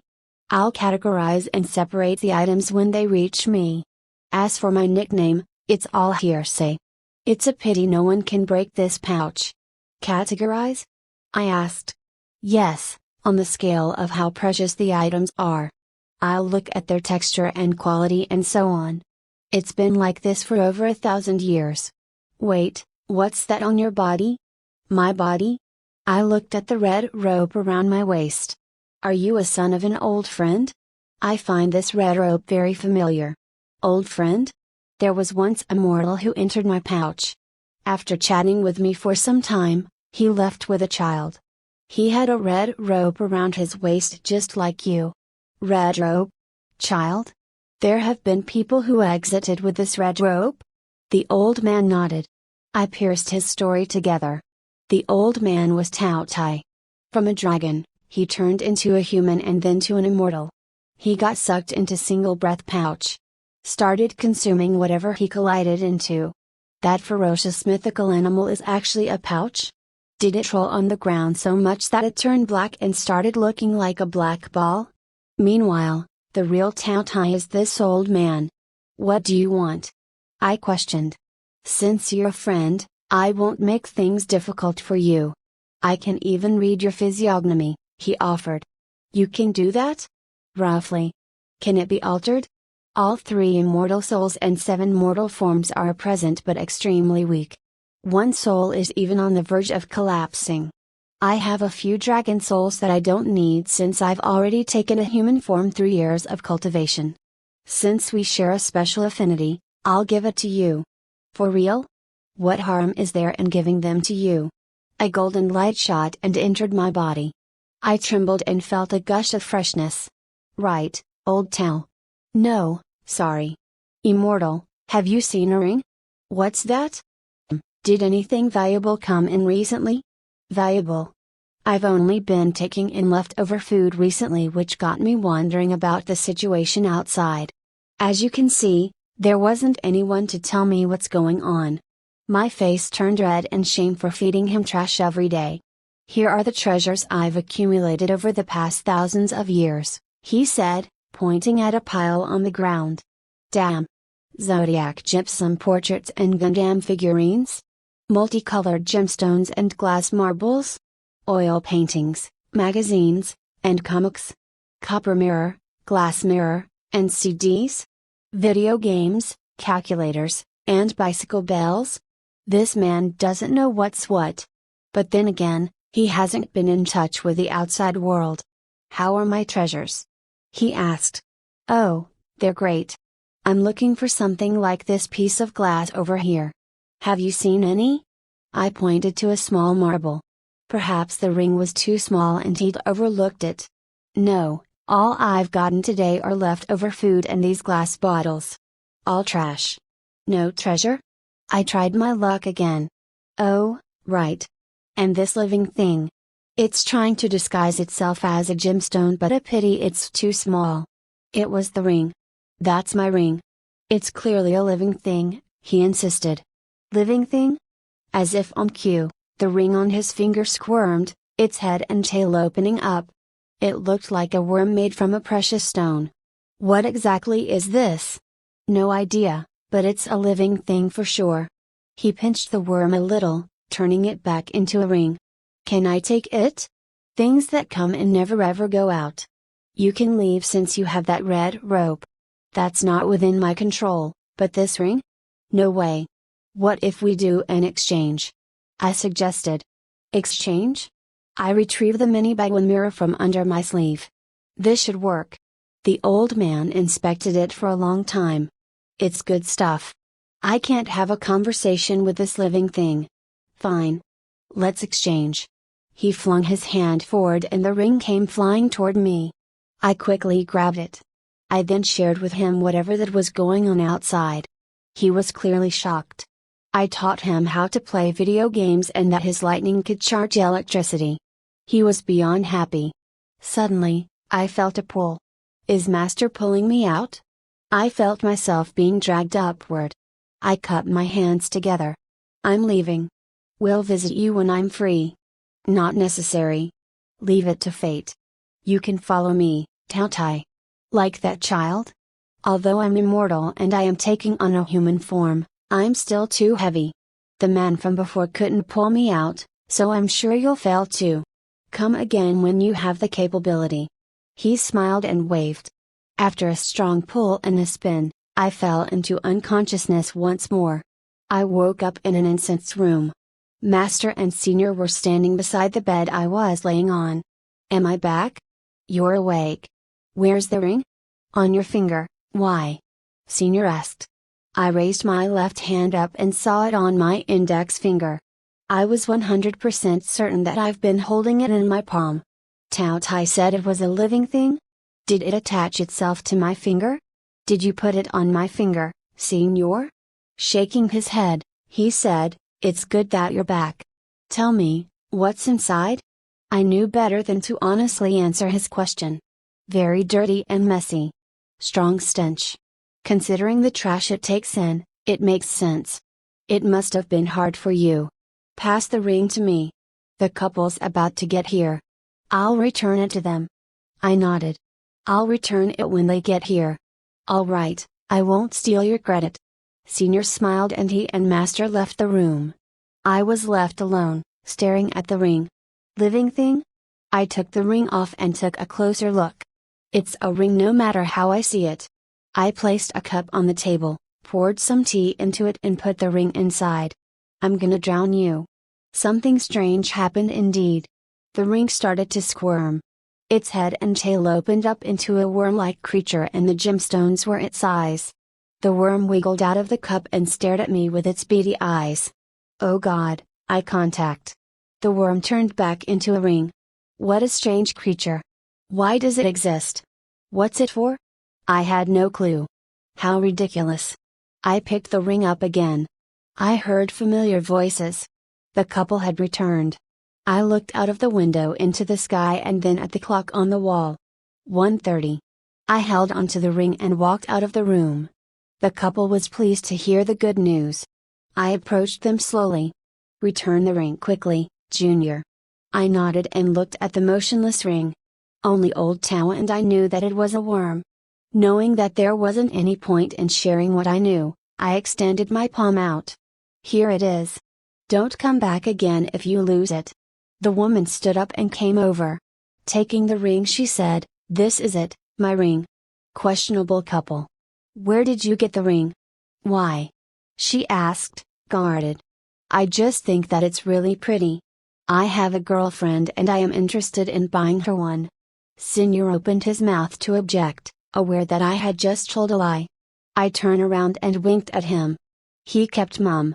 "You have good taste, little fellow. This is from Old Chen's gold store, located in the western part of town. It's not cheap, can you afford it?" the man asked arrogantly. "Western part? Old Chen's gold store?" I made a mental note. After checking the ring once more, the couple left happily. Senior slowly walked over to me. "What's going on? Do you really like that ring? It is really pretty nice." I smiled. "Not that. There's something wrong with the ring." "Something wrong? What do you mean? Are you free this afternoon?" I asked. "Yes, what's wrong?" "Come with me to Old Chen's gold store. Let me get changed." "No need. Keep that gown on." "Why?" he asked, puzzled. "You don't have to know, just listen to me." "All right," he agreed, scratching his head in confusion. I grabbed the Begwa mirror on the table and cleaned it with a cloth. We left the station and headed to the western part of town in our gowns. I was surprised to see Old Chen's gold store packed with people. There were all kinds of vivid and lifelike jewelry on display and business was ridiculously good. I walked but Senior did not follow. "What's the matter? Can you tell me what's going on exactly? It won't be good if we enter dressed like this and scare customers away." "Tao, Tao, Tao, Tao, Tao, Tao." There was a ridiculous saying spreading among the people, and many places looked unfavorably toward Taoists. And we were in our Taoist gowns at that moment. Why have we chosen this path, Senior? To cultivate the heart and nurture the character, and to free our heart from selfish desires? Is that right? What if there's a demon? Slay it and save the people? Your words, not mine. I pulled him into the shop. "Wait, what? There's a demon?" Senior was shocked, but fortunately, he did not retreat. The boss was busily attending to customers inside the shop.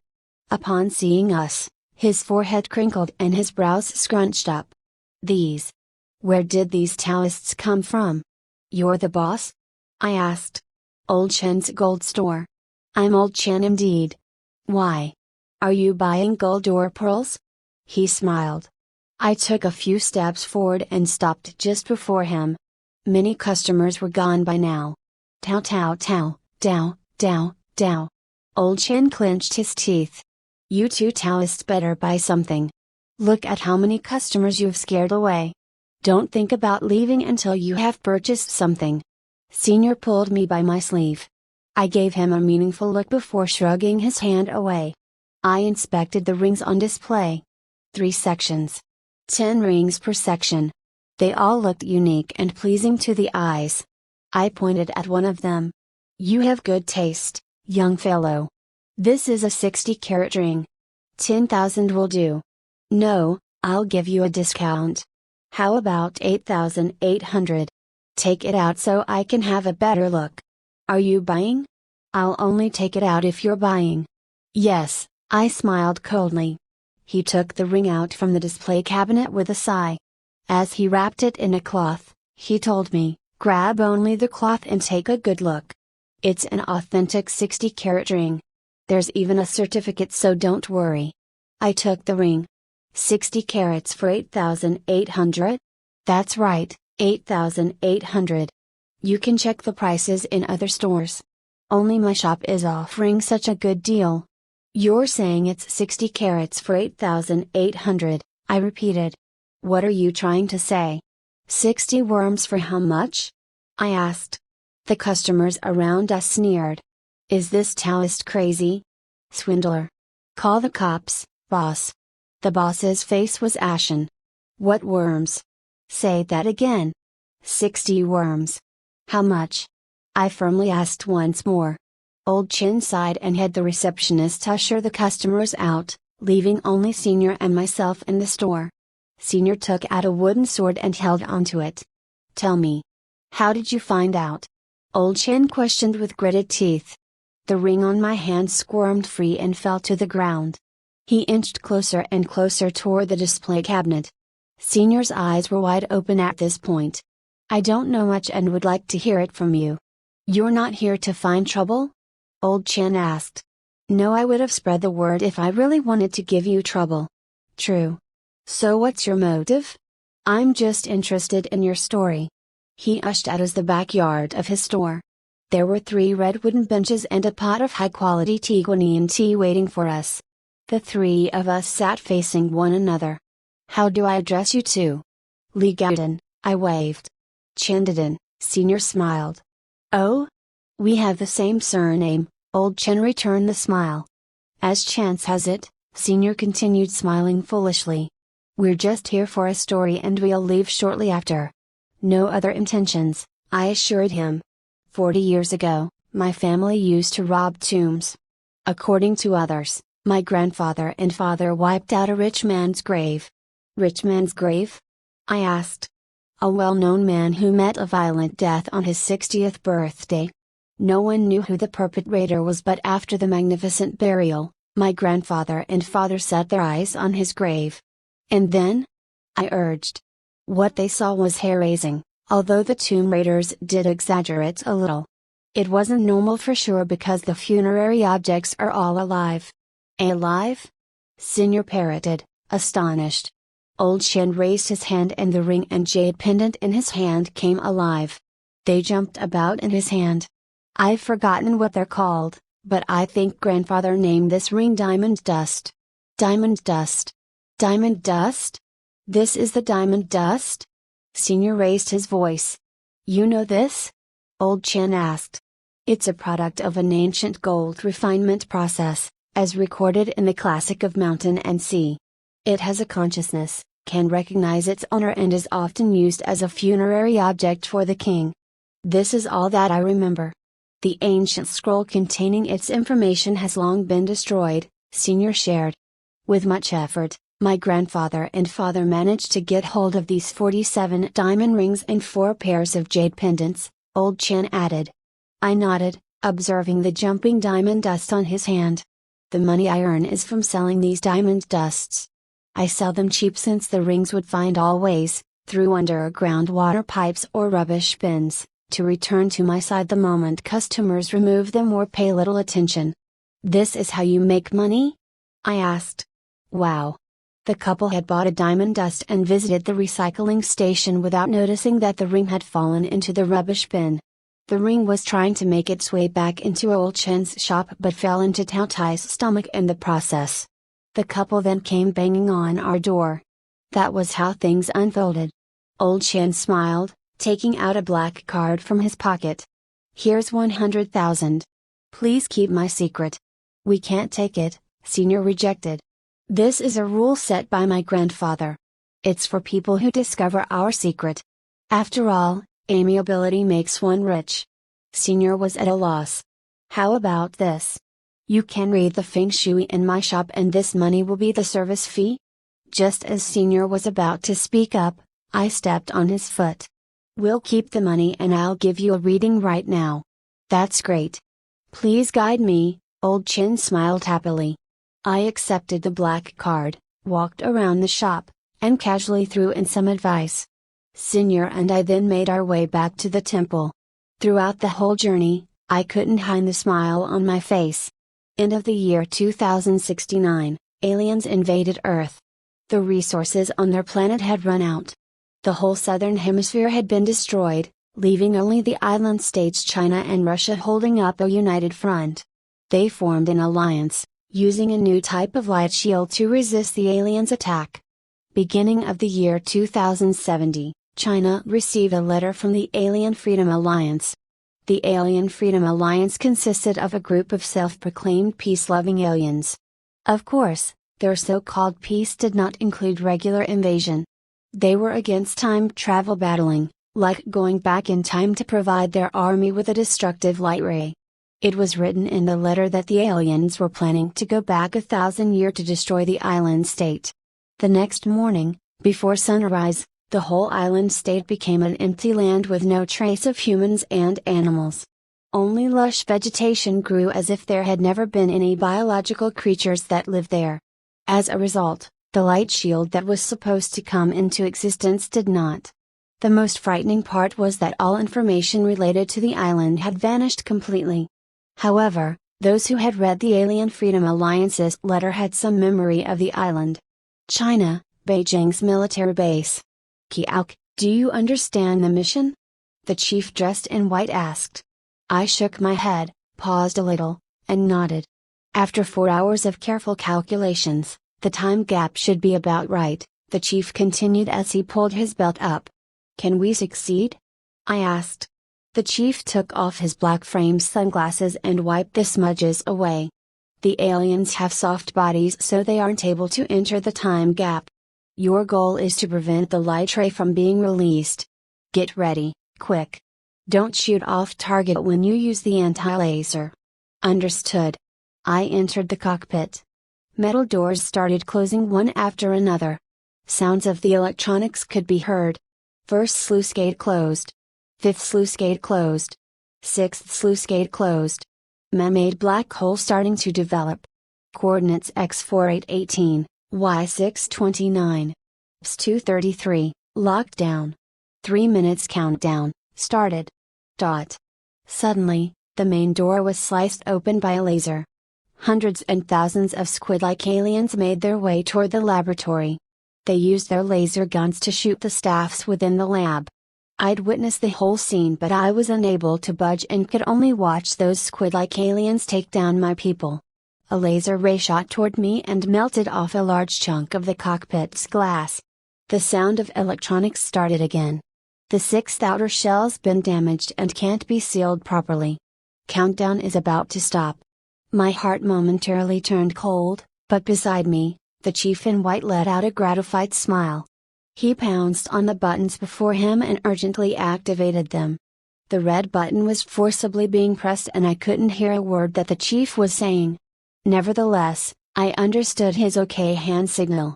Following a few more laser shots, the chief's figure became blurry save for the thick, black-framed aviator sunglasses. More electronic sounds. S233, lockdown. Enforced transmission, start. The turbine in the machine spun and the black hole flowed slowly outward. In a matter of seconds, the whole spaceship was sucked into the dimensional black hole web and vanished from view. What a miracle, a work of the gods, the emperor in the palace hall smiled. Are you pleased with the celestial rock that your humble servant has offered as a tribute, my emperor? The chancellor asked, cupping his hands together respectfully. This is an auspicious sign. Ken nation will prosper thanks to the blessing of the gods, the nation's advisor added. Good, a chest of gold for you, the emperor announced heartily. Look, your majesty, the advisor called out. What is it? What did you see? The emperor asked curiously. There's something in the rock. The advisor exclaimed in shock. Interesting. It seems alive. Come, pry this open, the emperor ordered. 4 golden armored soldiers jogged over to the spaceship. By now, the spaceship had already rusted and just looked like a huge chunk of siderite. The soldiers picked up their halberds and started hacking at it. Vital signs functioning, remove devices. Start pumping glucose C6H12O6 and epinephrine. Vital signs stabilized. Begin first round of electrical resuscitation. Z. Thump. Damn. My whole body was numb. I slowly gained full consciousness. Layer after layer of vehicle armor opened up and I slid out weakly onto the floor. Protect the emperor, the advisor ordered. Wait, this person is definitely unordinary, the emperor stated. Your Majesty is wise, but it's better to be safe, the advisor replied. I had all four limbs on the ground and was surrounded by golden armored guards. They pointed their halberds at me. Introduce yourself, the emperor ordered faintly. Me? You're asking me? I raised my head with difficulty and spotted the emperor on the stage. Am I in a palace? Name yourself. How did you get inside the rock? I thought about it and figured the truth must be concealed. I've come from heaven. Oh? You're an immortal. You do look the part. Raise your head and let me take a look. It was then that I realized that I had a long white mustache and that my work clothes were white from the nutrient fluids. I raised my head higher. Do you have any immortal powers? The emperor questioned. I looked down at my wrinkled skin and touched my face. Have I aged significantly? I'm only 23, why have I become this way? Right, my mission. Where am I? I asked. How presumptuous of this immortality. The advisor scoffed. Looking at me, the emperor ordered, how dare you disregard my question? Behead him. What? My hand flew to my waist to retrieve the electric gun. The guards were about to thrust their halberds at me. Bang bang. 2 shots. Electric sparks flew everywhere. Silence filled the hall. The guards immediately pulled back. 5 shots left. I coughed twice. Art of lightning? Immortal indeed. Dare I ask for your name? The emperor started. He was afraid now. I thought hard about what I should say. What's your name, your majesty? I asked sternly in spite of my trembling hands. You're asking me? Ha ha ha, that's right, why would an immortal know my name? I'm Yingxing, the first emperor of Qin. Yingxing? The Yingxing that destroyed 6 nations? I mumbled. What? Heaven knows about my achievements? Wait, 6? I've only conquered 5 and I am just about to attack the state of Qi. Are you saying that I'll succeed? The emperor smiled merrily. 5 nations? It seemed like I was off by 30 years. I absently fiddled with my mustache. Or did I fall into a deep sleep upon arrival for 30 years? I looked at the compass on my watch. Did the East experience any changes over the past few decades? Answer his question, advisor, Emperor Qin instructed. 20 years ago, in the East, outside where Penglai is situated, a big island was set ablaze and it burned on for 3 days and 3 nights. The sky was bright throughout that period. But what changes are you looking at? The advisor asked. Set ablaze? So the destructive light ray has already been released? I collapsed. Over before it started? Is man already done for? Immortal. What's wrong? Emperor Qin asked urgently. Was he really treating me like an immortal? Hey. He looks about 30 or 40. Already in his later years. I remembered that the emperor died just over the age of 50, which was already considered a long life. People must have fallen into a terrible state due to the pursuit of immortality. Wait a minute. My mind spun rapidly. An exaggerated expression appeared on my face. Oh no, I despaired. What happened? Emperor Qin raised his brows in question. The immortality drugs have all been burned, I informed him dully, looking at the emperor out of the corner of my eyes. 5 seconds. 10 seconds. Dead silence. Immortality drug. The human would be able to live forever after eating it? The corner of the emperor's mouth curled up. Do you know how old I am? I asked. No, 2069 years, I lied smoothly. 2000 years? Really? The emperor was in shock. My name is Su Fu, an immortal of Penglai Island. Because of the explosion, I hid in the rock but I was ejected. Actually, this immortality drug isn't that powerful. It only extends your life and slows the aging process. Why else do you think my hair has turned white? I told him. Long life? So there's such a drug in Penglai? Emperor Qin asked nervously. No more. There's nothing left due to the fire, I answered, clenching my fists tightly. I was about to succeed. You're an immortal. Don't you have any solution? I do, but I'll need a lot of things. A lot of things? I'm the emperor. I can give you anything. Speak. 3,000 virgin males and females, 100 carpenters, scholars, officials, boatmen, and doctors. The island state may be gone, but I can still disguise myself as Zufu and get the virgin males and females to rebuild it. Wise Emperor, this isn't right. Why harm the country? The advisor warned. I knew it wasn't going to be this simple. Why do you need the virgins? Emperor Qin questioned. I need their spiritual influence, but of course, the mysteries of heaven mustn't be revealed. Let me consider. It's not a small number after all. You won't believe this, but I can use 1/10 of the resources to create a small pill for you first. The real pill can guarantee 500 additional years of life, but a small one can only guarantee 50 additional years. So that's 300 virgin males and females, 10 carpenters, scholars, officials, boatmen and doctors for a small immortality pill? The emperor smiled. How does that sound? I enticed. All right, but you cannot leave the palace, and I'll only give you 100 days to complete it, the emperor stated. I nodded. Inside the sight chamber, I drew a picture of a cannabis leaf with a writing brush. Yup, cannabis. Breathing it would make them happy, develop hallucinations and also make time move slower. Chewing it would be less effective but still feasible. I looked at the ancient map and made a guess as to where Yan'an should have been positioned at that time. Here.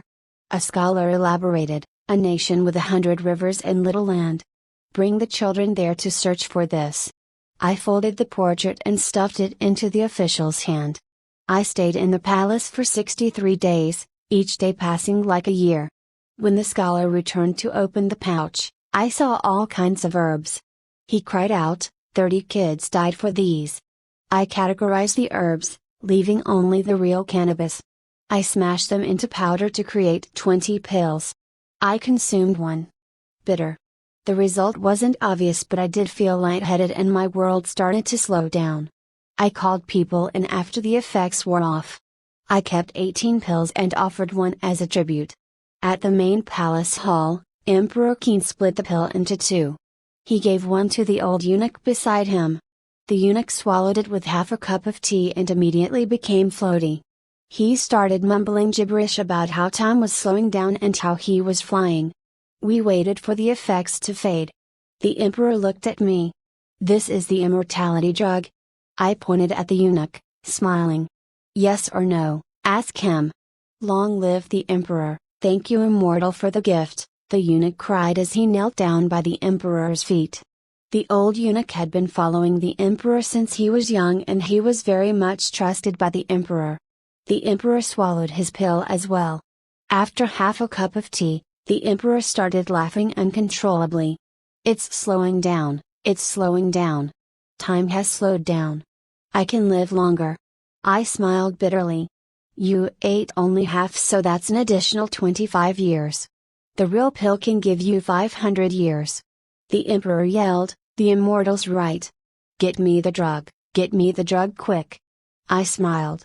3,000 virgin males and females, 100 carpenters, scholars, officials, boatmen, and doctors.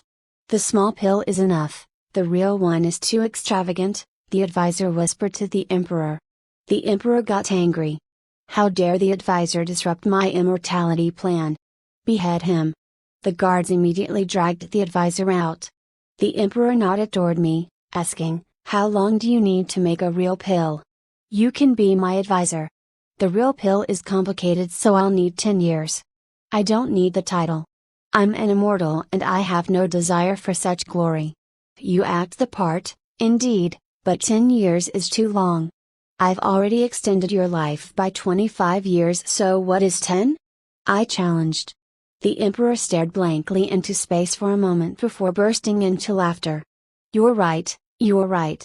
It was then that I realized that this emperor who conquered 6 nations was a good emperor. I was the cause of his stained name, but in order to save the world, I couldn't possibly stop now. Half a year later, Emperor Qin seized 3,000 virgin males and females by force. I brought all 3,500 people over to Penglai Island. Of course, by Penglai, I meant the island state outside of it. Indeed, nuclear radiation was strong on this island state. There were still some small problems even after 30 years of radiation. The children on the island couldn't grow tall. They also started developing bow legs and buck teeth. These negative issues did not affect my plan.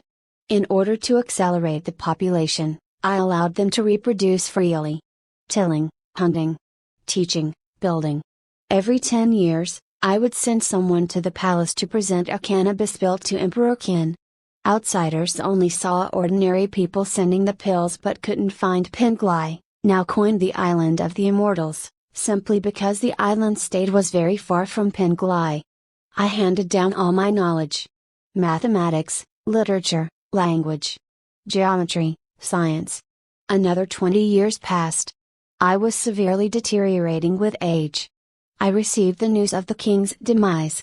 Of course, this matter had long been mystified since the old eunuch who had swallowed half a pill had indeed lived till the ripe old age of 63. Well, a ripe old age in that era at least. As such, many versions of the story spread around. Some believed that the immortal and immortality pills were real and that the emperor had died because of robbers who had seized the pills during the deliverer's journey back to the palace. Whatever it was, I've already done what I was supposed to do. It seemed that under my guidance and strategizing, I've advanced the science and technology of this world ahead of schedule. It was too bad that I won't be able to witness it since I'm not immortal. Preface. Dad has passed. I received this news through an international mail. The address written on it was my school's. It was written by my mom. She had an imposing handwriting. The content was actually very simple. Dad's passing time. No other details mentioned. Oh, but she did take the chance to blame me for not having my mobile switched on. I took my phone out. No missed messages or calls. I suddenly remembered the phone that I had been using in China. It's been kept in a drawer at home ever since I moved here. I wasn't interested in staying in touch with my family, and the reason was simple. If you had a father worth tens of billions of dollars, if your father's photos were all over magazine covers, the internet, television, and everywhere within the country, but you're just a worthless son of his. Of course, by worthless, I meant that I'm just not outstanding enough. I would never surpass a tenth of what my father has achieved, no matter how many distinctions and certificates I get. There had been a lot of news about children of entrepreneurs and officials committing fraud. In order to prevent such negative coverage, my father has thrown me into the other half of the world. Into this exclusive university, with a name unheard of in China, to further my studies. Until today. He's passed. I did not apply for a leave of absence. Neither did I skip classes. Instead, I finished up my day in school earnestly. I was the only Chinese over here. When my best friend, also my deskmate, asked about the content of that mail, I paused before smiling bitterly. I lied and told him that it was a love letter. His eyes lit up. He took the love letter and looked it over for a long time. I did not snatch it back since I knew that he would not be able to understand a word in it anyway. When I had first arrived at this school, he had asked me how to write the Chinese character for dragon. I wrote it down for him, but he insisted on double-checking it on his phone. He pointed at the screen, at a traditional Chinese word on a game character's t-shirt, and said that that was the correct dragon. I didn't know how to explain. He continued inspecting the letter for a while before he put it back in the envelope and returned it to me. He asked, dully, about the girl's appearance and why there wasn't a photo of herself in the envelope. I could only smile and explain that Chinese girls were usually more conservative and introverted. I think you people are more romantic than us French. Again, I could only smile. After school, I returned to my condominium apartment. I have no idea when Dad had gotten it. Houses in the city, no matter their locations, were extremely expensive. A condominium was even more costly. I haven't taken the China mobile phone out of the drawer ever since I locked it up upon arriving here. It has been 2 years. The phone that had been trendy at that point was now considered an antique. I switched it on with an uneasy heart. 1 second. 2 seconds. 5 seconds. 10 seconds. The battery had probably run out of charge. I looked at its port. An old model. I rummaged through the drawers and finally spotted the charger. Plugging it in, I waited anxiously. 3 minutes later, I turned it on urgently. After a brief silence, I started worrying that perhaps the call charge had run out as well. A few of Mom's messages came in. Mom's strange too. Did she really think that I'd be able to use the China number when I'm overseas? Then again, they did not have my foreign number. And I haven't been home for 2 years. I gave Mom a call. "Luke Yao, is that you?" Mom asked. "Yeah. Is Dad gone?" I asked faintly. Silence. Followed by spasmodic sobs. "Heart attack from overexhaustion," she managed. "You want me to go back?" I continued. "The 7th day is in 2 days' time. You must come back quick. Your grandmother, grandfather, and I are quarreling," she said. "Quarreling? Over what?" "It's hard for me to explain over the phone." "Come back and we'll talk," she pleaded urgently. I hung up. I booked the air tickets from Paris to Beijing and forwarded the information to my mom. While I was packing my luggage, I realized how easy it was to leave this place, yet I had been unwilling to return home for the past 2 years. I packed whatever I could bring, but I only managed to fill half a suitcase. I went around the house once more, but there was nothing else to pack. I thought about the items I might have missed out. Oh right, leave of absence. I grabbed my phone, but I realized that I did not have the teacher's contact information. I called the only person I could. That's right, my desk mate. "What's up?" he greeted. "I'm going back to China," I said without preamble. "So urgent? All over a letter?" "She must be a beauty. Remember to bring a photo back," he responded. "Alright. I'll need you to get me a leave of absence," I requested. "How many days?" I remained silent for a little while. Inhale. Exhale. What's the limit?" I asked. 15 days. Any longer and you'll need a letter from a hospital. I'm starting to get curious about that girl. She must be a charming lady. We're childhood friends, I guess. Alright, I'm out of time. I've got a plane to catch. With that, I hung up. 30 hours of flight. I was practically sleeping on board for the first half of the flight, but I was wide awake for the second half. I thought about how I wouldn't have been able to fall asleep at all if not for my first-class cabin. The silence around me induced thoughts of my father. His name was Chen Anqing and mine's Chang Luqiao. Grandmother mentioned that she had a smooth delivery of my father. She had felt no pain and she had held my father in her arms, with a smile on her face, when getting pushed out of the birthing ward. In her embrace, my dad had cried, loud and proud. As such, Grandfather discarded potential names like Chen Delong and Chen Depao and opted for Chen Anqing instead since he had a smooth birth. My father was great. He'd been obedient since young. I wondered if his excellence was genuine or had been amplified by fame. Father was very poor when he first got married, but he worked diligently, starting from the bottom. He started his first shop and eventually opened a chain of multiple outlets. He then moved into real estate and excelled even without guidance. Everything at home had been obtained through his hard work. He earned a huge sum when he clinched a deal with a hotel. He then moved into mobile devices, electronics, and cars. He started a foundation for the Hope Project. He visited all sorts of places, going on television to give speeches. He attended the news conference and invested in Hope Elementary School. He was unstoppable. The plane landed safely. Someone was already waiting for me at the arrival gate. It was Uncle Fu, my personal chauffeur. He had always been busy taking care of my father, so his time was now freed up. "Uncle Fu, how long has it been since we last met?" I greeted. "It's been a few years, young master." "About my dad?" I started. The smile on Uncle Fu's face vanished. He replied slowly, "He's gone, young master." It was very sudden. I couldn't believe it. "How did it happen?" I asked immediately. "Cardiac arrest. You've heard from Madam, haven't you?" She's arguing with the old madam over master's body. Isn't he already dead? What's there to quarrel about? This. It's not good for me to say too much. Go home and you'll see, young master, Uncle Fu answered. Got it. After some time, we arrived at the house. It was exceptionally quiet and I knew that it was the calm before the storm. Uncle Fu stopped me in my tracks as I was just about to step into the house. What is it? I asked him.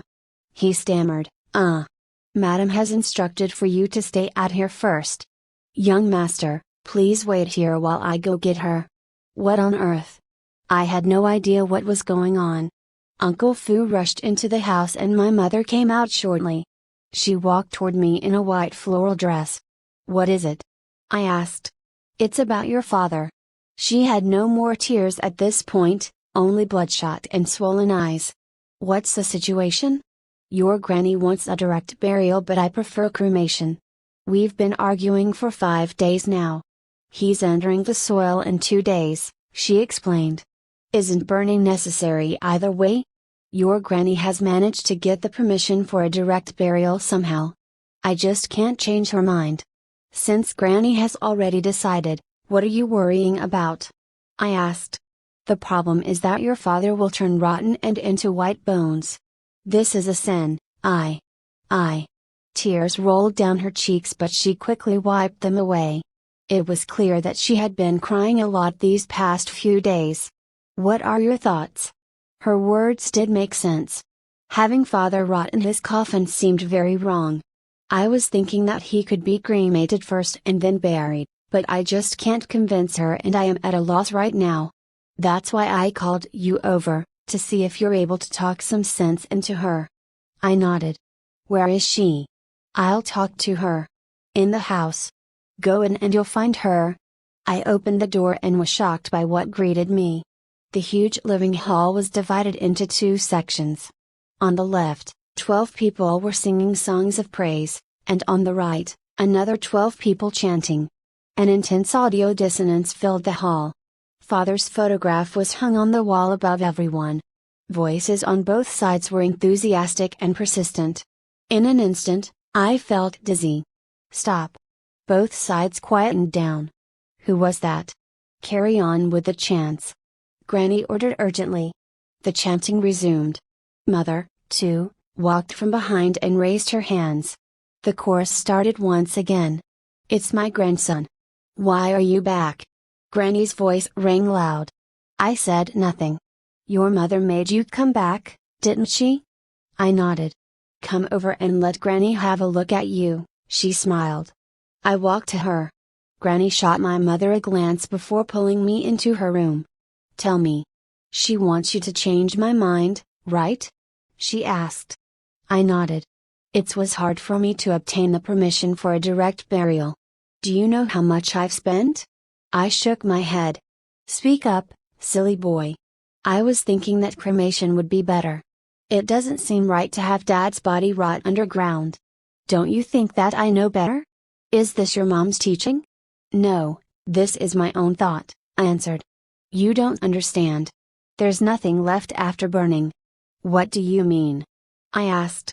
The tellers in the temple have done some calculations for your dad. He had such big business and fire is a jinx. He cannot be burned, she explained. You're being superstitious, I pointed out. In order to give you a better future, I'd rather believe their words, she insisted. The room door was pried open. Mother walked in, shouting, You can't say that. You're allowing your son, my husband, to rot underground because of a superstition? What do you know? It is better to be safe than sorry, Granny retorted. I can't reason with you. You won't even listen to your grandson. Can't you just let me be willful this once? Granny asked. Since everyone's present, I'd like for them to vote, Mother requested. Vote? Your child's on your side. What vote? Granny responded, displeased.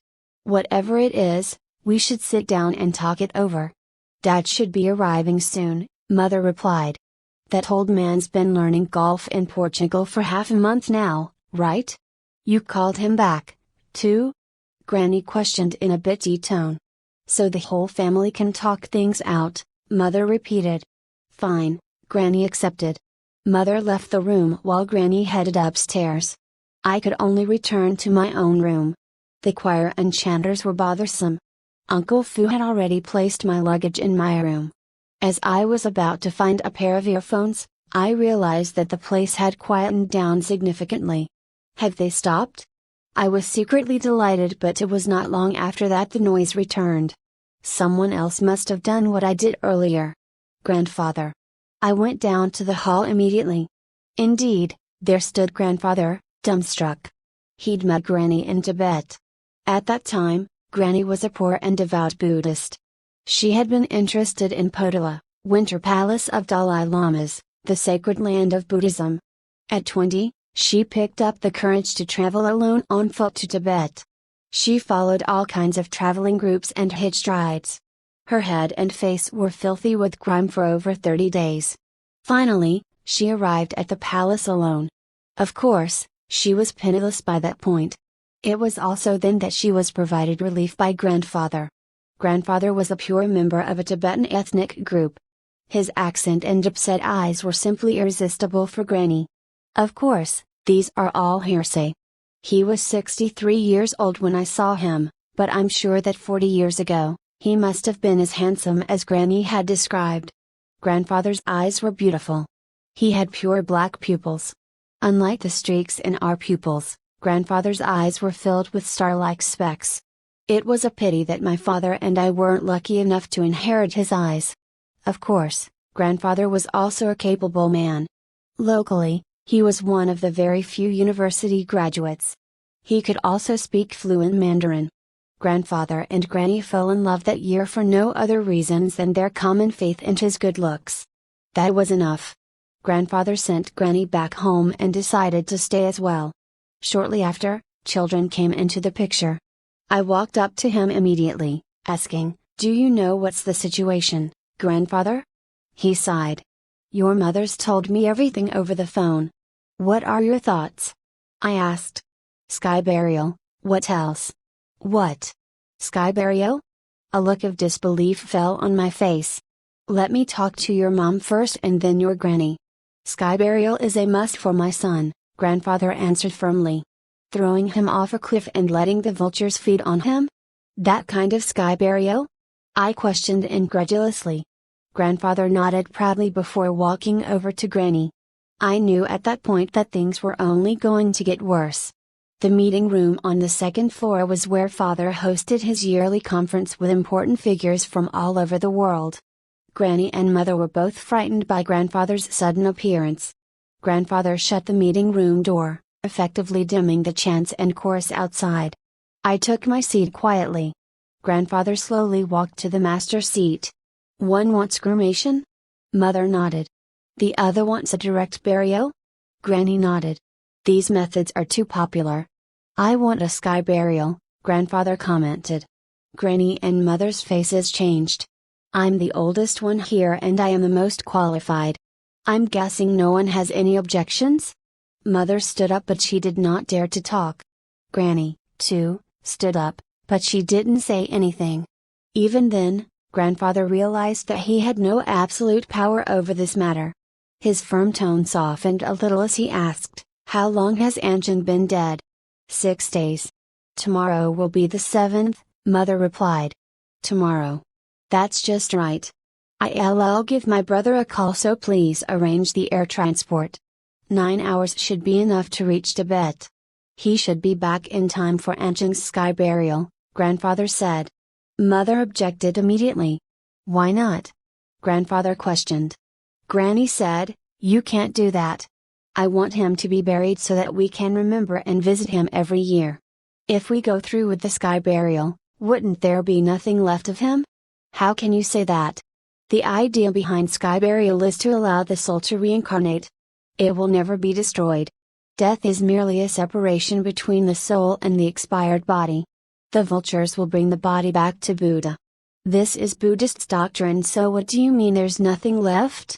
Grandfather responded before gazing into the distance quietly. Granny fell into a short silence before replying, "Give me some time. I'll give the experts a call to check if the sky burial will affect the feng shui at home. She took her phone out and made the call in front of everybody. Seeing that made Mother's expression changed slightly. She went over to sit on a stool at the side. She knew she had the least say in this room. Which was why she had called Grandfather and me over. She needed more support in order to change Granny's mind. However, while panicking, she had forgotten that I, too, had no say in this family. Or why else had I been thrown into another part of the world by my own father, and been left without any power to resist? Grandfather was the person she really shouldn't have called over. Father had never been able to deal with Grandfather's antics. Grandfather was a free spirit. No one could control him. According to him, Tibet's prairie was his home. Perhaps he had seen a unique species of butterfly on that prairie. He chased after it. It was a chase that lasted 40 over years. Later on, Father became wealthy and Grandfather was finally able to find his own hobby, to search for prairies all over the world. Throughout his search, he never dared to return home because a lot has changed over 40 years. People, things, sceneries. Of course, he was unwilling to go home not because he hadn't been back before. It was because his father, mother, grandfather, and grandmother were all gone. His brother had been the one to send all of them off, one by one. He watched them and chose the cliffs. Chanted and waited for the vultures to take their bodies to heaven. That was what sky burial was. Back then, his brother had no money since all of it had been used to further grandfather's studies. Grandfather did well, too, by entering a university, except that he had decided to chase butterflies instead. Grandfather's brother could only chant and fast for 3 days because he had no money. With each round of prayer beads, he restarted his chants until he reached the 81st time, which took him a full 3 days. It wasn't surprising then, that Grandfather's brother hated sky burials the most. Nevertheless, he repeated the process 4 times. Grandfather had left him alone all this while. His pursuit lasted 40 over years and when he finally returned home with money, everything had changed. Grandfather gave his brother a lot of money but the latter never did forgive him. "I'll prepare a sky burial for you after you die so I hope you'll do the same for me if I go first," his brother said. This was Grandfather's story. Ending her call, Granny announced, "It's alright," the experts said. Sky burial isn't part of the 5 elements so our feng shui will not be affected. It's Buddha's blessing. Sky burial is a good thing. Grandfather took his phone out and keyed in a familiar number. He never saved numbers since he had full confidence in his memory. But this time, the line was busy. Grandfather was stunned. He looked closely at the 11 digits. He called over once more. A long time later, a voice message in the Tibetan language was heard. We couldn't understand a word but Grandfather started crying. Bawling, in fact. Granny asked quietly, "What is it, old man?" Like a wrong child, he answered, "Brother's been dead for half a year now." Everyone fell into stunned silence but Granny only shook her head helplessly. "Half a year ago you were roaming the earth. You arranged strange traveling schedules and flew in planes more than you had time for fun. During that time you weren't contactable. Ask your daughter-in-law if you don't believe me. How many times has she tried calling you? You probably didn't think about how we would have been worried, right?" Mother nodded. "I called you non-stop for half a day but the line was busy. Better than Lukiao, nonetheless, since he switched his mobile off. If not for my letter, I doubt we will have full attendance today." Grandfather hung up the phone and walked out of the room, leaving everyone else not knowing what to do. "A direct burial it shall be then. No burning. I'll settle him first," Granny said before chasing after Grandfather. Mother sat on the same stool with her head hung low. I stood up. "I'll go back first, Mom. I'll be holding his portrait tomorrow, right?" Without raising her head she waved. As I was about to turn around and leave, Mother said, "Your father was probably aware of his condition so he'd prepared a will beforehand. It says that 20% will be split among your granny and grandfather, and the rest will be left to you. Your grandmother is giving her portion to you and so am I, but since you're still young, We're going to pass everything to you after your graduation. I nodded. Mother continued, he also wrote that there's a letter that he wants you to read on your own, so we haven't touched it. It's on your table, so go take a look. I nodded again and Mother had nothing else to add. I found the letter and opened it slowly. I took a deep breath before I started reading it seriously. After the first line, I felt helpless. Not because it was too touching, but because there was only one line. The next morning at 6, Mother woke me up. The family headed over to Phoenix Cemetery urgently. Everyone went down together and Grandfather looked much better. With a bitter smile, he said, "It's all been arranged. I'll make a trip to Tibet once your father goes into the ground." Granny only smiled without saying anything. There was a strange expression on Mother's face, but she forced a smile. Phoenix Cemetery. The coffin was already there. Mother handed Father's portrait to me before whispering, "Son, I'll distract your grandparents later, so put this into his coffin before it gets covered." She stuffed a cold, porcelain pot into my hands. It was cylindrical and had a porcelain stopper to seal the pot. I kept it in the pocket of my down-filled parka. The pot was bulky but fortunately unnoticeable. "Mom? Did you cremate Dad?"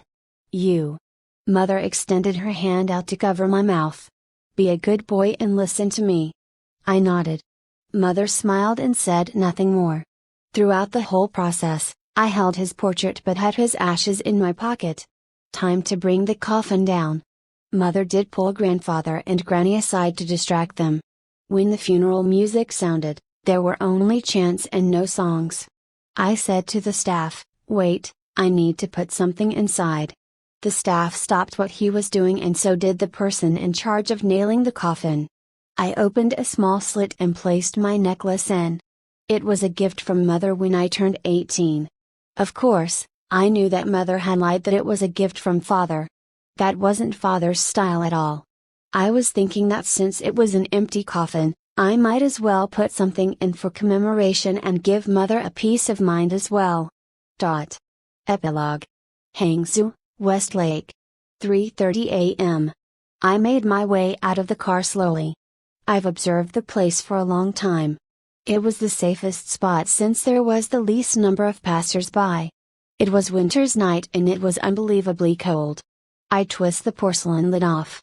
The whitish-gray powder was indeed bone ashes. I took out a glove and started sprinkling the ashes toward the lake, not forgetting to look out for patrolling police officers. "Dad, why are you doing this to me?" Ashes could not be checked through and I did not have the backing of influential people. I told Mother I was going overseas to travel. It took me 2 days to get from Beijing to Hangzhou and had many stopovers along the way. When the ashes were all sprinkled out, I threw the porcelain pot into the lake as well. Facing the lake, I shouted, "Are you happy now, Dad?" "What's that sound? What are you doing?" I heard a voice call out from afar. I spotted a light being shown on my face by a police officer. I used my winter hat to cover my head and quickly ran the opposite direction. Chananshan, Chananshan. I've only heard of sons letting their fathers down. Isn't this the first time that the roles have reversed? I asked indignantly. There was only one line in his will. "Son, cremate me first if possible and throw my ashes into Westlake. I think I'm the world's first bomb specialist." It was 1937, mid-June. It was a hot summer and I was a hunter stationed in the southern face of Beiping. My family lived close to the forest outside of Beiping City. In order to hunt better, I chose that location, which coincidentally saved me from some troubles.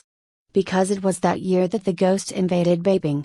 Everyone in the city was captured by the ghost and the government couldn't do anything to save the people. And because I was outside the city, I had been unaware of the situation inside until a fleeing woman informed me. She was carrying her child and relayed the story to me hysterically. I couldn't remember most of them except for the fact that the ghosts were killing humans and setting the city on fire. They plundered shops and houses and defiled every woman they saw. The woman said that she and her son were the only ones who managed to escape out of the 4 generations of her family that was living together. She also said that the city was about to be emptied out and the ghosts would soon reach my area. She told me to flee with her, but I refused. Run? I had a family. I thanked her for the warning and waved her on. She rolled her eyes at me, looking at me like I was already a dead man walking. She then ran wildly, further up south, with her child. I took my hunting gun, entered my house and hid in a corner. Ghosts? I was interested to see if they were humans or ghosts. I set an animal trap on the ground in front of the door. Shortly after, I heard strange sounds coming from outside. They seemed to be talking, but I couldn't understand their accent at all. Grumbling and mumbling. These must be the ghosts that the woman was talking about. I shifted to the windows and in a half-squat position, used my finger to break a small hole in the protective paper. I peeked through it and saw two soldiers in camel-colored uniforms. They each had a long gun in their hands and were searching the area outside my house. Judging from their pace, they were going to come in very soon. I turned and half-squatted behind a room door. I disabled the safety lock on my gun and got into position. The footsteps of the two ghosts came increasingly close. Dang! The ghosts must have used their guns to knock against the door. Bang! They kicked the door down and I held my breath. I've killed many animals in my life but not humans. The first ghost came in and an anguished wail followed soon after. He had stepped on the animal trap. I raised my hunting gun and took aim at the ghost's head. I knew that they were the ones who invaded us. I knew that they're the ones who wiped the entire city out. I would be killing someone if I pulled the trigger. 1 second. 2 seconds. The ghost shouted, pulling me back to my senses. We locked eyes and suddenly, he raised the gun in his hands toward my face, yelling, "Baka!" In the next breath, I pulled the trigger. Bang! The bullet shot through his hat and into his head, but it wasn't powerful enough to pierce through his skull. He must have survived that blow since he did not stop moving. He screamed as he fired a shot and I dodged it before smashing my hunting gun against his head. He fell to the ground, motionless. I've killed someone. But if I didn't kill him, he would have killed me. The ghost outside ran over upon hearing the commotion. Cautious, the ghost called out a few times but gained no response. He started firing at my house. 1 shot, 2 shots. Their gun was evidently much more powerful than mine. I hid in the innermost room, waiting for the right opportunity. I took out the second bullet from my pocket and inserted it into my gun. After 8 shots, I figured the ghost wouldn't stop.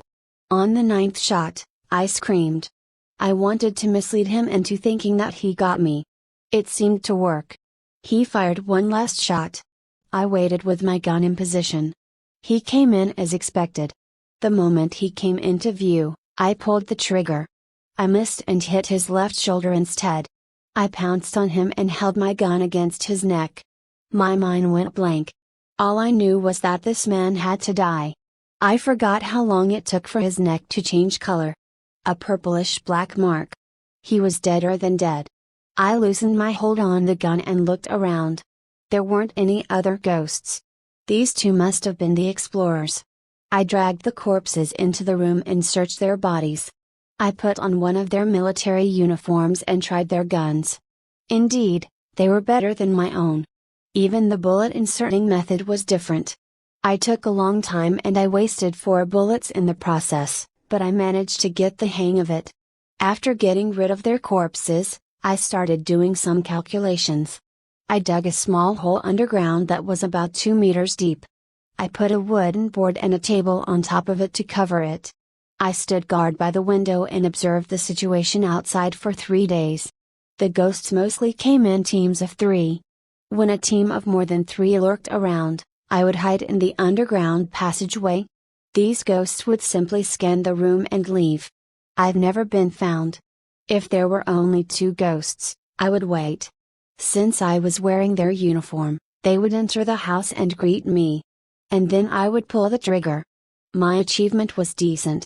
I had killed 17 ghosts over the course of 3 days. I removed their clothing and threw their bodies by the road. The outside of the city was filled with dead bodies, anyway, so without clothes, these ghosts were basically unrecognizable. On the 4th day, the rest of the ghosts exited Vaping City.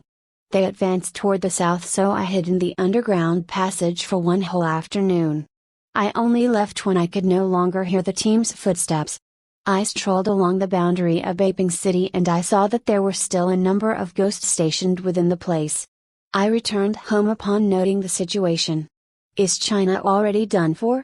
Did these ghosts really kill so many of us this easily? I pondered over my situation in the dark, not daring to turn any lamps on. Every day, I slept in the underground passage. Food wasn't a problem since I was a hunter. I would even exchange the hunted meat for wine in the past. Of course, it was impossible to do so at this point. I wasn't sure of the situation elsewhere, but I figured that the ghosts had occupied other places as well. These ghosts possessed much better weapons. 10 of my guns might not even beat one of theirs. It took them 3 days to occupy Beiping.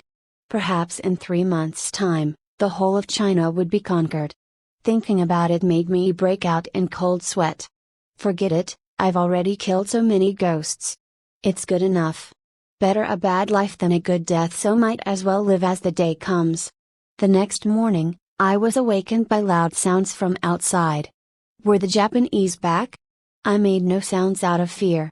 The shuffling sounds persisted for the whole day. Something wasn't right. I mustered up the courage to sneak over to the windows. There weren't many ghosts far away, but they were bending down as if they were burying something. What were they hiding? Gold? Treasure? They sure did bury a lot of those things. I didn't step outside. Another day and night passed before these ghosts returned to Beiping.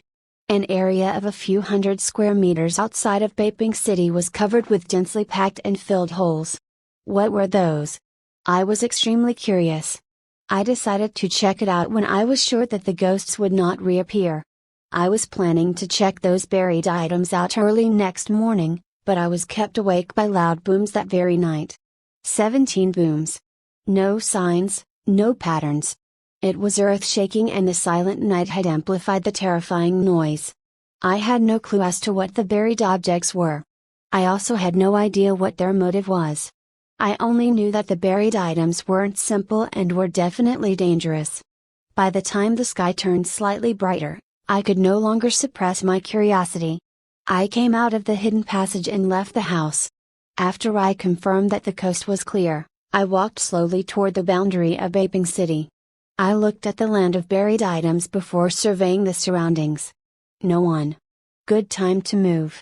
I walked a few steps forward to look closely at the soil bulge. What caught my eyes, though, was a pool of blood not far away. Beside it was the corpse of a wolf. Dismembered wolf corpse, to be precise. I couldn't be sure how many pieces the wolf had exploded into. Partly because its head was stuck in the ground, but mostly because of the deep pit beside the pool of blood. The inside of the pit was charred. Upon closer inspection, I found many similar pits. There was also something reflective on the ground. It was a thin metal sheet, also covered with a layer of black. It was probably the source and cause of the explosion. I sniffed it a little. There was a burnt smell. I matched it with the pit on the ground. Could this be the buried item? Squatting down, I carefully removed the uppermost layer of soil, and indeed, a metal outer shell was revealed. It was a small metal chunk, and I knew I had to be gentle with it.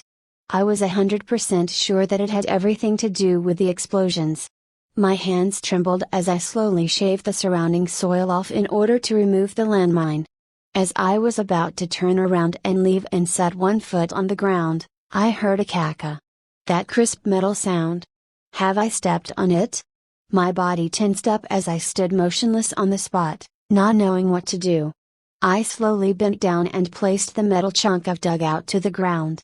Then I gently brushed away the soil around my foot. I continued doing that until I saw the metal chunk underneath. I've really stepped on a landmine. Bummer. I didn't know what to do. I was sure that the minute I lose the pressure on the metal chunk, it would explode. Do I take a gamble? Take my foot off and run? Perhaps I could outrun the explosion. Just as I was about to remove my foot, I heard a foreign voice call from behind. "Do should it know?" A ghost's cry sounded. What's the matter? My heart tensed up. I turned my head around slowly. A ghost was standing right behind me, staring. This is it, I'm done for. I brought no weapon to fight him off with. If he comes closer, I'll just blow his head off and we'll die together. The ghost squatted down while mumbling. Stepped on a landmine?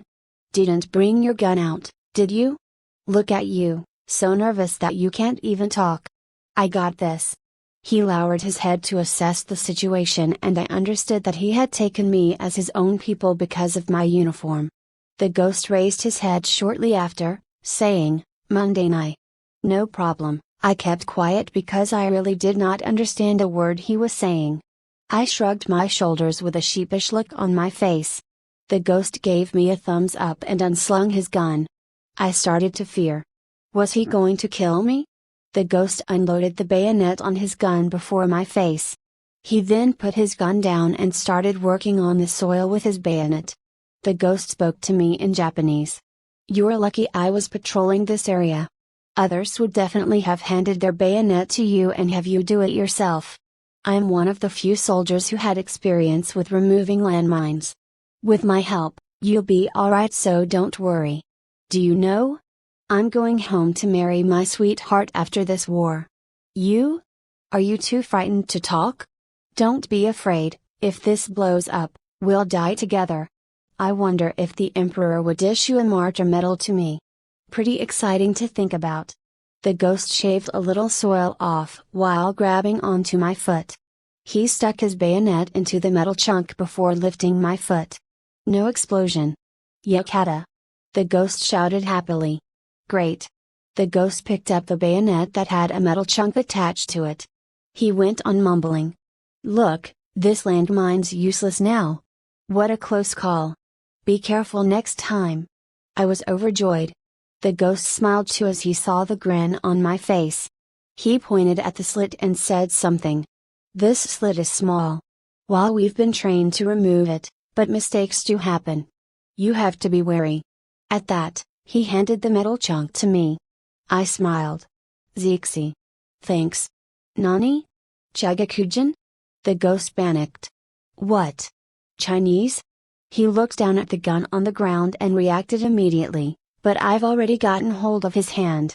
I pushed the bayonet and his hand into his throat. The ghost collapsed, but I held onto him.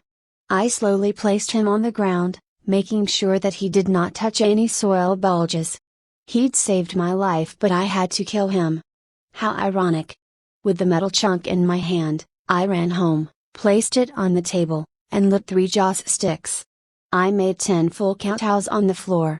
He was my savior and, a pity, an enemy as well. If not for the war, I would have hosted him with the finest wine. Although I understood nothing of what he had said, I knew he was a good man. After 10 kowtows, I stood up and started analyzing the metal chunk. The bayonet had cut it open completely and split it into 2. The black lump in the bottom half was the explosive. The top half was interesting. It was made from pieces of thin metal sheets. The sealed cylinder had been opened up and there was a firing pin inside of it. With a release of pressure, it would rebind and collide with a black rock. I tried using the pin to hit against the rock. Sparks were produced. I figured that upon contact with the black lump at the bottom, the sparks would cause an explosion.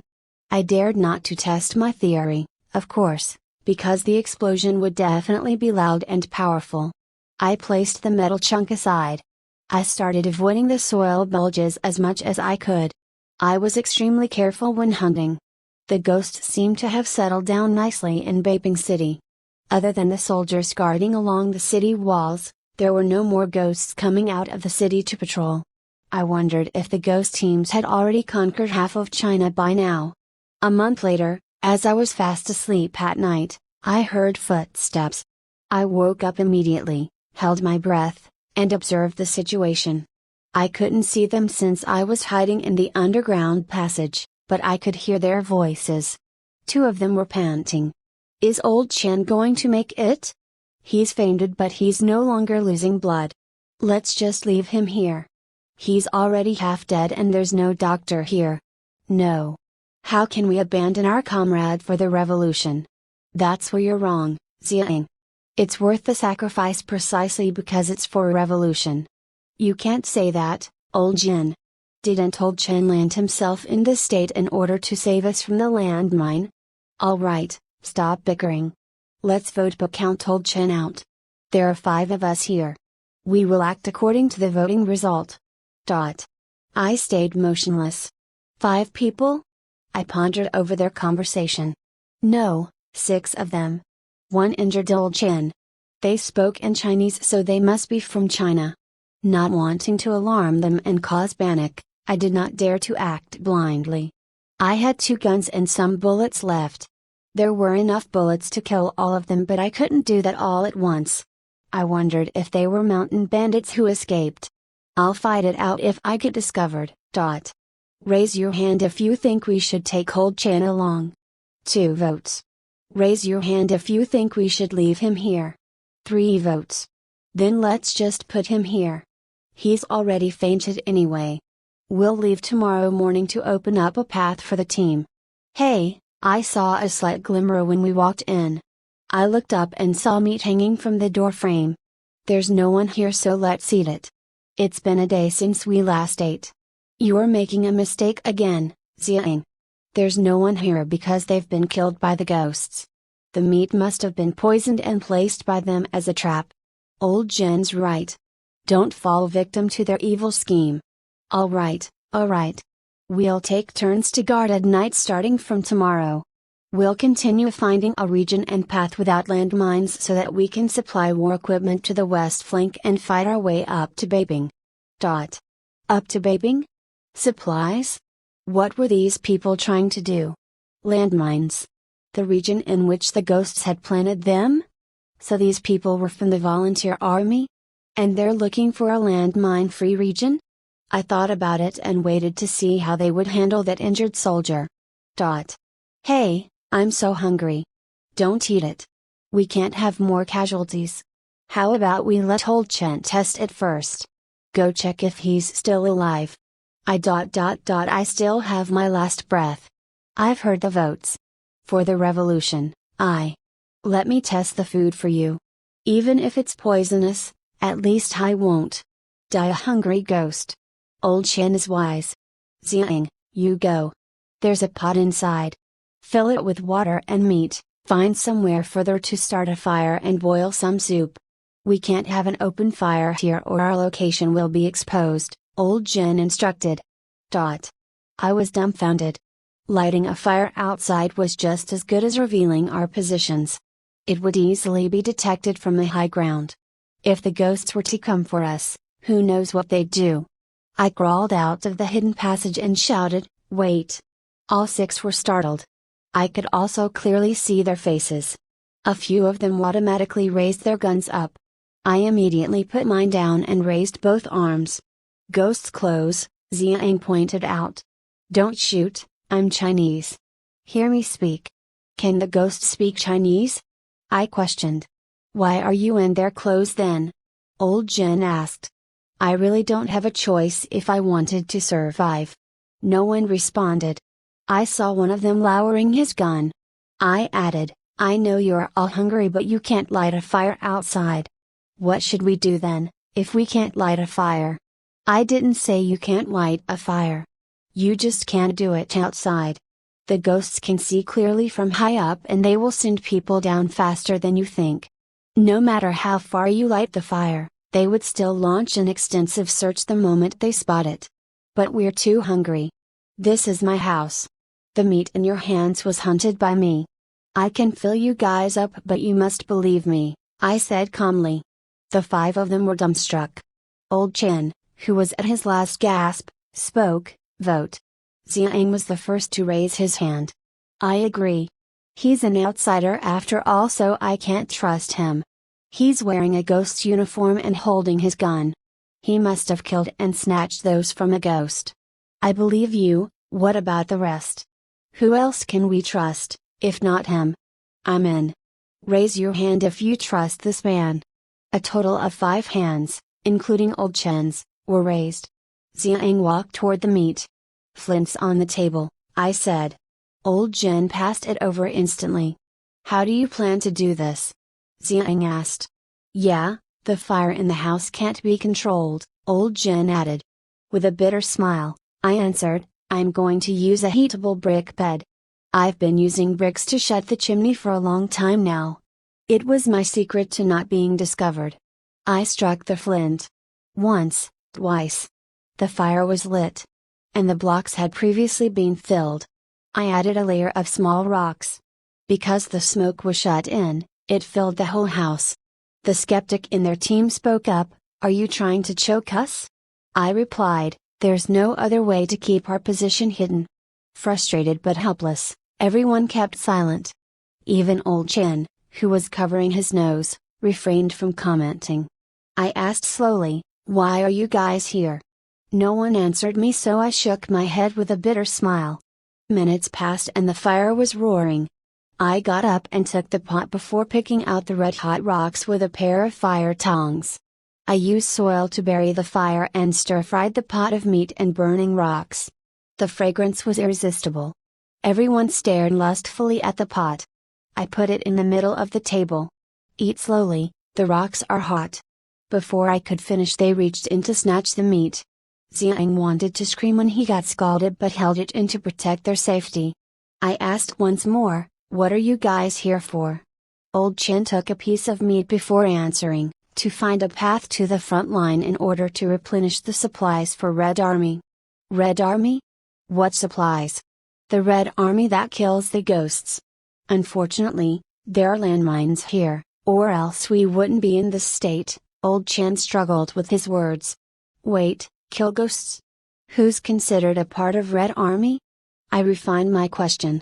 The army that resists the Japanese. We call ourselves the Red Army and we're all comrades.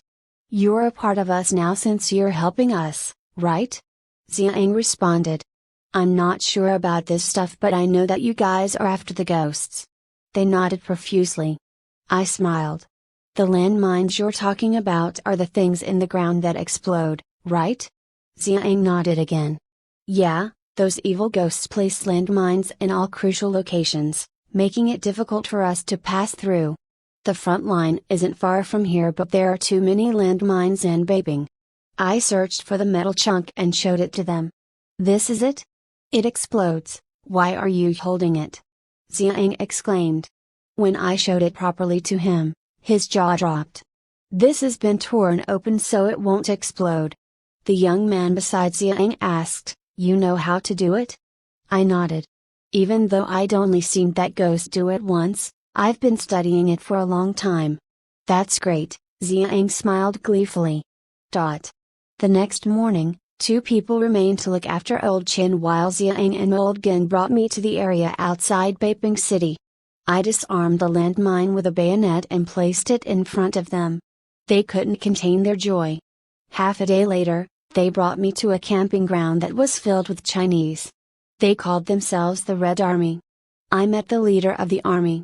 After a short conversation between the leader and Xiang, the former ran over to me. Sir, name's Zhang. I heard that you can get rid of bombs? Bombs? Landmines, right? I nodded before handing the deactivated landmine to him. The leader smiled at me, calling me a bomb specialist. A month later, I freed a path for the team to transport supplies. Old Chen and the other 2 comrades were rescued, too. 2 months later, I followed Leader Zhang in his fight from Beiping to Nanjing. Leader Zhang treated me very well and made me an official. He even sent me to study and had the newspaper write a whole load of reports on me. He stayed in Nanjing while I went over to Shanghai. The war over there lasted for 3 months and was coined the Battle of Shanghai by later generations. And ever since I disarmed my first landmine, I never stopped until the day I died. A total of 1,463 of them. Did you ask what's my name? My name's Yang Ji. June 2333, some are standing at the rail station, searching amid the wasted, some are walking on the sidewalk toward their destinies, some are cooking numbly in the kitchen, some are quarreling on both ends of the bed. When you look at these people, do you really notice any difference between them and yourself? Do you feel their pain at times? Perhaps these people are working differently toward the same goal, perhaps, we're all together in this. Mo Winnie Oo's big world echoed in my head as I listened to it through my earphones. I took a deep breath before disposing of my cigarette butt. Reluctantly, I yanked out my earphones. I could not be late for work. I aimed my eye at the iris clocking machine. D-Staff 250, Liu Wei, clocked in at 8:57 a.m. 3 more minutes. Almost late. I'm a scientist. No, a scientist's assistant. I'm Liu Wei. A lab assistant in charge of preparing and delivering tea. I did human fertility studies in university because humans are no longer able to give birth naturally. Right from the start, birth by cesarean was a mistake. Women started to rely more on it and eventually gave up natural birth. This had led to humans' first degeneration where babies could no longer be delivered naturally.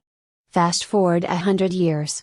Women started to loathe the 10 months of pregnancy and pain. A company sprang up with the concept of breeding test tube babies. The cost was cheap and technology was good. It liberated women from 10 months of agony. Couples merely had to place their ovum and sperms into the breeding cabin and they could visit their child every day. 10 months later, they would receive a healthy baby. In a short period of 3 years, the founder of the company had become the world's richest man. And also history's biggest sinner. Because he had induced the second degeneration of women where they became unable to give birth at all. Due to a complete degeneration of women's DNA, the ratio of male to female babies became as unbalanced as 9:1. Their body proportions started to get distorted. In the recent 30 years, even the ova had started to degenerate. 20 years ago, the government announced that the last woman on the planet had died. Populations in the 8 continents started dwindling. The number of newborns declined as well. Most dangerously, the frozen ova were running out too. These all became the government's secret. 8 continents shrunk into 3 and were coined the new United Nations. They shared a president and had 3 governors, 1 for each continent. And there were only 14,000 humans left. Human fertility studies came into the picture 5 years ago. This science was regarded as the hope of mankind. I was the first batch to graduate from this course. Ever since then, I started working a secret job within the government. This secret wasn't quite the same as I had envisioned, though. I did not analyze ovum. Not even births. My professor once told me that there were no more ova left. We were very likely going to be the last batch of humans alive. I had foolishly refuted his statement, quoting cloning technology from the textbooks. I didn't take into account that the first step to cloning was a mother's body. And the last woman had died 20 years ago. We've failed even before conducting any studies. Mankind's done for was my professor's catchphrase. Of course, many started discussing Judgment Day. Or that science had suggested for us to hybridize ourselves with the common chimpanzees. Bottom line, there were all sorts of nonsense spreading. After being brainwashed by the professor, I decided to live each day as it passed and just wait for Judgment Day. Of course, I hoped that I could live long enough to be the last human to die off. This was my goal. Why so negative, you asked? It was because the whole human fertility studies were bullshit.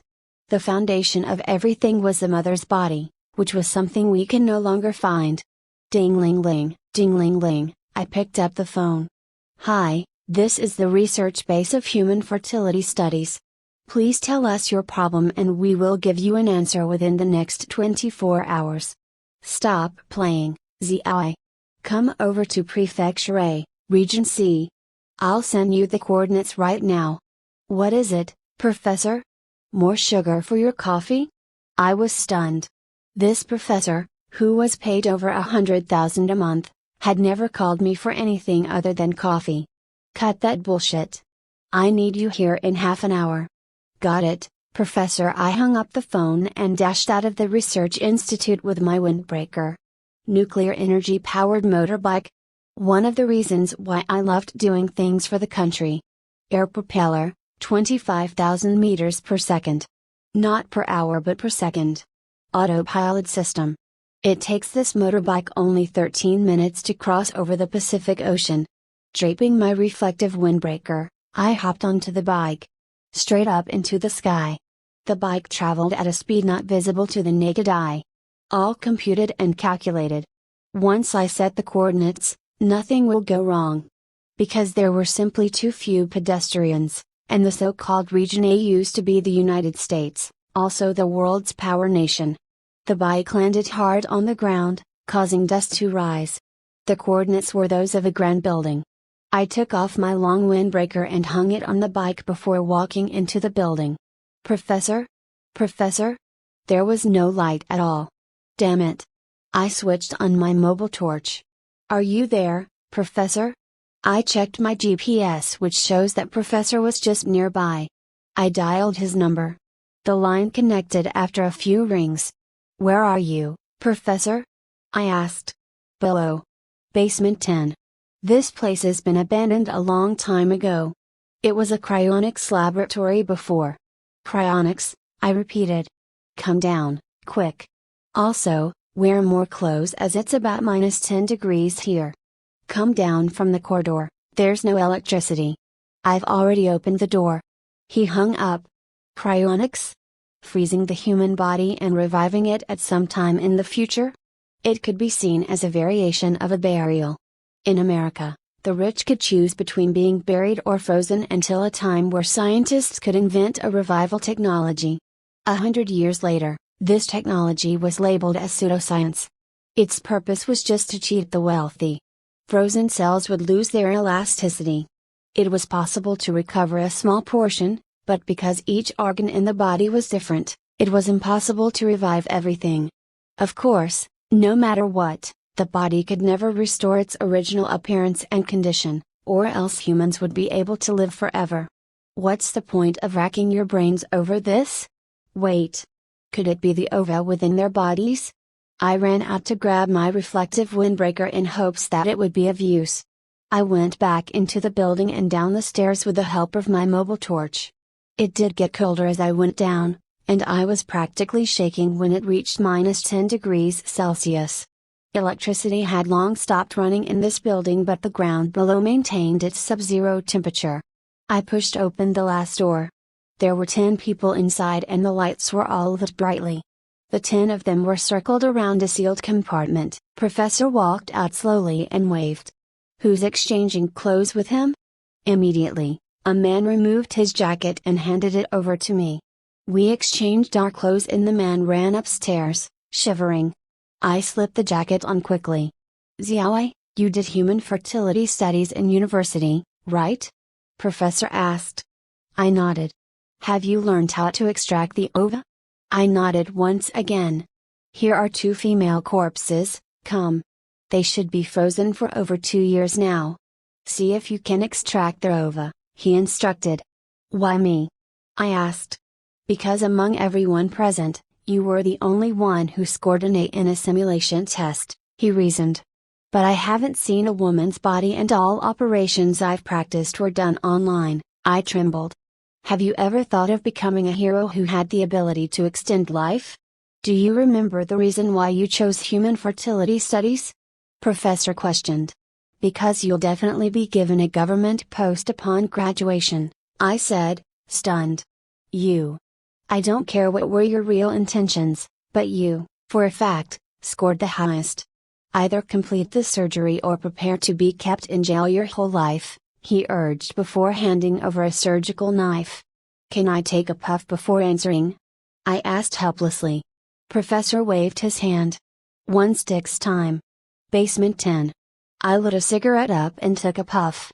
Other than the smoke in my lungs, there was a gush of coldness within. I took another puff before throwing it on the ground and stepping on it. I'll do it, but I need assistance, I said faintly. No problem. These people don't have an A, but they're all talented in their own fields, Professor reassured. I nodded, slightly frustrated. Who's the best with their hands? Only 2 out of 10 people raised their hands. I nodded again. Other than them, the rest may leave. The rest of them looked at each other, clearly not wanting to leave. Professor waved them away. Listen to him. Only then did they withdraw from basement 10, leaving only me and my assistants. I smiled. What's the situation? One of the assistants explained. There's a total of 63 frozen bodies and 16 are women. After screening them multiple times with X-ray, we found out that only 2 wombs are suspected to contain ovum cells. I pointed to the sealed compartment before me. These 2? The assistants nodded. I looked at the implement beside me. Everything I needed was available. After some thought, I instructed, let's do it one by one. Disinfect first. I'll open the compartment and we'll defrost the bodies. We have about 5 minutes to extract the ova, but don't be anxious. I opened a can of sterilizing gas, filling the whole room with it. A simple sterilization considered complete. I instructed the assistants to put the compartment flat on the ground, and as they did that, I noticed that its electric power source was still on. Nuclear energy powered compartment. I pressed the activation key and liquid nitrogen poured out from holes on both sides. The sound of a machinery opening up could be heard. A nude female body appeared before our eyes. This is a woman. She looked different from images in scientific books. The assistants were stunned, too. All right, let's do it. I pressed the defrost button. Instantly, the compartment started warming up and I aimed the knife at the woman's lower body. Since I was extracting ova, I couldn't preserve her body perfectly. It was actually a simple procedure. I made a slit, which was very hard since the body had yet to defrost completely. I had a full view of her womb. It was pretty much as depicted on television programs. I started slitting the womb. Get an X1000 magnification ready, I shouted. The assistant immediately placed a magnifying glass on my eye. The electrical magnifying glass recorded and displayed what I saw on the screen. I started searching for the ova. Wait. Black cells emerged before my eyes.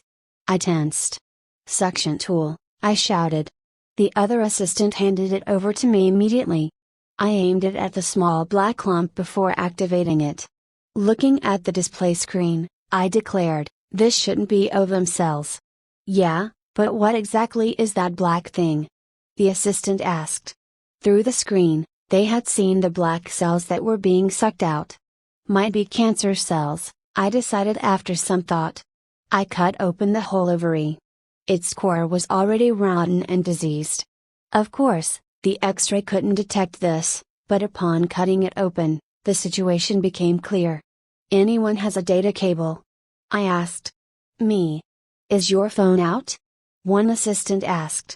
No, but I'd like to see the data in the compartment. I took the cable and I connected it to my phone. After searching for a long time, I saw a small jack on the compartment. There was only one document in the compartment. Written in English. I translated it on the net. My name is Anna and I have stage 4 womb cancer. I chose cryonics because my husband and I had been trying for a kid, but unfortunately I have cancer. Upon hearing about this, we decided to use this method to preserve our future. As such, we gave up our family fortune for this. I hope that my husband and I will be awakened when medicinal science is advanced enough. Enough to cure my illness and bear a healthy baby for my husband and me. I quivered, unsure if it was due to the cold or because of the letter. I sent the operation screen and this document to Professor before writing, I'll rest for 10 minutes before moving on to the next. A minute later, he replied, continue. Learning from my mistake, I connected the data cable to the second compartment before anything else. Similarly, there was only one document. It started with a UBS, followed by 2 rows of numbers, one long and the other short. Below were some English words again. Is there immortality now? If yes, will this money be sufficient to revive me? If it's not enough, take it as my deposit. I have more money to offer upon revival, as long as you let me live forever. I keyed UBS into the search engine and found out that it was the abbreviation of a bank in Switzerland. The 2 rows of number are the user and PIN? I tried logging in. 0 balance. Looking at the records, I found out that the last withdrawal was 200 years back. 1 0, 2 zeros, 3 zeros. A whole $20 million had been taken out. Not only was he cheated of his life, he was also robbed clean of his money. The assistants were staring blankly at the freshly operated female corpse. With a bitter smile, I said, "Let's start." We placed the second compartment flat against the floor again and opened it. The woman inside was breathtakingly beautiful. But no matter how beautiful she was, it was still just a corpse. Again, I carried out the same procedures, but this time I managed to extract this rich lady's ovum. I also knew that there was a slim chance of reviving it. The ovum was no longer active because even with the current technology, frozen ova could only be preserved for 15 years. There wasn't any technology to preserve frozen ova from 200 years ago. It was going to be really difficult to revive it. I opened the door of basement 10 and handed the test tube to Professor. Things ended this way. 2 months later, I got promoted. I was still idling away in the laboratory. Plus, I no longer needed to deliver coffee to Professor. There was no news about the ovum. The government work contract would always start with the words "strictly confidential." As such, I kept it from everyone. It was a Sunday, also my resting day, when my mobile rang. It was Professor. "Xiaowei, come to Continent C's prison. Bring 2 cups of coffee, 1 with additional sugar," Professor instructed before hanging up. I was stunned. Prison? Why me? Did the ovum extraction fail? Why is he bringing me to jail? Why wasn't he arresting me but asking me to deliver coffees instead? I'm clearly already a scientific researcher and not an assistant. Why me? I mumbled grudgingly.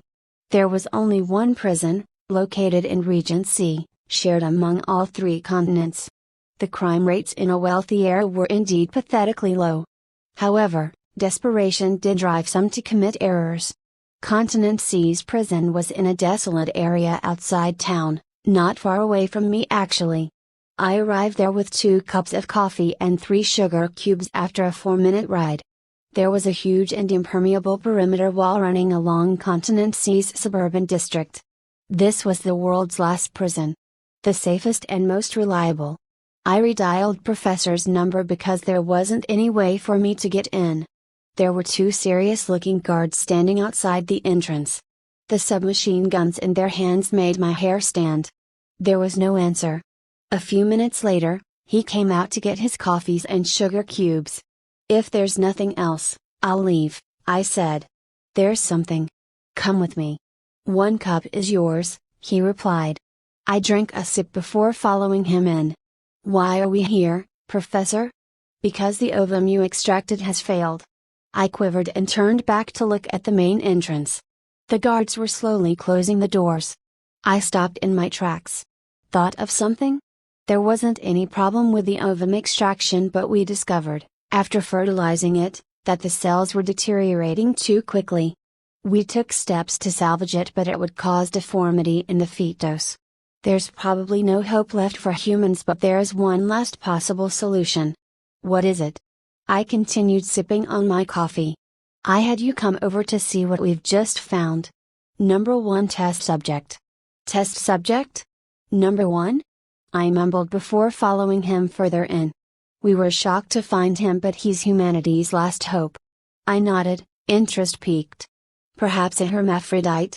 Do you think a normal person can break out of this prison, Xiaowei?" Professor asked. I looked around. "How's that possible?" "You're wrong. Someone had managed to do it twice." "Twice? No way." "Twice. Successfully. This is his 2nd time doing it and getting arrested. He's been confined to an isolated room. On the way, I noticed that the criminals were in striped clothing and imprisoned in individual units. Further in, after passing a door, the criminals were dressed in orange. Yet another door, and there were only 10 over people in this area. Blood red uniforms. The colors represent the severity of their crimes? Good observation skills, but I heard that these blood red uniforms used to be white. They fought and mutilated themselves so much that the clothes were permanently dirty, hence a change of color. I nodded.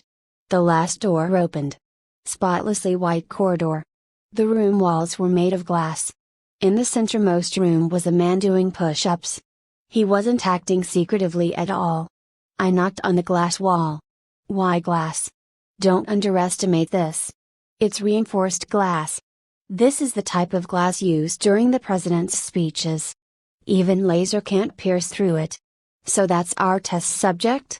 He looks just like a normal human being. Let me tell you his past. He was first caught for stealing cars, a petty crime, and so he wore the striped uniform initially. And then he escaped in the second week. How's that possible?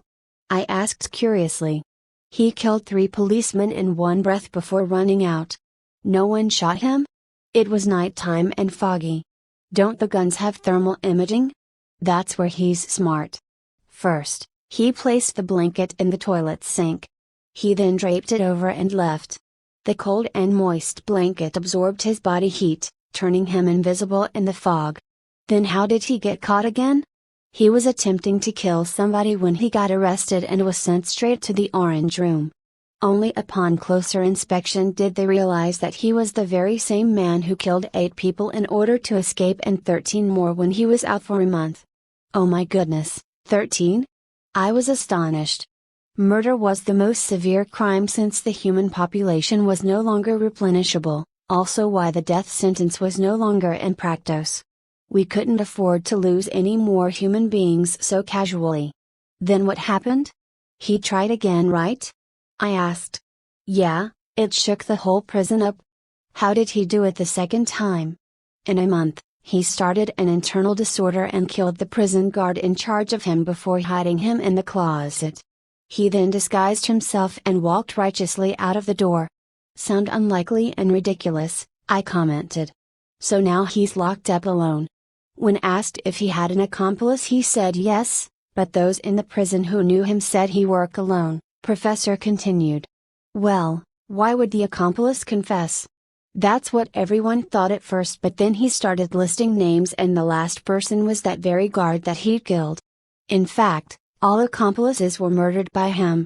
What? I was utterly confused. The prison called a psychologist over and the psychologist said that he did have his accomplices because he had 16 personalities.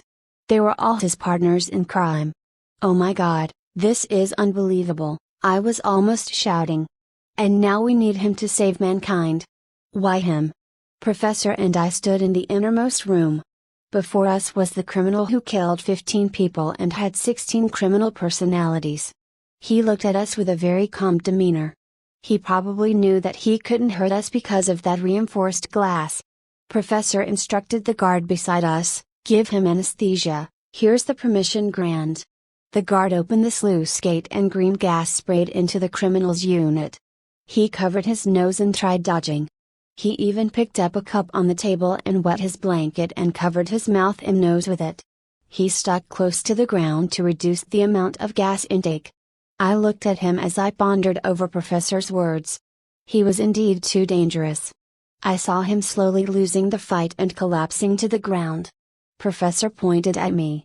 Carry him back to our laboratory. Professor, is this safe? I panicked. The guard reassured. Even an elephant will be knocked out for a full day and night. A human will turn completely numb for at least 3 days, so don't worry. If you're worried, I'll inject a sedative. I nodded without hesitation. The guard opened the door and took out a syringe. As he bent down to administer the drug, the criminal used his blanket to cover the guard's face. Before anyone could process the situation, he had already twisted the guard's neck. In that instant, I pressed the door switch. Slammed it repeatedly, to be precise, hoping that it would close faster. However, the criminal threw himself at me and grabbed my neck.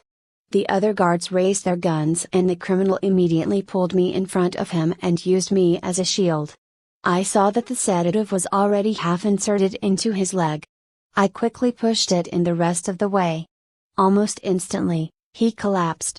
He seemed to have lost his soul at this point. Hiding behind a guard, Professor spoke, "Good one, Zi. Bring him out."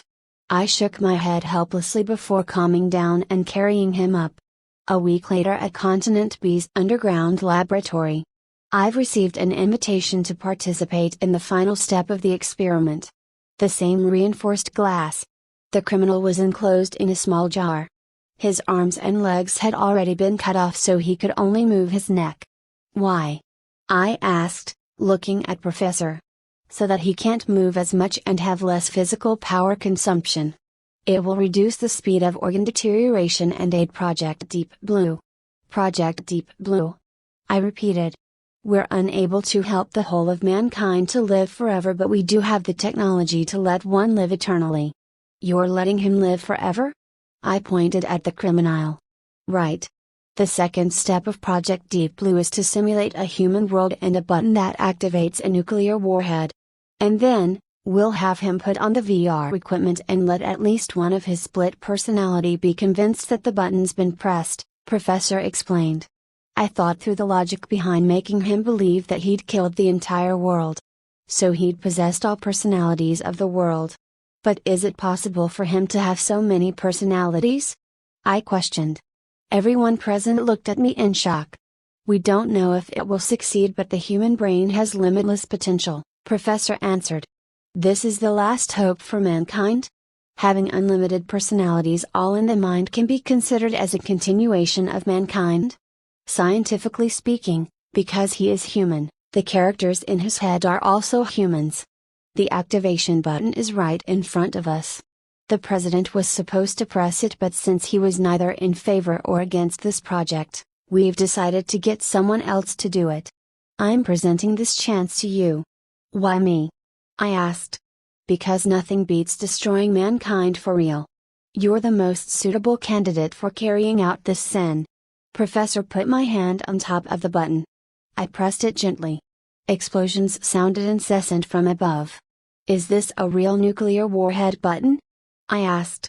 Everyone around was already starting to kill themselves. Wait a minute. At least one personality to believe that he's destroyed the world. At least one personality to believe that he's destroyed the world. At least one personality to believe that he's destroyed the world. I shut my eyes, mind tossing and turning. I opened them. I am soaking in an azure blue petri dish and my limbs have been severed. The laboratory before my eyes was already filled with dust. I also saw a few skeletons. Probably dead for some time now. It appeared that this dream has come to an end once more. Who should be given the first person perspective this time? It seemed like everyone's had their turn. It was so difficult to make a choice. Music filled my ears.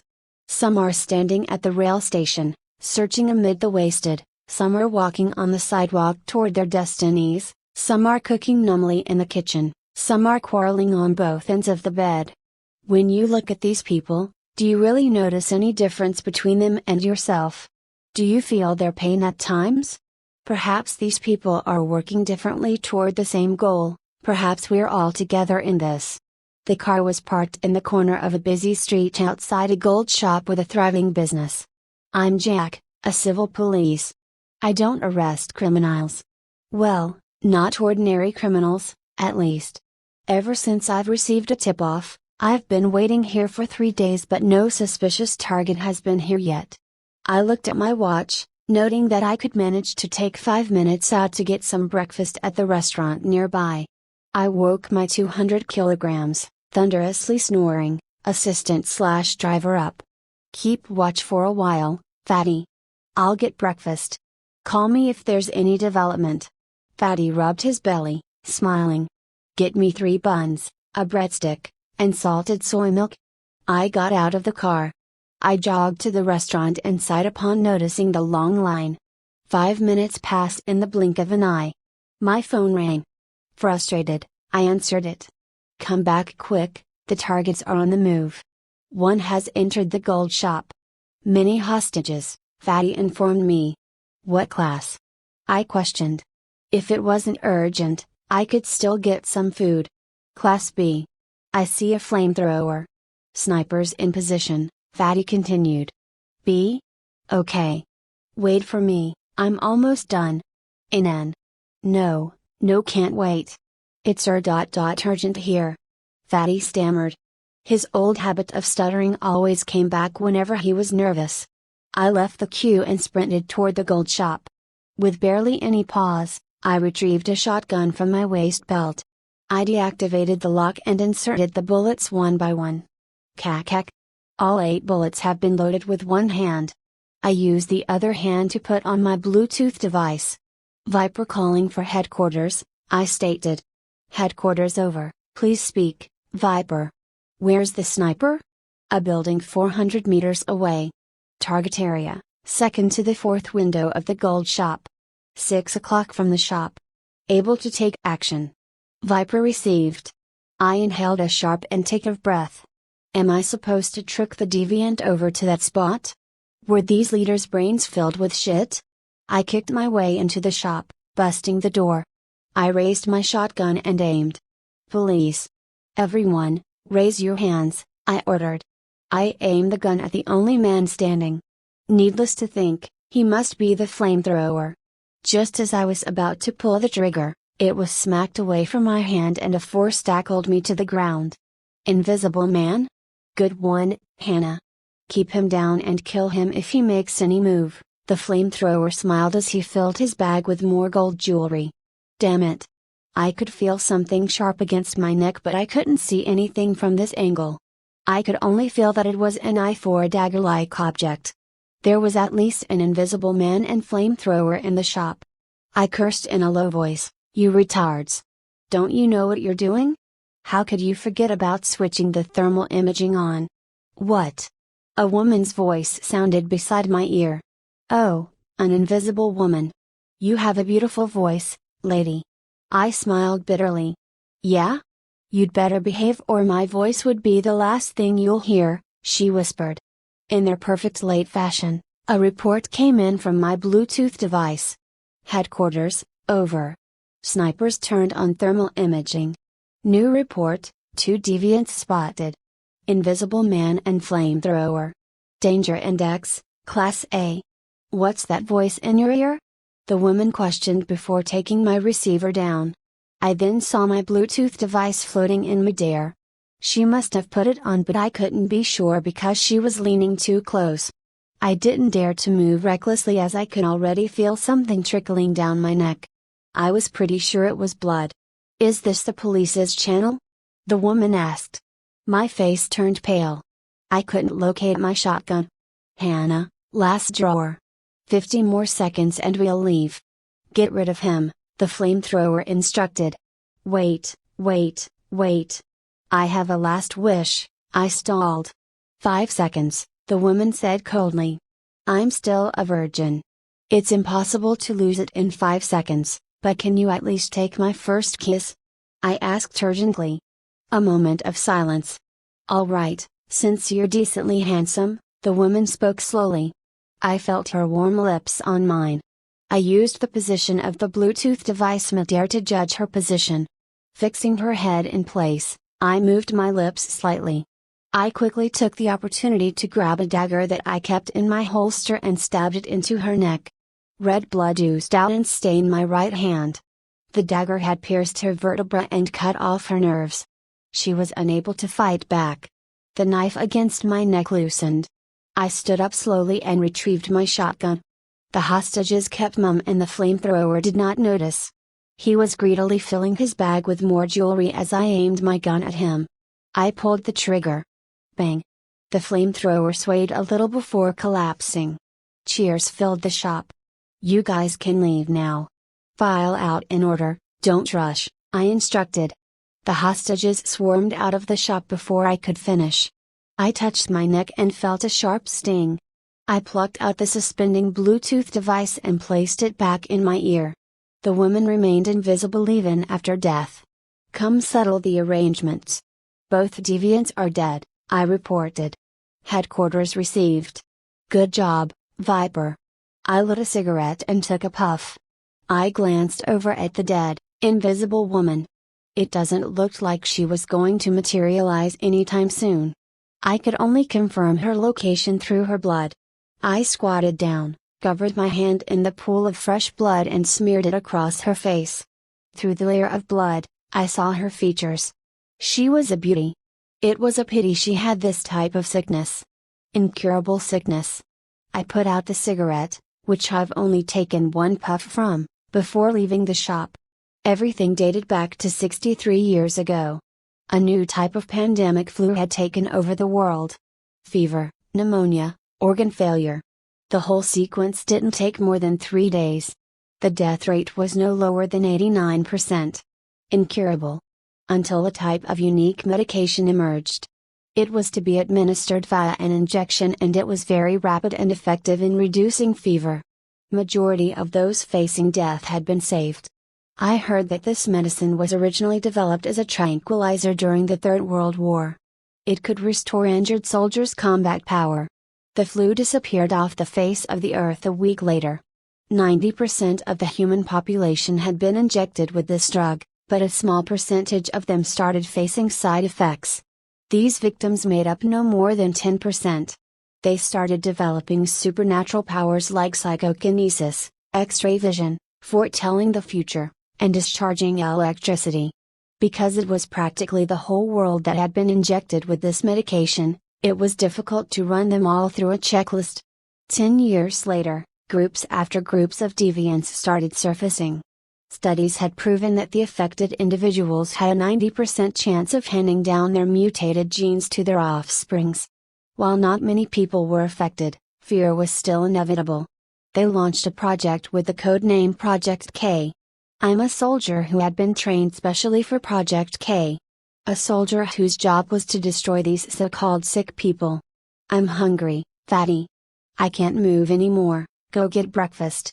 I want a bin paste bun and sweetened soy milk, I said as I slumped into my seat. Sure thing, my hero, Fatty answered enthusiastically before opening the car door. Looking at his fading silhouette, I subconsciously placed a finger on my lips, reminiscing that few seconds of warmth from earlier. When I came back to my senses, I locked the gun and removed its bullets. Fatty returned and flung a bag of food toward me. I fiddled with the bag and took out the soy milk. It was salted. Fatty always got this wrong. I sighed. What's the next mission? Smiling, Fatty replied, wait, let me take a look. He whipped out his phone and pressed a few buttons speedily. Class C mission, run an inspection through the deviants in the slum area. Yet another life-wasting mission? I asked. Isn't it for your safety? Fatty smiled. Fatty's my second partner. Franklin was my first. I was Franklin's assistant at that time and did what Fatty's mostly doing right now, receiving missions on his behalf.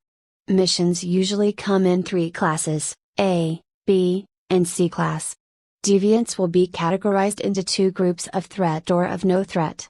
It was easy to separate them since any deviant with even the slightest intention to cause damage would be classified as a threat.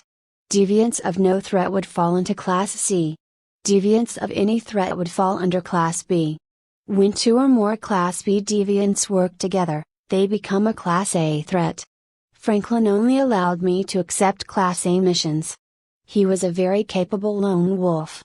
He was the one who had taught me all my gun techniques. But Franklin's no longer around. Inspecting the slum areas was the simplest mission of all Class C missions. Basically, it involved bringing a notebook, going house to house, and verifying the deviants' identities. Class B deviants could be killed immediately. Deviants that posed no threat could live on like any human being on the condition that they have to be chemically castrated. It was done to prevent them from handing their mutated genes down to the next generation. As such, more than 90% of these people were poor. And some threatening deviants would hide in the slums. I knocked on the door as Fatty hid from a distance. Who is it? A voice came from behind the door. Police. Conducting checks, I shouted. The door opened slowly as a thin figure appeared before me. Name? I asked with a pen in my hand. Ake, the frail figure answered softly with his mouth closed. What abilities? I asked faintly. Ake opened his mouth slowly and an eye-piercing light shone from within his mouth. I immediately put my sunglasses on. You can close your mouth now. Anyone else in the house? My cousin, Dick, he answered with his mouth shut tight. Get him here. What abilities? I asked while subconsciously taking out my shotgun. When the lights came on, another man emerged. Dick, no abilities. Just an extra thumb, he reported before raising his right hand. Starting from a few years ago, deviants with deformity fell under Class C. But in order to reduce the chances of newborns developing deformity, affected individuals would have to give up their rights to reproduce. Don't ask me why they couldn't just undergo surgery to become a normal person. Once born a deviant, always a deviant. This label would stick with them for life. Any attempt to disguise themselves as a normal human being would throw them into Class B. I pressed a button on my sunglasses. With the thermal imaging switched on, I scanned the room once more. I shut the door slowly when I was certain that there was no one else in the house. Fatty walked over and smiled. How was it? What do you think? Next one. I wrote some notes down before heading over to the next unit. It took one morning to run through half the slums. No discovery. There was nothing to be discovered. This was the simplest mission, anyway. The sun was burning the ground and there were exceptionally few people on the road. Sweat poured down Fatty's face. I'm hungry, Jack. Let's get some fast food. I want an ice cream cone. My phone suddenly rang. It was the headquarters. Calling for Viper. Viper, received, I answered. Still in the slum area? Just finished. I am about to leave, I replied. Class A escapee was found within your region. Class A? How many of them? What abilities? I questioned. Just one. I'll send his photo over to you. Send it to Panda. I'm not using a smartphone. One person. Why Class A then? I asked in doubt. Upon hearing his name, Fatty asked, Me? What are you doing to send? Photograph of the suspect, Class A, I informed. Fatty closed his mouth and unlocked his phone. I don't have any information for now. The tip-off came in a red document and I have no rights to get involved. I can only tell you that the suspect might have more than one special ability, hence a Class A deviant. I'll wait for your good news. Two Class B partners working together would be regarded as a Class A case. It must work the same for an individual with two Class B abilities. It was my first time experiencing something like this. Fatty raised up his phone. Any impression? I looked at the photograph in his mobile. A very ordinary looking child, no different from any human being. Except for his golden eyes, nothing else seems strange. I wrinkled my brows, slowly starting to recall something. I flipped through my notebook. Wait, I remember. Unit 402. An aged woman and her child. This child was her kid. They had a 90% resemblance, except that the child looked slightly younger than reflected in the photograph. I opened the car door. Mission, Class A. Fatty looked displeased. Nah, why a mission now? Unit 402 from earlier. An old lady and a young child, do you remember? I asked, jogging up the stairs. Fatty stared at his screen, scratching his head. I think so.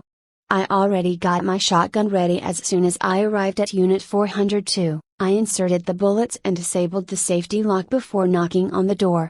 The aged lady appeared. She was about 60 to 70 years old. Pointing my gun straight at her, I demanded, Where's the child? I remembered her words. She had no superpower and she had to rent a unit here as she was too poor to raise her child elsewhere. Inside, she pointed down at the hallway, her hand trembling. I took out a glow stick, broke it, and threw it on the ground before walking in. Shortly after, the orange-yellow light illuminated the whole room. I had a clear look at the child's face. He was staring at me. He had a pair of bright golden eyes and he was smiling at me. I aimed my gun at the child with one hand and used the other to obstruct the aged lady beside me. I fired a shot. The child stood in the same spot, unharmed. The shot had been fired and the chair behind the child had been shattered. Psychokinesis? Speed? Or did I miss? All kinds of possibilities floated within my mind. The child walked slowly toward me. In a straight line, I took aim and fired once again. The child dodged all of my bullets very naturally by leaning his body toward the left and right. And the things behind him started crumbling. He moved very slowly. I fired consecutive shots but he managed to avoid them all. He was in front of me by now. I extended my arm in an attempt to grab him, but he was already out of the room. He stopped for a moment and we made eye contact. He was smiling. A mocking smile. I raised my gun again. Half a meter's distance. He has nowhere to hide. It's just not possible. With his speed, he can never dodge this. I pulled the trigger. No bullet left. The child turned around, ready to flee. He knew I had no bullets left? Is that his power? Or what could it be? Why was he bulletproof? Why shotgun, Franklin? I asked. Do you know why I'm able to kill so many deviants? He returned with another question. Can't you kill them with other guns, too? It's too easy to misfire with a shotgun, I commented. Which is why I choose to work alone, Franklin smiled. What do you mean? Because first, no short-range shots will be missed, and second, I'd never want to miss, he finished. He became a lone wolf since no one dared to work with him. Near-range shots weren't supposed to go off target, but with Franklin's shotgun, I'd misfired 7 bullets. When I regained my senses, the child had already escaped over 20 meters away. Fatty ran over and brushed past the child's shoulder. He gasped for air and looked at me, not knowing what to do. Shoot. He's a Class A deviant, I instructed. Fatty was stunned. But what? He's running away, I shouted anxiously. Fatty retrieved his gun and fired a shot. It was a hit. The boy did not collapse. He kept running further and further away. You got it? I shouted. Yes, but it's a tracker that I've shot, Fatty replied. Looking at Fatty's size, I decided not to have him chase after the child anymore. I aimed the gun at the old lady's head. What is he, exactly? He's not my child. He's my husband. What nonsense are you spouting? I held the gun close to her head. Fatty jumped in nervously. Calm down, Jack. There's a tracker on him now. We'll be able to catch him. Before we catch him, we got to know what exactly he is first, I responded, not loosening my grip on the gun. The old woman was scared speechless. Fatty stepped close to me, grabbed my gun and pointed it at the ceiling. Tell me slowly, madam. You said he's your husband? She kept silent. Fatty directed the gun back into my holster. I sighed before securing it in place. I'm not as patient as he is, so if I were you, I'd speak up fast, I warned. Fatty pulled the lady further into the house. A wooden table and 3 old stools. The dim light in the room barely illuminated our faces. The old lady smiled bitterly. I don't have much to offer you here. It's all right. Let's talk about your husband, Fatty said warmly. After a short silence, she said, he's my husband. When we first met, he was 39 and I was 25. I was deeply attracted to his golden eyes. That child was a middle-aged man when you first met? Fatty asked in shock. I figured. Reverse aging, I added. Reverse aging brought no harm and was very unique. However, what I couldn't wrap my head around was the fact that he'd managed to dodge all my bullets. I did not give up on us even after realizing he's a deviant. We chose to hide. It wasn't easy for us, but we were happy. It was only until a few years back that I discovered his secret, she explained. What secret? Fatty asked eagerly. I thought about what the headquarters had mentioned. Class A deviant. A reverse aging deviant will not fall under Class A. Was the secret about his second ability? As I grew older, he became younger. Of course, this isn't the most important thing. I wanted to have a baby with him, but I was unable to. That was when I discovered his ability. What? Fatty asked. I smacked the table. Go straight to the point. Are you stalling for time? Those who've seen his eyes will not be able to reproduce, she revealed. Lose the ability to bear children? I asked. His golden eyes resurfaced in my mind. With mere eye contact? Fatty asked. Yes. We hid in cities, one after another. We moved every year, all the while with him becoming younger and younger. I'm 50 now and he's like a 9-year-old, she continued. How many cities have you two been in? Fatty questioned, astonished. Can't remember, was her reply. Fatty looked at me. I stood up. Other than those two characteristics, does he have any more superpowers? Like possessing the lightning speed or the ability to foretell the future? The old lady shook her head.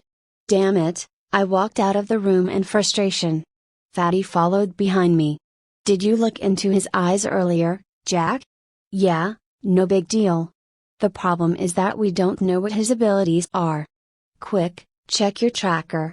Fatty quickly retrieved his phone and pressed some buttons. I think I do look into his eyes. Just a little though. Am I not going to be able to reproduce? I'm still single, how can this happen to me? Fatty went despaired. I stared at his phone, noticing that the red dot had stopped at a nearby street. I gave the headquarters a call. Viper calling for headquarters, I started. Headquarters received. Please speak, Viper. Street 34. I'll send the suspect's location over right now. The position of Class A deviant, the suspect you had me check up on, locked down, I said. I threw the phone back to Fatty. Share his location with them. Don't follow if you're worried about not being able to reproduce. Fatty nodded and remained in his spot. I took out my gun and jogged toward Street 34. I loaded my bullets, devising a plan on how I could arrest him. I gave the headquarters another call. Viper calling for headquarters. Headquarters received. Please speak. Have you seen the suspect's location? I asked. Yes. He's experiencing reverse aging and those who've seen his eyes will not be able to reproduce. I suspect that he can predict about a few or 10 seconds into the future. I hope you can dispatch more officers and promote this case to Class A+, I explained. Request received. There are 4 teams of commissioners close by.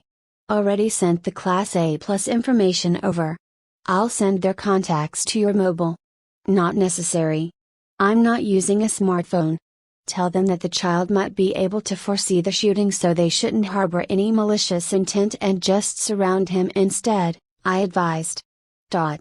What kind of deviant do you deem the most dangerous, Franklin? Most dangerous? Every single one of them is equally dangerous, but those with premonition are the hardest to deal with, he answered with a smile. Premonition? I repeated his words foolishly. Listen to me. If you meet deviants like that, you must convince yourself that you're not trying to cause harm since they can usually predict a few seconds into the future. They can see that you're planning to hurt them so they know how to avoid your attacks. Free your mind and they will be helpless, Franklin told me. Can't kill them with evil intentions? I asked. Impossible unless there's a surefire attacking method, like dropping an atomic bomb or sniping from thousands of meters away, Franklin added with a smile. I nodded. Of course, there aren't many deviants with this ability. I've only met one so far. He could look 5 seconds into the future. I chose to let him hold me captive. As he ran away while holding me against him, I hid my gun in a position that he couldn't see and shot it through my stomach. The bullet came out from me and entered his body, effectively killing him. Franklin lifted his shirt up to reveal the vivid scar. The red dot did not move. He was only a street corner away from me. I turned around quickly and saw the kid. He was sitting on a wooden bench, gasping for breath. He must be tired. It made sense since he was an old man trapped in a child's body. That run must have tired him out. I raised my gun and the document in my hand. Police case. Everyone, step back. I aimed the gun at the child but did not put my finger on the trigger board. He would know if I harbored that intention to shoot. Indeed, he did not escape. Instead, all passers-by fled the scene. I approached the child slowly. You can predict the future, can't you? He only looked at me. A few colleagues appeared at the street corner. I was a few more steps from him but I kept my finger off the trigger. How many seconds in advance? I asked. He remained silent. My colleagues have already blocked off the street corner by now. Surround him, I ordered. This must be him, eh? A colleague from far away asked. I wrinkled my brows. Don't look into his eyes or you won't be able to reproduce. A few of my colleagues quickly diverted their gaze away from his face. I held the gun against the child's head. Do you think you can avoid this bullet now that I'm so close? No idea, he said softly. It was very hoarse, however, like that of an old man. I slowly moved my finger to the trigger but he did not move. Has he given up? I placed my finger firmly on the trigger before pressing it down. Everyone was stunned by the next scene. With a part of the gun barrel, the child had managed to deflect the bullet to the side. It didn't seem like he had the ability to foresee the future.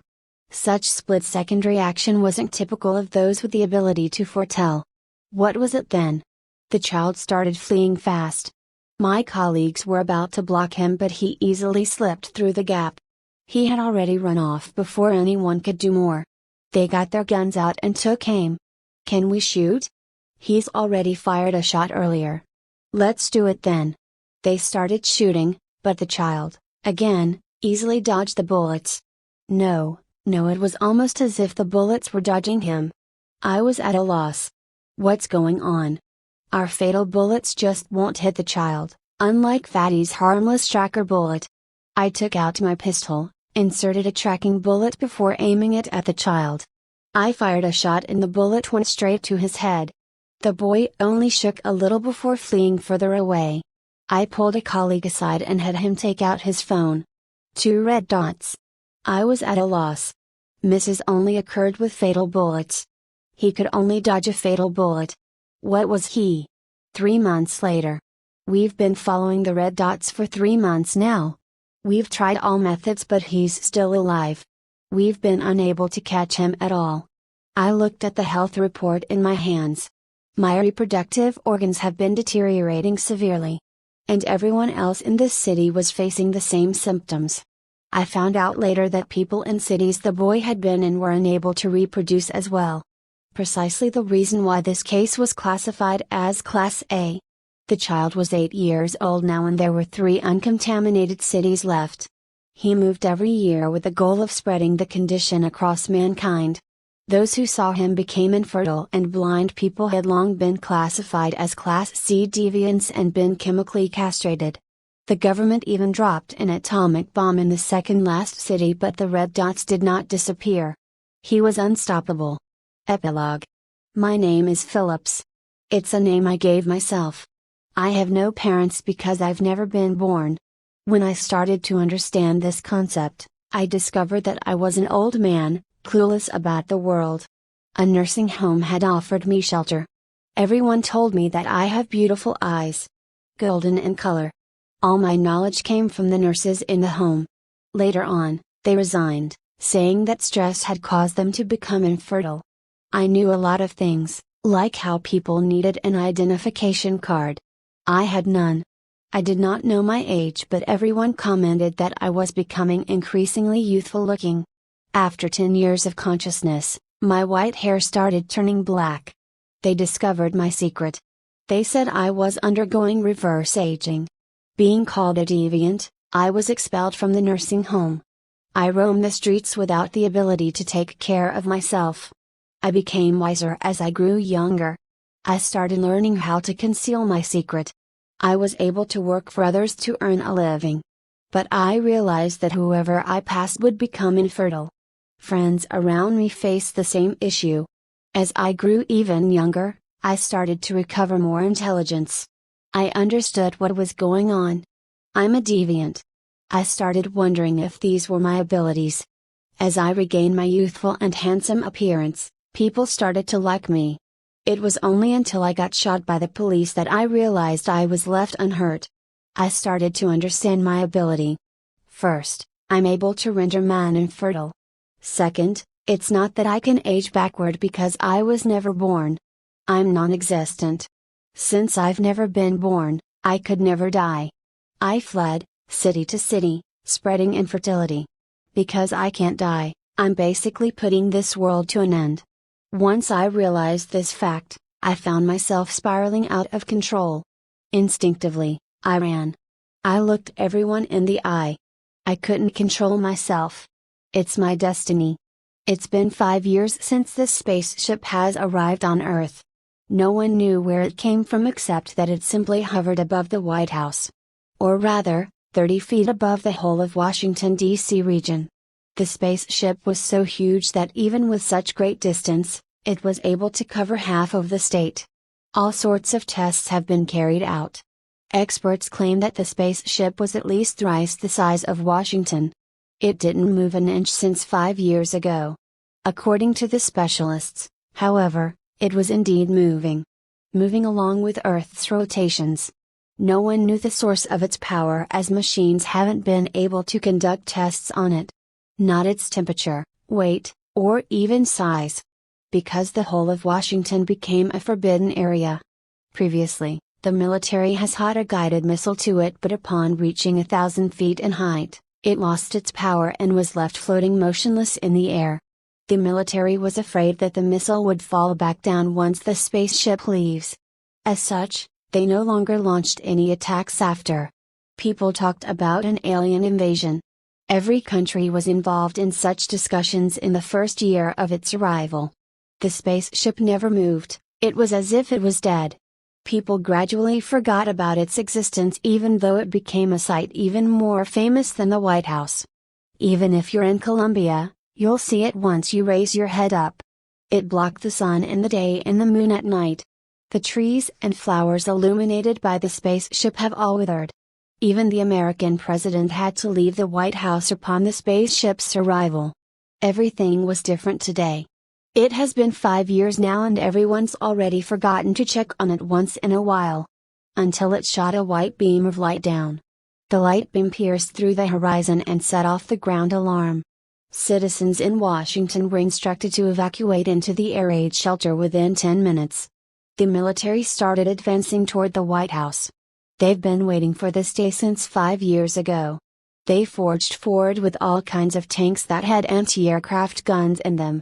The white beam of light shot down on the roof of the White House and a strange black figure descended slowly.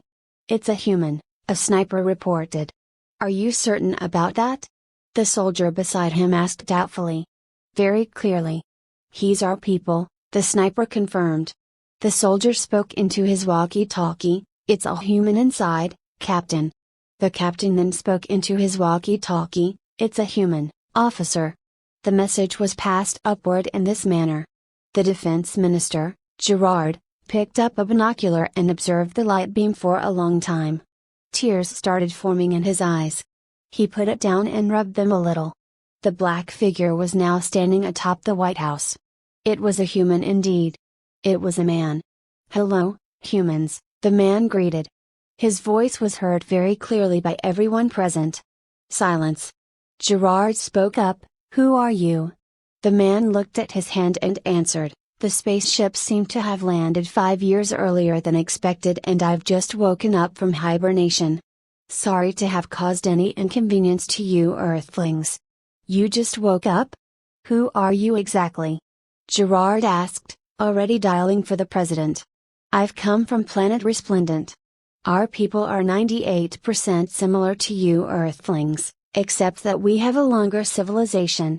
We attribute the phenomenon to Earth's incapability to further progress to reincarnation." "Reincarnation?" Gerard repeated. "Earth will regenerate every 50 million years, which is unlike planet Resplendent. As such, our technology is much more advanced. Whenever you guys are about to reach our realm of science and knowledge, Earth will be destroyed. The most Earth has done was to discover medium-term technologies, but even then, it still underwent reincarnation," the man explained with some hand gestures. "You mean our Earth is constantly being replaced?" Gerard asked in astonishment. "We've been studying you ever since we discovered Earth.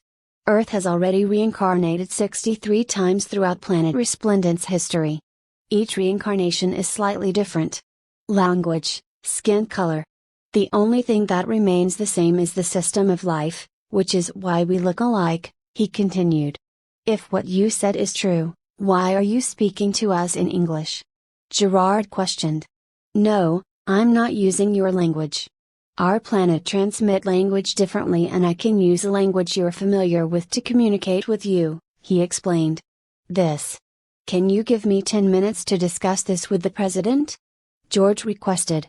Sure thing, the man replied. Gerard raised his phone up. Mr. President, did you hear everything? Very clearly. Are they aliens? The president asked over the phone. I think so. Gerard nodded. This is classified information.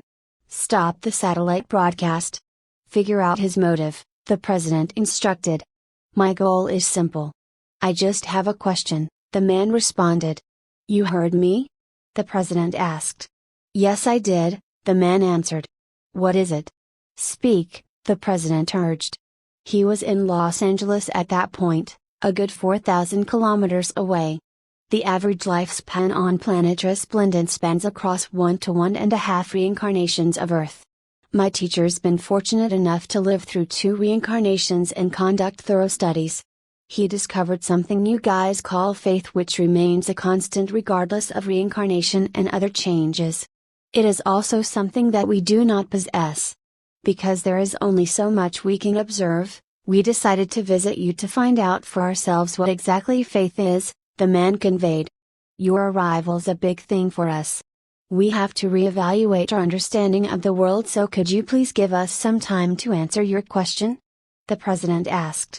It's not urgent. I can stay around for about 1,000 years. I'll leave before your next reincarnation. Of course, there's no way you guys can avoid it. We've been here many times, and after each reincarnation, none of you actually remembers us at all. We come with a different goal each time because you Earthlings are indeed very similar to us. We regard Earth as a point of reference for us, the man finished. The president crinkled his brows. How are you going to understand our faith? I would like to take 8 Earthlings back to my planet to educate us on what faith is. Because your lifespan is only about 60 years, I'll have to freeze their bodies before taking them away. Please give us a few days to consider your proposal and find suitable candidates, the president responded. All right. A white beam of light brought the man back into the spaceship. Gerard asked over the phone, what is faith, Mr. President? What do you think faith is? The president returned the question. After some thought, Gerard answered, faith? America is faith. War is my faith. Victory is my faith. He wants 8 men who can teach them what faith is. Can I count you in? The president asked. If it's for America, it would be an honor. No, I can't let you go, or Star Wars is really going to happen. The president shook his head helplessly. What do you think faith is then, Mr. President? Gerard asked again. With a bitter smile, the president answered, no idea. I'll launch a meeting with the United Nations. I'm sure other countries know of this matter as well. The president shut his phone and Gerard looked up at the spaceship with a grave expression on his face. Faith? Gerard mumbled to himself. Do we await orders or withdraw, officer? A soldier asked. Withdraw. Leave the rest to the president, Gerard instructed. The next morning, president's office. 194 monitors with faces on them. The monitors were of different sizes, closely placed before the president's seat. The biggest screens were a meter long, there were only 6 of them. The smallest ones, about 10 of them, were only about the size of a palm. There was a country flag on the top right-hand corner of each monitor. The president started, I'm sure you guys already know of this? The presidents of 194 countries started nodding their heads. The United Nations had 193 member countries and 2 observing members. The discussion was lively at this point. Through his earpiece, the president was bombarded with all kinds of translated content.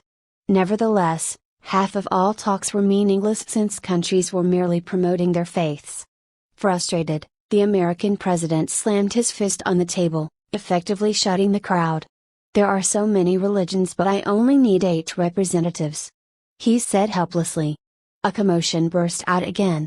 The American president continued, regardless of disagreements, they have requested 8 people from us. What are you guys chit-chatting about? It's of no use. Since this happened in my country, I'll make the decision. The crowd went wild again. The American president cut off all connecting lines before taking his earpiece down. What all these people did was just talk about their own cultures. He pressed a button on his telephone. "Call in a few professors," he ordered. 20 minutes later, 3 professors entered. "Read this and share your thoughts," he said, handing over a document with the alien's photograph in it. They read through the document and kept quiet for a long time. "So what are your thoughts?" the president asked. The younger one among the trio spoke up. "It's not the aliens' first time visiting our planet. According to him, we are always undergoing reincarnation. If that's the case, it really doesn't matter who's to be sent over, does it?" Looking at the professor who spoke, he continued, "What kind of people should we present to him then? Logically speaking, religious representatives should be sent over. A Christian priest, monk, witch, Taoist priest, prophet, shaman, and so on," the professor enumerated. Another professor interrupted, "Or a scientist, athlete, chef, all of whom are contributing to the progress of mankind. Then why not present to him a criminal, nutcase, depressed individual, elderly suffering from dementia, and a mentally deficient child for them to study?" the third professor suggested. Dead silence. "Basically, the selected few pose no effect whatsoever on this world?" the president questioned. The 3 professors exchanged glances and nodded. With a wave of his hand, the president sent them away. The next day, he sealed the whole national border. All armed forces were assigned along the borders of all 56 states. Those without America's passport were kicked out, and even Americans weren't allowed to return at the moment. Even passengers who'd landed were forced to return to their point of departure with all connection cut off. Upon receiving his mission, Gerard had confirmed it thrice before locking the whole of America down. The president started a live broadcast, connecting to every television channel. It was a major amplification and glorification of the matter. After an impassioned speech, the president coughed a little before continuing, "Our time will restart over and over again. We are trapped in this endless cycle. We have a chance now, however. A chance presented only to America. At 12 in the afternoon today, every registered mobile phone will receive a message. Only 8 names will be chosen to visit Planet Resplendent in exchange for a chance of change," the president finished, leaving the whole America fired up. Television programs resumed. The president wiped away the sweat from his forehead while asking the cameraman, "Is my speech successful?" With a thumbs up, the cameraman responded, "Even more exciting than your election." Everyone waited anxiously for their messages. 1 minute to 12. 5 seconds. 3 seconds. 2, 1. Messaging ringtones rang simultaneously. "You are not chosen. I'm a fresh graduate. That day, I was lying on my bed, reading the newspaper. I was searching for a suitable job, and God knows how many CVs I've already sent to companies all over. I glanced over at my phone when it rang. You've been chosen to visit Planet Resplendent. Please head down to your nearest police station or court." Planet Resplendent? I threw my phone aside. Mom walked in. "Did you receive the message, son?" Probably a pointless question, but I'm still curious. "After all, only 8 have been chosen," she asked. "What?" "The president has picked 8 people to visit Planet Resplendent. Wonder who are the lucky ones," she explained. "Mom? You've been watching too many dramas." I stood up, looking at her. She came over with her phone. "Something like this." I looked briefly at the message. I picked my phone up and looked closely at the message. "Only 8 names? Why, silly son? Don't tell me you got it." She rushed over, staring at my phone screen. I dashed over to the nearest police station. Holding my phone up, I looked eagerly at the police on duty. Half an hour later, a Lincoln limousine appeared before the station's entrance. Mom was there when I got escorted into the car. The car drove toward the White House. I was directed to the center of the lounge upon my arrival. 3 people were already waiting there. "Have you guys been chosen, too?" I asked. They were of different ages and skin colors, but all nodded nevertheless. Because the skies were off limit, another car appeared 6 hours later, carrying 4 people. All 8, old and young, were gathered. No one told us what to do. A government official closed the gates of the White House. An African American boy smiled. "It's just the 8 of us here now. Let's introduce ourselves?" Everyone nodded in agreement. The boy licked his lip before starting. "I'm Franklin from Washington. I was stealing a car when I received the message." "What luck?" The boy nudged me a little after he finished. "Hi, I'm Chuck, Chinese American. I came here with my mom when I was 7. I just graduated from university and have yet to find a job." "You won't need a job anymore, brother." The African American boy grinned. A middle-aged Caucasian man spoke up, somewhat annoyed. "Name's Michael. I have some savings from the past and a small villa in Hollywood. Life's been pretty decent until I received the message and got forced to go here." Right as he finished, a balding uncle exclaimed, "I recognize you, Michael. I'm Clifford, remember me?" "Clifford?" Michael repeated, scratching his head. "North Yankton, 30 years ago? We were classmates," Clifford supplied excitedly. After a short pause, a smile broke out on Michael's face. He rushed over to give Clifford a big hug. As the next person was about to introduce himself, the whole lounge lit up. White light shone in through the windows and everyone fell silent. It was so bright, like in the afternoon, that everyone had to squint their eyes. A huge boom sounded from the roof, followed by sounds of footsteps. The footsteps grew louder, and shortly after, the main gate of the White House opened. There was a fear of the unknown and immense pressure overtaking the hall. The man before us was simply too perfect and not at all human-like. He spoke slowly. "Are the 8 of you going to provide me with answers?" It was as if the man was speaking right by our ears. Everyone started nodding their head vigorously. The man continued, "My spaceship moves too fast, so it's impossible to bring such weak human bodies over." "What do you mean? Aren't you bringing us to your planet?" Franklin asked. The man took out a gun-like object. "We've studied the composition of Earthlings' bodies. They're very much different from ours. Upon death, something called spirit will emerge and its weight is still at 21 grams. After compression, it becomes as dense as our core. Only in that way can all 8 of you follow me to Planet Resplendent." The man fired a shot.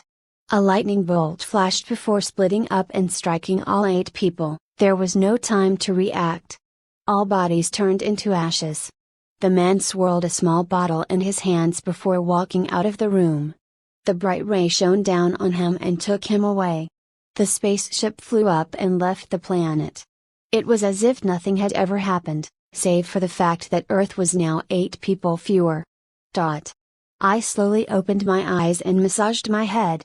I've never felt this awake and clear-headed. Information started loading in my brain. The last thing I remembered was the alien man firing at us. Am I dead? I glanced down at my hands. My skin was snow white, fingers slender. These were not my hands. I looked down at my body. It wasn't mine. I could see strange things through my eyes. Numbers would appear at times, too. What's happening? My body had become perfectly proportional. I touched my face. I could feel that I no longer looked the same. What exactly was going on? I got off the bed. The sunlight was exceptionally glaring. I opened the windows and looked up. There were 3 suns. I quickly shut the windows and opened the room door. It was that man. "Don't kill me," I shouted. "I never did. Perhaps on that planet, yes. I merely extracted your soul, brought it here, and gave you a new body," he explained. "Planet Resplendent? 3 suns? This is Planet Resplendent?" I asked urgently. "That's right," was his reply. "Where are the rest? All 7 of them?" I questioned. "Their souls aren't as detached as yours and are still lying dormant. You might be the only one we have left. I'll bring you to my teacher now. Please tell him what faith is," the man said. "Faith? Why do I have to talk about this? And them? Aren't they going to wake up?" I asked, bewildered. "This is why you're here. We gave you guys a brand new life in the hope that you can unravel the secret behind our planet. Please don't disappoint us." Helpless, I followed him into a very robotic room, in which sat another man who looked exactly like the first man I saw. "Who is he?" "Your twin?" I asked in shock. "He's my teacher," the man answered. "Teacher? Why do you two look exactly the same?" "The same? Every one of us here looks the same," he responded. I quivered, immediately searching for a reflective surface within the room. I found a concave mirror on the wall and caught a glimpse of my face. Just as he said, we had the exact same faces. Touching my face, I shouted, "Why?" "Why what?" Both men asked in unison. "Why's my face like that?" I questioned. "Because you're one of us now," the man replied simply. I was dumbstruck. The man wrung his head out and held it with his left hand. He flipped a lid on his head open. "This is us." I saw a microchip. He was all machine. "You're saying that we're all like that?" I asked. "You're more complicated since we extracted your soul and planted it into the microchip. As such, you cannot be dismantled, otherwise, it might cause malfunctioning." "We're not sure," he explained. "What about my partners?" I asked. "Same as you." I felt around my crotch area. There was nothing. "How do I eat and shit? What about sex? What are we, exactly? What's the use of those? Aren't we a more perfected version? Stop digressing and tell us what faith is. You guys are robots. Shouldn't you be immortal then?" I shouted. "The microchip is our storage. Everything will be saved inside, and upon hitting the limit, we will die. My teacher's managed to live through 2 reincarnations because he only has 5 minutes a day. So don't waste his time and tell us what faith is, quick. Why is it so important?" I questioned. "Our ancestor once told us that we've already reached our maximum potential and that faith is the key to a breakthrough," the teacher spoke up. I stared at him blankly. "You want to know what faith is? Revert me back and I'll tell you," I bargained. "Why are you so ignorant, human? You're the most advanced and perfected version of yourself now." Hey, I laughed bitterly. "So what exactly is true faith?" The man repeated his question. "Fuck faith and fuck science," I screamed as I tried to strangle myself. I strangled with all the strength I've got.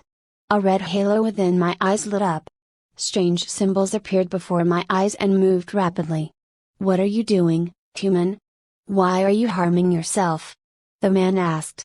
The red light grew brighter and I felt my body turn numb. 4 words emerged. It wasn't any language I've seen before, but I understood them. "Safety mode." A sheet of white took over my vision. "You're finally here," a voice sounded in my ears. "Who are you?" "I've been waiting a long time now." "I'm from planet Earth," the voice continued. "Then who are these people? What are they?" I shouted. "I'm just a projected image now." I looked quietly into the sheet of white. "Our science has advanced enough for us to travel into the future. I was an astronaut, who had been asked to orbit the Earth. When I was getting ready to return, I saw the Earth undergo reincarnation. The whole planet collapsed and an azure planet re-emerged. I was at apogee and hence avoided that.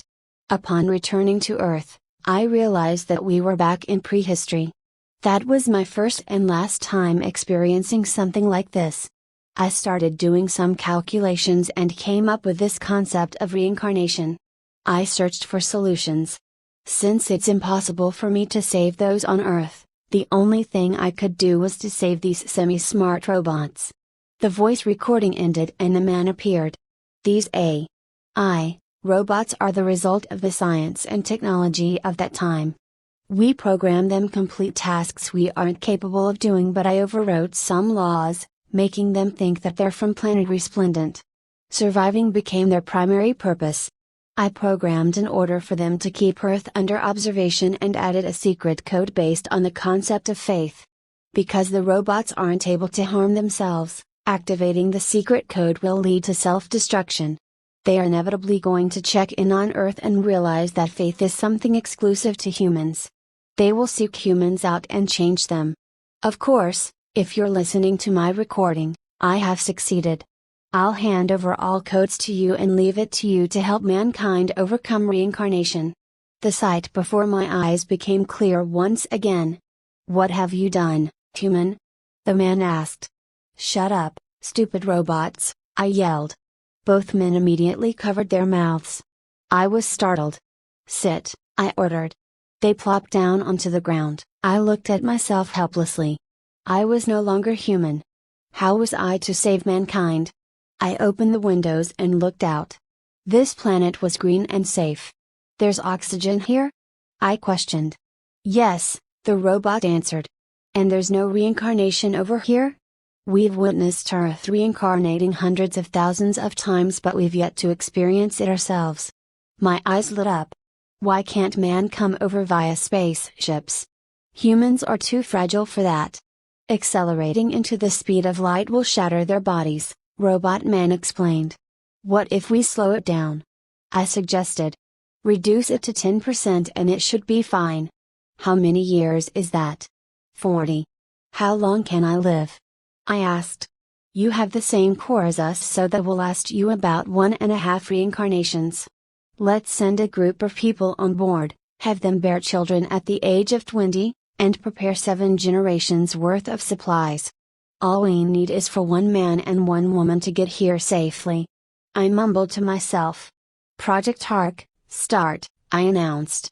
Numbers and data appeared before my eyes, pre-calculating all the issues I'll face. The college entrance exam was 3 days away. I've been awake for a week now. This was all because Xiaomai's agreed to be my girlfriend on the condition that I enter the same university as her. Xiaoman University. A student would need an average of 629 points to be accepted.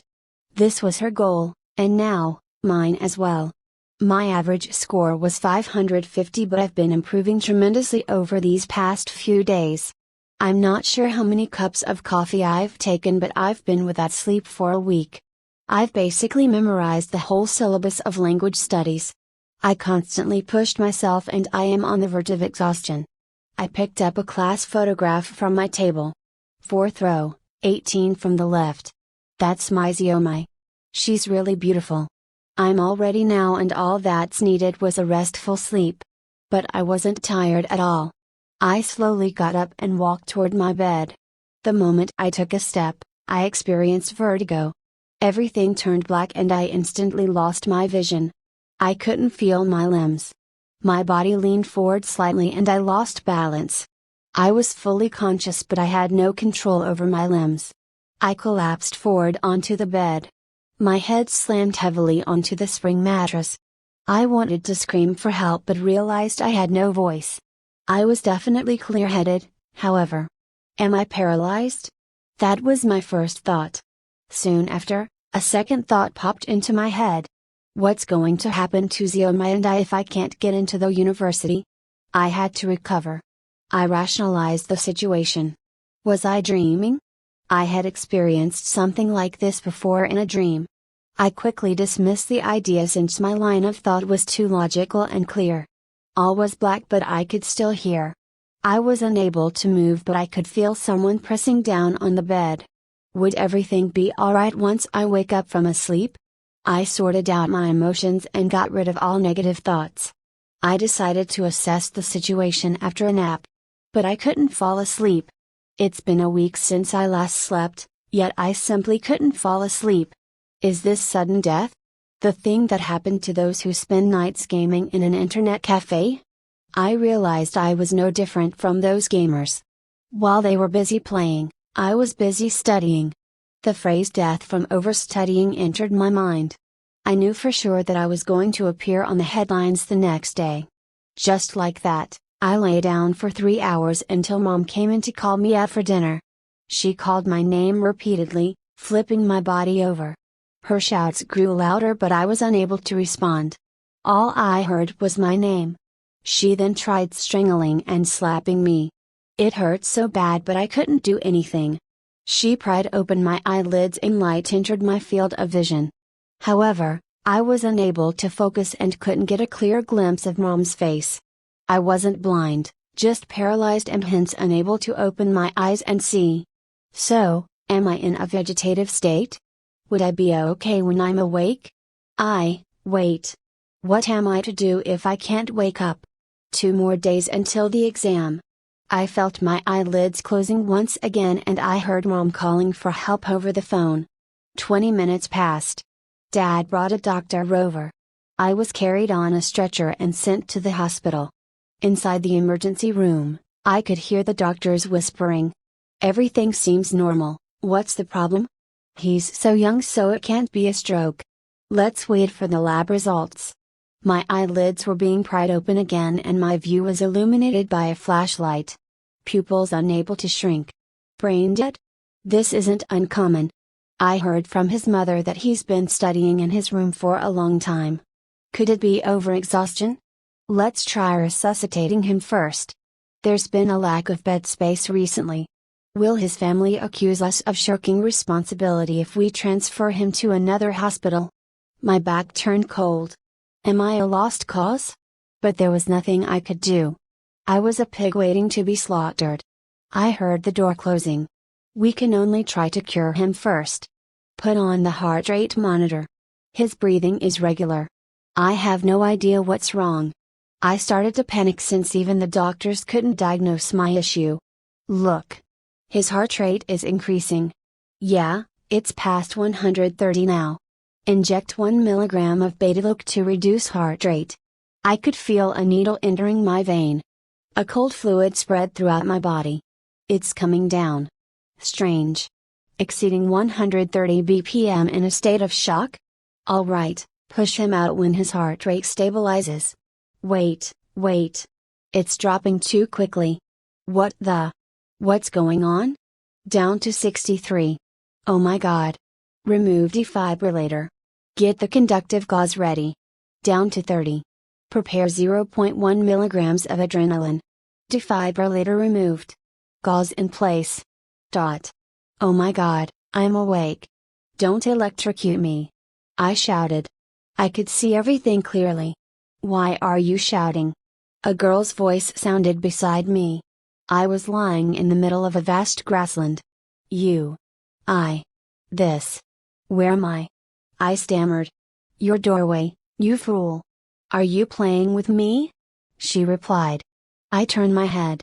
It was Xiaomai, except that she actually had a whole lot of freckles all over her face. And her skin was much darker. You. I shouted anxiously. What? Has your afternoon nap turned you silly? Xiaomai laughed. I looked at my hands. They were perfectly fine. I stood up and surveyed my surroundings. Behind me was a Kogan grass house. Where's this place? I asked Xiaomai with my arms opened. She was Zhu. Have you gone berserk or are you acting right now? Pretending to have lost your memory to avoid the exam this afternoon? It's not the first time you're doing this. Don't think you'll be able to get away with it, Xiaomai chided. I did. I studied so hard for you, I insisted. Alright, have you mastered Swallow's Nest? She questioned. What nest? I asked in shock. Xiaomai wrinkled her brows before taking a few steps forward and made 2.5 rotations. She then made 4 air kicks as if she was flying in midair. My jaw dropped. Upon landing, she continued, this is a perfect demonstration. It's such a basic move, but can you do it? Father warned me not to hang out with fools. What was that move called? The one where you fly here and there? I asked with my mouth still wide open. Swallow's Nest. It's one of the most basic kung fu moves, she stated as if it was already obvious. What kung fu? Why do we have to learn this? I asked, bewildered. Father mentioned that only those who practice it will excel, she explained. What? I asked in disbelief. Alright, the class is starting. Just wait and fail, Titan, she dismissed. Titan? Did you call me Titan? Aren't you Titan? Xiaomai asked doubtfully. But I'm Gaiden. Am I in a different world? Let's just go to class, Xiaomai said before disappearing right before my eyes. I looked at her in shock. The kung fu in martial art novels was happening in front of me. I'm in a different world. Most definitely. How could anyone move like that? As I stood up, my light weight became apparent. I extended my left leg out and onto the ground. With a small jump, I found myself off the ground completely. Like an astronaut. I tried imitating Xiaomai's moves and flew up successfully. However, each landing was a disaster for me since I was bad at balancing. With each displacement of my center of gravity, I slammed onto the ground, leaving startling cracks all over. I punched the ground lightly. It felt as though I was hitting foam. I punched once again with more force. The ground cracked. What's going on? Xiaomai's words rang in my ears. Father mentioned that only those who practice kung fu can excel. Were the people here all swordsmen? I'm in another world. Seeing Xiaomai's disappearing silhouette, I tried hard to catch up. I started by stepping gently on the ground and getting used to the rhythm. Gradually, I was able to adapt to the speed and go faster. I seemed to have grasped the technique and felt as though I was flying. A small town appeared before my eyes and I saw Xiaomai waving at me. I'm not dreaming, am I, Xiaomai? I asked. We're really going to be late if you don't stop this nonsense, she answered in frustration. In the most southern part of the town was a big institution. 10 students of similar age stood with me in a row. There were boys and girls and Xiaomai stood right at the end. I followed behind. What are you doing, Titan? You're in the wrong position. Stand beside Ergu, the student beside Xiaomai said. Ergu? I repeated. I'm here, brother Titan, Ergu called out. Clueless, I walked over to him. Wrong side, brother Titan.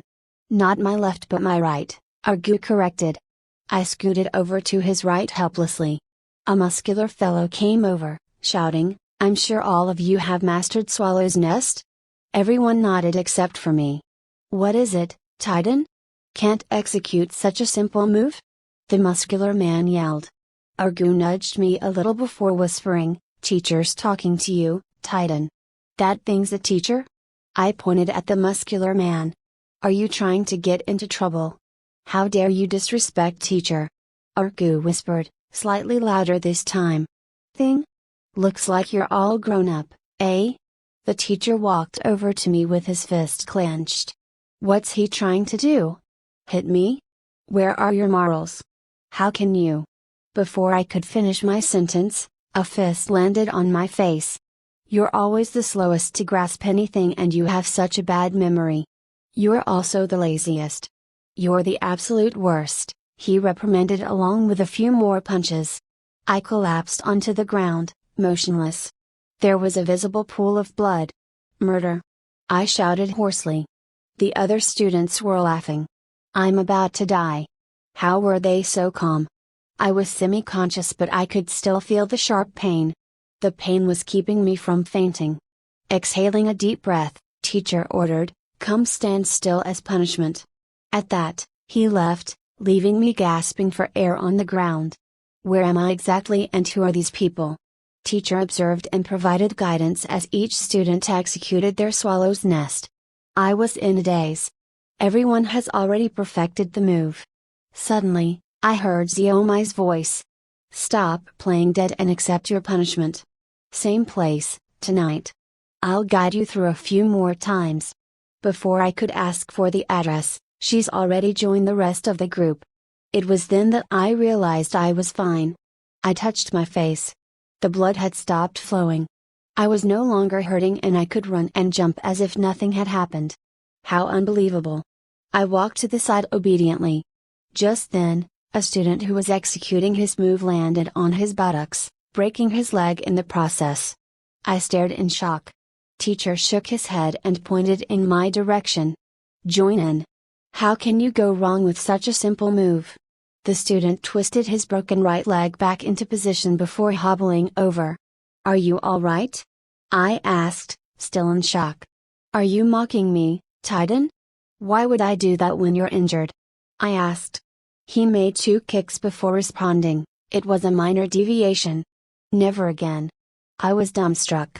Just a moment ago, his leg was broken but now he was as agile as ever. I was starting to understand that their world was completely different from mine. Kung Fu was mainstream and people with injuries recovered speedily. It seemed like I've traveled back in time. The houses here were all made of bricks and tiles. Was this the lake found in most martial arts novels? I'd better follow the rules here or else I'd risk getting into major trouble. After assessing the students, teacher approached us and stroked the boy's head, asking him to rejoin the group. He then came over to me. "It's all for your own good, got it?" Speechless, I nodded.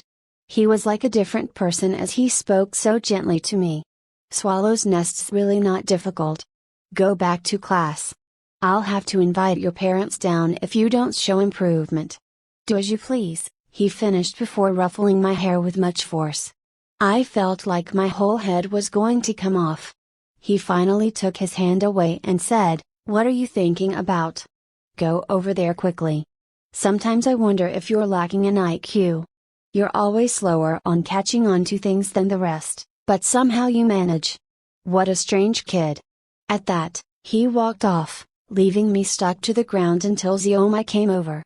"All right, let's go to class. I'll teach you again tonight, don't worry. Just buck up." She dragged me toward the house.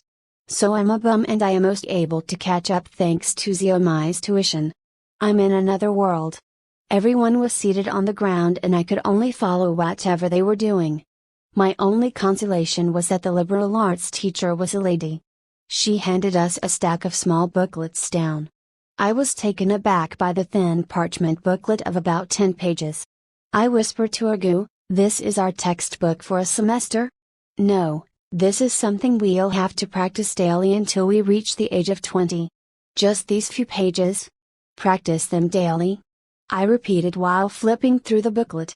Argu stopped me. "What are you doing? There are only 10 booklets available in the school. Don't damage it.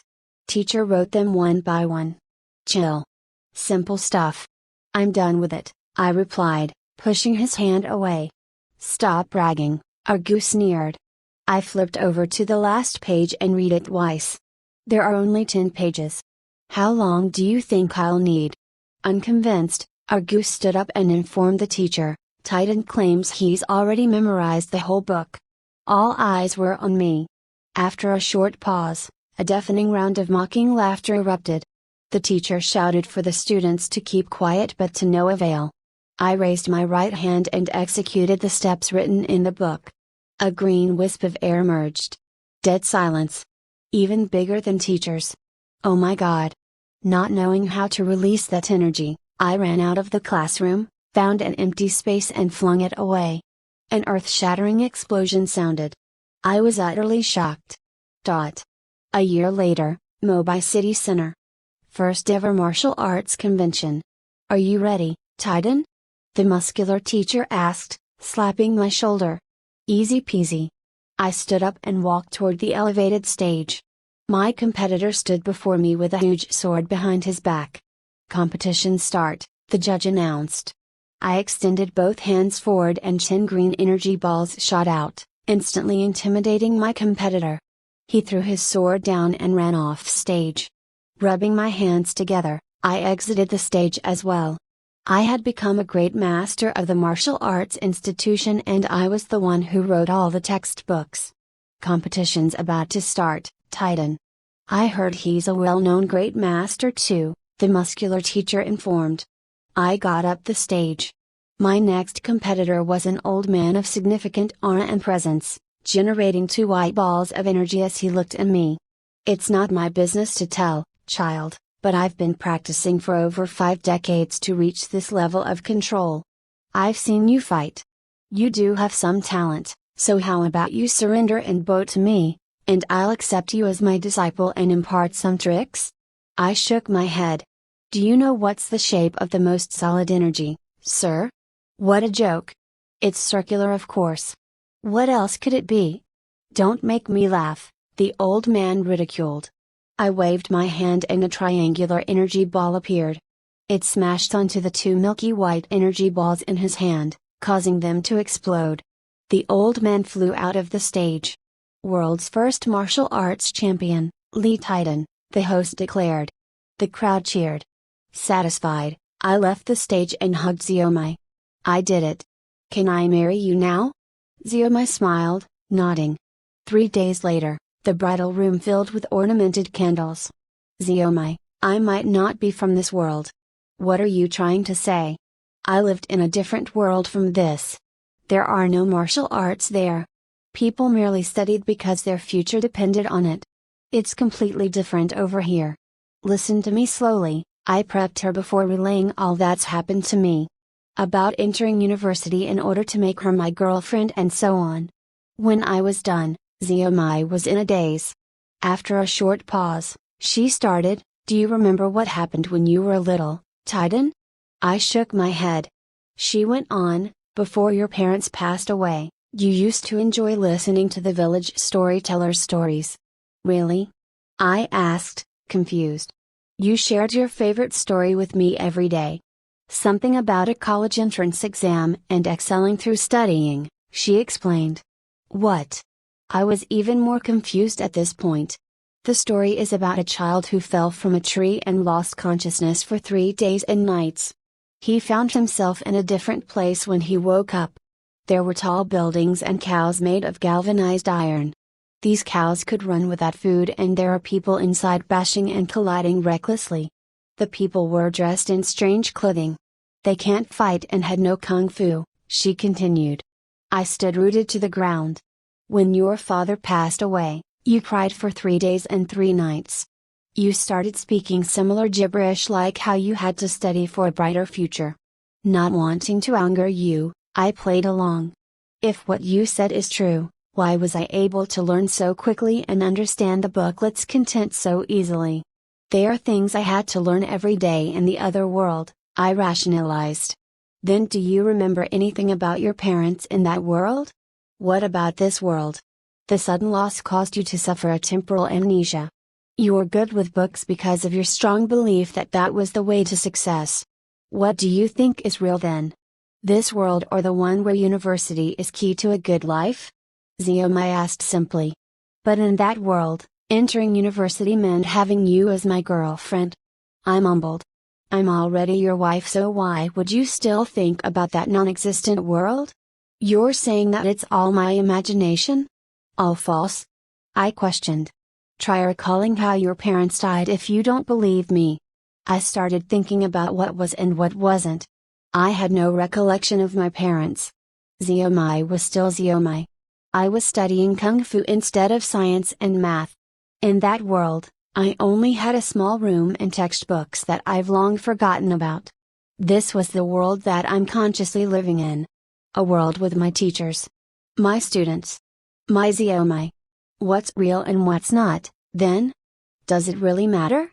I have an adorable little brother. He came into this world when I was 8. At that time, Mom and Dad brought me to the hospital's newborn baby ward. Separated by the incubator, I first caught a glimpse of that little fellow. I asked Mom if he could play with me in the future. I would give him all my toys.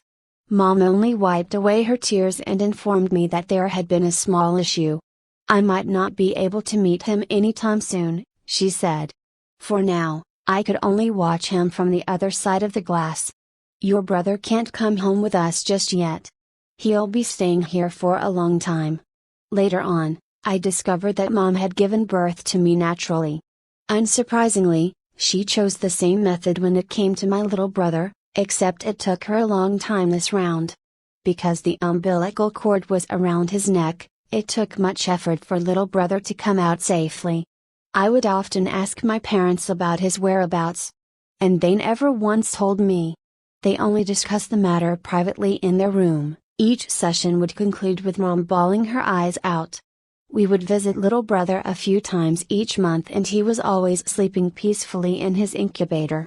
He was, more often than not, in a deep sleep and seldom opened his eyes. When he was awake, however, he enjoyed smiling goofily at me as much as I enjoyed pulling ugly faces at him. Whenever that happened, I would ask Mom if he could be discharged soon. And she would always give the same answer, very soon. But years passed, one after another. Finally, when I was about to complete 4th grade, Mom and Dad brought him home for the first time. Mom smiled and encouraged me to play with him. I noticed that he kept smiling goofily at me. He was smiling goofily at everything, in fact. He appeared rather sluggish. I asked Mom if he was a retard. I remember getting slapped so hard by her that day. I could still feel the sting on my face. If I recall correctly, that was the first and last time she had ever hit me. During elementary grade 6, I was always one of the best performing students in the class. Little brother had learned to talk by then. His first word wasn't mom or dad but brother, a word that I taught him. He was so happy and I knew he liked me. When other kids were running about downstairs, I enjoyed playing plastic toys with him.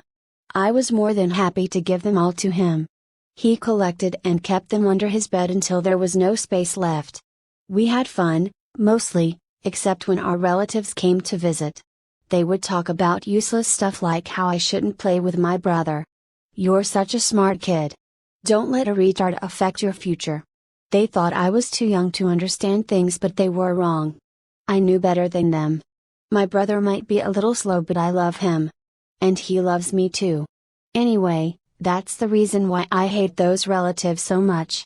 Of course, I hated school, too, since little brother can't tag along. He would bawl his eyes out when I leave for school every day. I remember how the teacher would ask about our aspirations. The year before last, I wanted to be a chef so I could cook nice dishes for little brother. Last year, I wanted to be a cop so I could protect him. This year, however, I wanted to be a doctor so I could cure his illness. I attended junior middle school at 13, but little brother did not start kindergarten when he turned 5. Mom said that kindergartens were unsuitable for him, which got me thinking about how I hated attending kindergarten as well and often cried there. I figured it was for the best since little brother loved crying and school would be worse for him. Mom resigned long ago in order to take care of him. She taught him how to write and draw. I would also try to teach him language and math, but he wasn't into learning. I would coax him into studying by bringing out all my toys. Nothing worked. His comprehension abilities were very lacking. I had to repeat simple things multiple times before he could remember them. For a day at that. I gradually understood how severe his condition really was. I never thought about giving up because I knew that he was just slower than average. I still had to teach him whatever he needed to learn. Time was all it took, and indeed, little brother could eventually recite the multiplication table with ease. By then, I was 15 and was about to embark on my 3rd year. He was 7 and should be starting on elementary school. Mom wasn't too keen on it.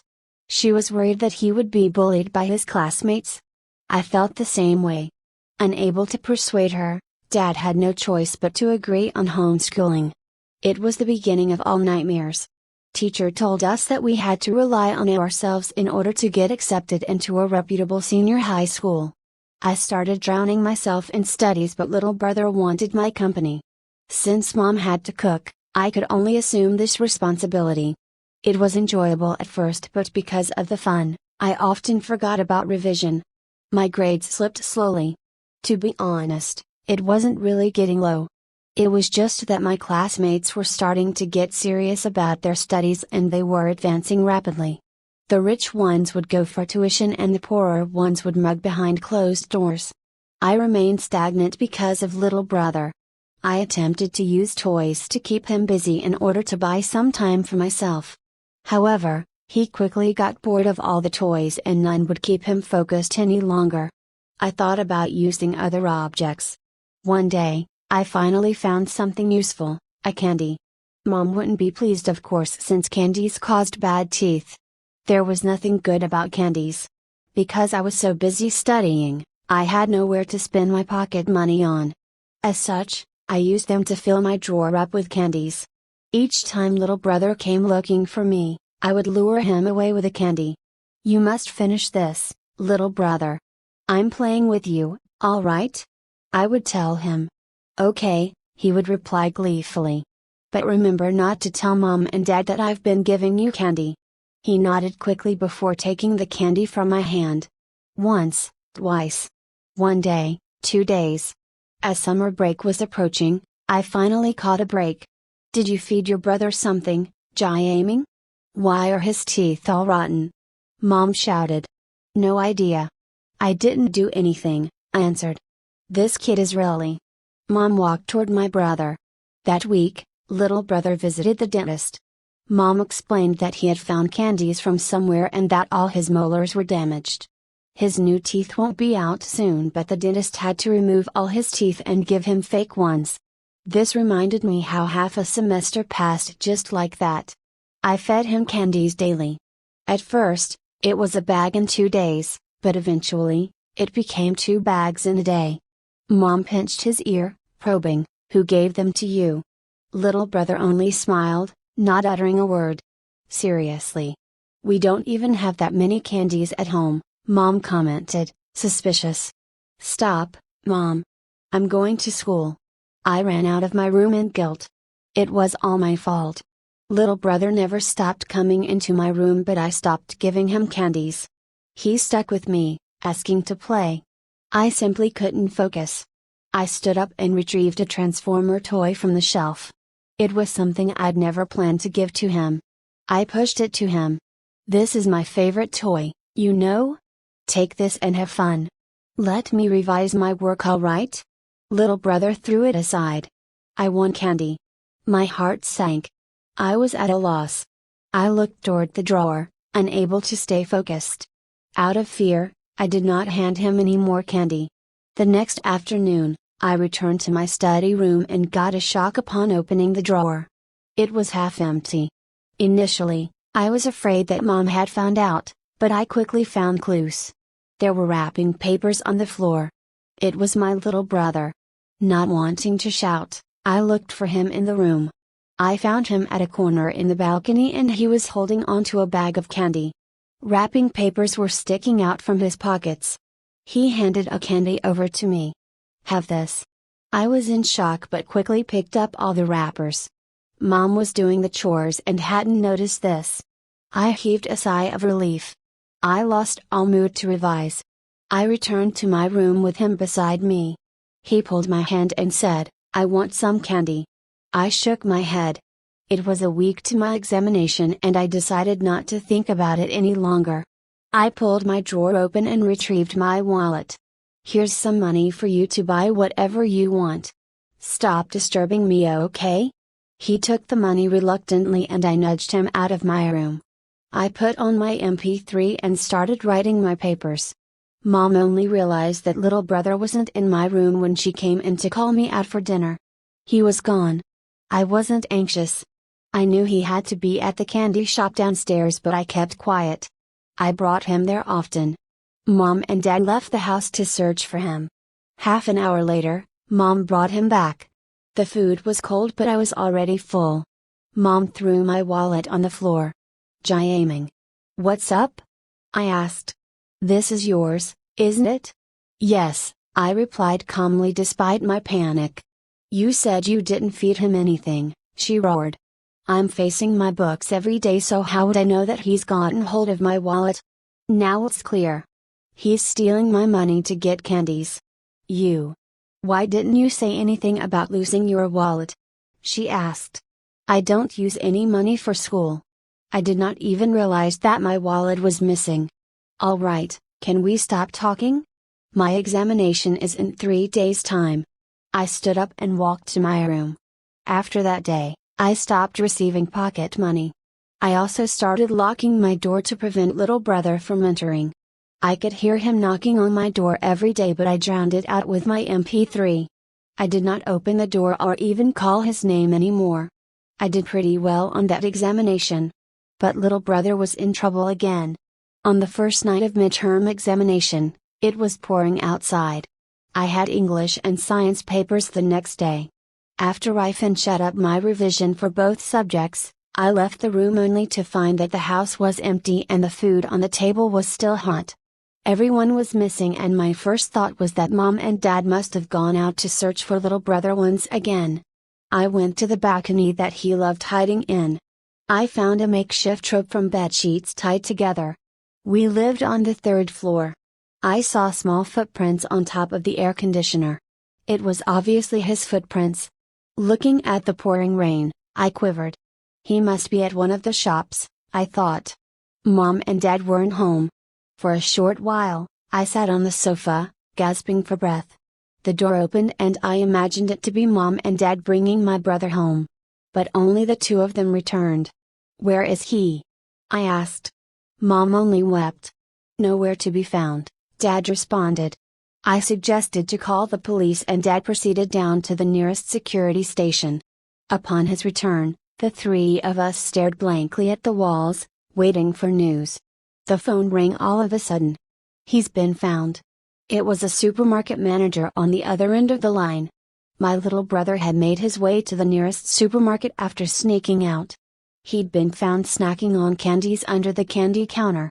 A staff spotted him stuffing all the sticky candy wrappers into his pockets. When asked about it, he refused to say anything. Fortunately, the staff had managed to get our number by tempting him with candies. Mom and Dad dashed straight for the supermarket and I followed closely. It was still pouring when we got there. As I kept my umbrella, I saw Mom rushing over to grab my brother's hand as she thanked all the staff in the store. It was on that day that I knew he was addicted to candies. Result day. I was eligible for many senior high schools. Little brother grew crazier with each passing day. He would make noise if not given candies. He would even start harming himself. Not knowing what to do, Mom sent him to a rehabilitation center. It was a mental hospital actually. Mom and Dad were no longer able to handle him. Within a week, with the help of sedative drugs, he started to accept treatment. Something else happened in that week. In his ward was another patient who was suffering from depression. He had been down with a cold for the longest time. When he switched over to Chinese medicine, the nurses gave him candies to tackle the bitterness. Later on, he got attacked by my little brother, and the nurses weren't able to stop it in time, resulting in severe injuries. No one could have imagined that a 7-year-old would possess that much strength.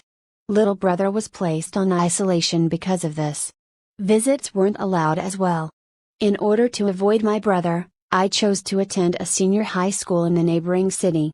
Time passed quickly and I had fun with my classmates. All was good save for the part where they started discussing about their siblings. They asked about mine, of course, but I only shook my head and said I had none. Even when it came to winter breaks, I chose not to go home. I simply told my parents that I had work or internship commitments. They would call me regularly to inform me about my brother's condition. Many things had happened to him, of course. For example, he somehow managed to get hold of a lot of candies even in the hospital. No one knew how he got them. All they knew was that they could always find wrappers hidden in his pillowcase. There was nothing Mom and Dad could do about the situation, and even the doctor said that he could only deal with this progressively. Many a times, Mom and Dad would tell me over the phone that little brother misses me. 3 years in senior high passed quickly and I had been afraid to return home for each new year. I only returned home once after my final year and our family finally had a reunion. Having a little too much to drink, Dad suggested that we visit little brother the next day. I declined with a reasonable excuse, of course. Never once did I return home throughout my 4 years in university. I made fewer calls as time passed. On the first day of my 3rd year in school, I received a call from Mom. She announced happily that my brother was getting well soon and that his condition had more or less stabilized. After some discussion, Mom and Dad decided to bring him home to continue his treatment. I simply agreed since I didn't know how else to deal with the situation. I felt increasingly distant. The day before graduation, my parents mentioned little brother over the phone. They said that he was becoming healthier. They also shared that he really wanted to see me, so I should make a trip back. Which I did, albeit reluctantly. The weather was exceptionally hot in June. The crickets were officially declaring the start of summer. When I finally reached our door, I smelled something strange. I took out the key that I kept since senior high, but I was unsure if it would still work. I stuck it into the keyhole and turned it. It worked. The smell, or rather odor, grew stronger. I entered the house hesitantly. Everything was in place, not much different from when I left. Nothing much had changed. "Mom? Dad? I called out. No response. The kitchen, study room, and bedrooms were all empty. They must have gone out, I thought. Upon reaching my own room door, I placed my hand on the knob. I heard footsteps approaching and turned around. A muscular man stood before me. He was a head taller than me. His hair trailed over his well-built shoulders. He smelled as if he hadn't taken a shower in a long time, however. With his hands kept behind his back, he said, "Brother. You're..." I opened my room door and felt something amiss. "Eat some candy, brother." He extended his left hand and in it was a round candy. "You're my little brother?" I asked in fear, retreating into my room. I found the source of that stench. It was Mom and Dad, rotting in a corner. "Eat some candy, brother," he repeated as he followed me to my room. I looked at him. There was a chopping knife in his right hand. It was the one Mom used on a daily basis. "Candy, brother," he offered again. I took out my wallet and said to him, "I'll give you money. Get yourself better candies, all right?" He swatted my wallet away with his left hand before shoving the candy into my hand. "Eat it quick. It's delicious," he smiled. I'd never seen him that happy. I opened the wrapper only to find an eyeball. I couldn't tell if it belonged to Mom or Dad. I opened my eyes slowly. It was dusky everywhere. I couldn't seem to remember my identity. I felt something moist at the back of my head. I reached my hand back to touch it. It stung. Placing my hand under the dim light, I saw what seemed to be blood. But because it was too dark, I could only hazard a guess from its texture. It was clammy. I started thinking about the events that might have led to this. Did someone strike me from the back? Where was I? I surveyed my surroundings. Dark, damp. It seemed to be a sealed room. I walked to the wall and knocked on it. It was extremely solid. Who exactly locked me in here, I thought. I started searching hard for pieces of memory. Signing of documents. Was I an entrepreneur? I could also visualize a bunch of students and a white chalk. I saw myself sketching a little horse on the blackboard, clear and distinct. The kids were cheering happily and I could hear them applauding. Was I a teacher as well? I pondered over it. So I'm a successful entrepreneur and in my free time, I teach art? What happened to me, then? I tried seeing if I had any valuables on me. I didn't because I was completely naked. It was hard to determine my appearance based on touch alone, but when I looked down, I saw a beer belly. Well, it seemed like I'm a fat boss. It made sense since social drinking was essential for entrepreneurs. Was the kidnapper after my money? No, I had to save myself. Everything in my head was blurry, so even if the kidnapper wanted a contact, I couldn't give it to him. I inspected the walls closely with help from the dim light. I was shocked to discover that this room was completely sealed. There wasn't any window at all. In that case, I wasn't in an isolated house in a desolate area. It was likely that I was trapped in someone's basement. It certainly explained the moisture and darkness. I raised my head to find a dim incandescent light hanging off the ceiling. This place was like a prison, specially constructed. I sat on the ground and continued searching for clues in my head, and that was when my stomach started to growl. I was hungry and most probably going to starve to death. I heard the sounds of water dripping. Following the source, I found a long water pipe. A murky liquid was flowing through it at a very slow speed. Beneath the pipe was a solid metal bowl. I picked it up and smelled the liquid inside. Could this be for me? With the constant growling of my stomach, I grudgingly took a sip and was pleasantly surprised.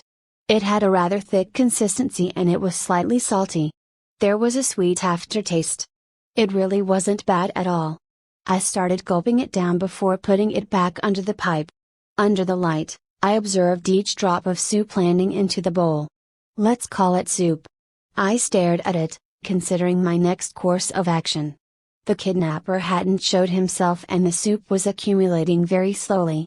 This speed was probably just enough to keep me barely alive. Also, the liquid could fill my tummy and quench my thirst at the same time. Must have been well thought out by the perpetrator, I thought. Have I offended somebody when doing business? The pain was much more bearable by now, but my mind was still largely blank. I continued pondering over my plight. Right, a teacher. I dipped my finger into the soup and started drawing the little horse that I pictured in my head on the wall. In front of the kids, I seemed to have drawn an adorable little horse. In reality, the horse on the wall looked more like a deformed monster. It was neither like a horse nor a dog. I looked up at the ceiling light. It must have been affecting my ability, I thought. Or perhaps my state of mind wasn't stable at this point, so the horse came out differently. I sat down, intending to rest, but immediately noticed a dark corner before my eyes. Putting aside all my fears, I crawled over and groped around in the dark. It felt like a hole. It was very tiny, only big enough to fit my head. My shoulders were stuck on both sides. Was I too fat? I patted my beer belly. Indeed, it was time to lose some weight. I was about a shoulder bigger than the hole. It shouldn't be a problem if I slimmed down. I stared at the pitch black hole, not knowing what was within. It might be an exit since I had no other way out. I put my head in and started shouting for help. When nothing happened, I started cursing hysterically. I gave up eventually as I was out of strength and breath. I wasn't going to get a response. I tried recalling how I got in here. Was I thrown down from above? I stood up and stared at the ceiling for a long time, but because of the light, I couldn't see anything else. I noticed a serious problem. I was losing track of time. And I was quickly getting hungry. Each time that happened, I would rush to the metal bowl and gulp everything down. I did not produce any excretion since the soup was barely sufficient to keep me alive. At times, the house would tremble, so I was convinced that it was located in an earthquake active zone. Yet, I was unable to send any message out. I could only wait for the metal bowl to be filled up, time and time again. One thing I was thankful for, though, was that this meager amount of soup made me lose some weight. I was looking forward to fitting into the hole. I wanted so badly to see what was on the other end. I hoped for it to be an exit since I really had no other way out. My routine became monotonous. I would simply sleep and drink my soup. Recallable memories became scarce. Initially, I could clearly see myself signing on contracts, but as time passed, I started forgetting if it was a pen or a seal that I was holding on to. In the other piece of memory, the kids' faces were long gone. And the horse too. As fragments started disappearing, I started resenting the person who threw me in here. I wanted to crush his bones. What could I possibly have done to deserve this? Why would he lock me in and torture me like this? Without a watch or access to sunlight, I had no idea how much time had passed. However, it was a fact that I was getting skinnier. Weaker as well, and because I was sleeping so much, it became hard to move about. I started some basic movements since I was afraid that a body that was too weak would hinder me from crawling out of the hole. My hands were out of strength. They simply swung about like a jellyfish. I started jogging slowly and throwing punches at the wall. With much effort and persistence, I was gradually able to move freely. Nevertheless, my memory was completely gone and I had even forgotten my own name. Then again, I never knew my name from the start. All I could think of was a way to escape this hellhole. I started comparing my size against the hole regularly, awaiting the day that I would finally be able to squeeze in. Once, I fell asleep and was jolted awake by an intense tremor. The whole house was trembling and I figured that a major earthquake was about to hit. Without a choice, I consumed my last bowl of soup before throwing it aside. I attempted to crawl into the hole. So close. I held my breath and tried pushing myself in again. The hole was extremely narrow and while I managed to fit in, there simply was no extra space within. In spite of that, I had to wriggle to further in. I got stuck, of course, but giving up wasn't an option. I was so sick of that place and all I wanted was freedom. That alone was enough to keep me going. The shaking never stopped. Was the house going to collapse? I started forcing my way in despite the agony. Regret set in. It would have been easier if I had just waited a little longer. I brushed all thoughts aside as a soft, delicate voice entered my ears. It sounded as though I had earplugs on and the voice seemed to be coming from the other side of the wall. I listened carefully. It was slightly echoey.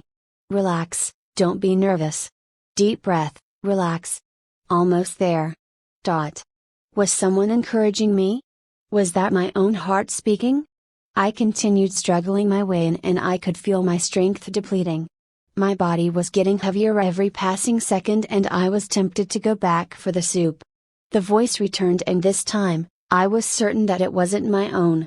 Not happening. Cut it open. It's a premature birth. She fell and broke her water. Get her kin to sign this, it's all ready. Lives will be lost if you drag this on. Do it. I was at peace. Like someone who's finally reached the shore after being stranded at sea for a long time. Like someone who came back from death's door. Light started illuminating my body and I realized that I'd never opened my eyes to begin with. I felt a pair of huge hands grabbing and pulling me. Pulling me out from the sealed room. I was lifted and patted on the back. I started crying. Wailing. I was finally free. It's a boy. 3.6 kilograms, congratulations. Worth congratulating, indeed. Years passed and I lost all memory of it. I am still a kid and there were new things waiting for me to learn and remember. Like how my father was a successful businessman while my mother was an art teacher in an elementary school. I got out of the airport and flagged down a taxi. On the road, the driver talked my ear off. Finally, after what seemed like an endless chatter, he drove into my homeland, Chingson. It was a small town that's famous for its porcelain. I stood out like a sore thumb as I walked amidst the crowd. It was ironic, really, considering that everyone else was dressed casually while I was in a well-ironed suit. It was custom made without a brand name.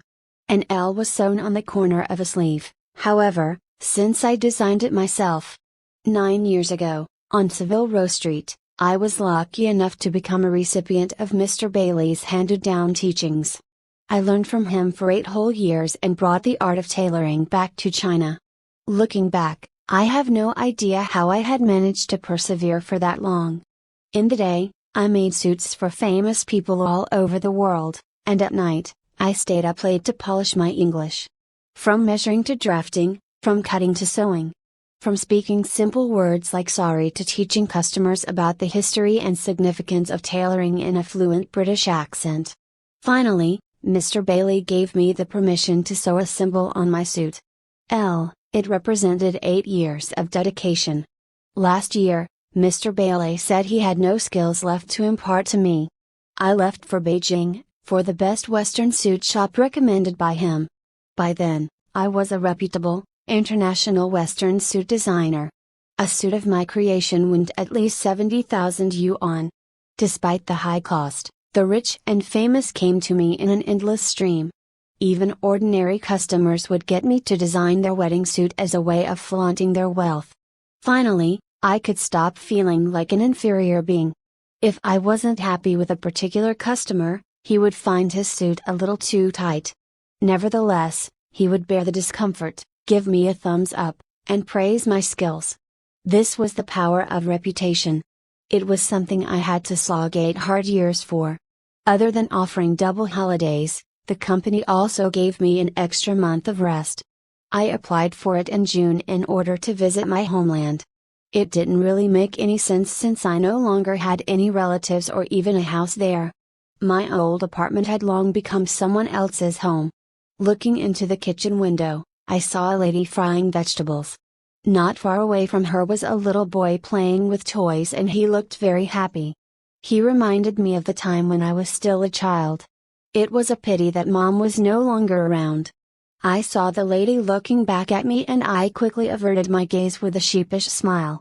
I backed away, not wanting to be misunderstood as a creeper. Anyway, the point of my visit wasn't my old apartment but the park nearby. "Summer's really hot," I mumbled as I took a seat on the park's bench. It was noon. Earlier, I had bought a bottle of cola from a snack kiosk. The sun shone directly on my face but I only stared blankly at the castle opposite me. It was a private construction, somewhat like a rich man's villa. I sat down for an hour. An hour quickly turned into 2.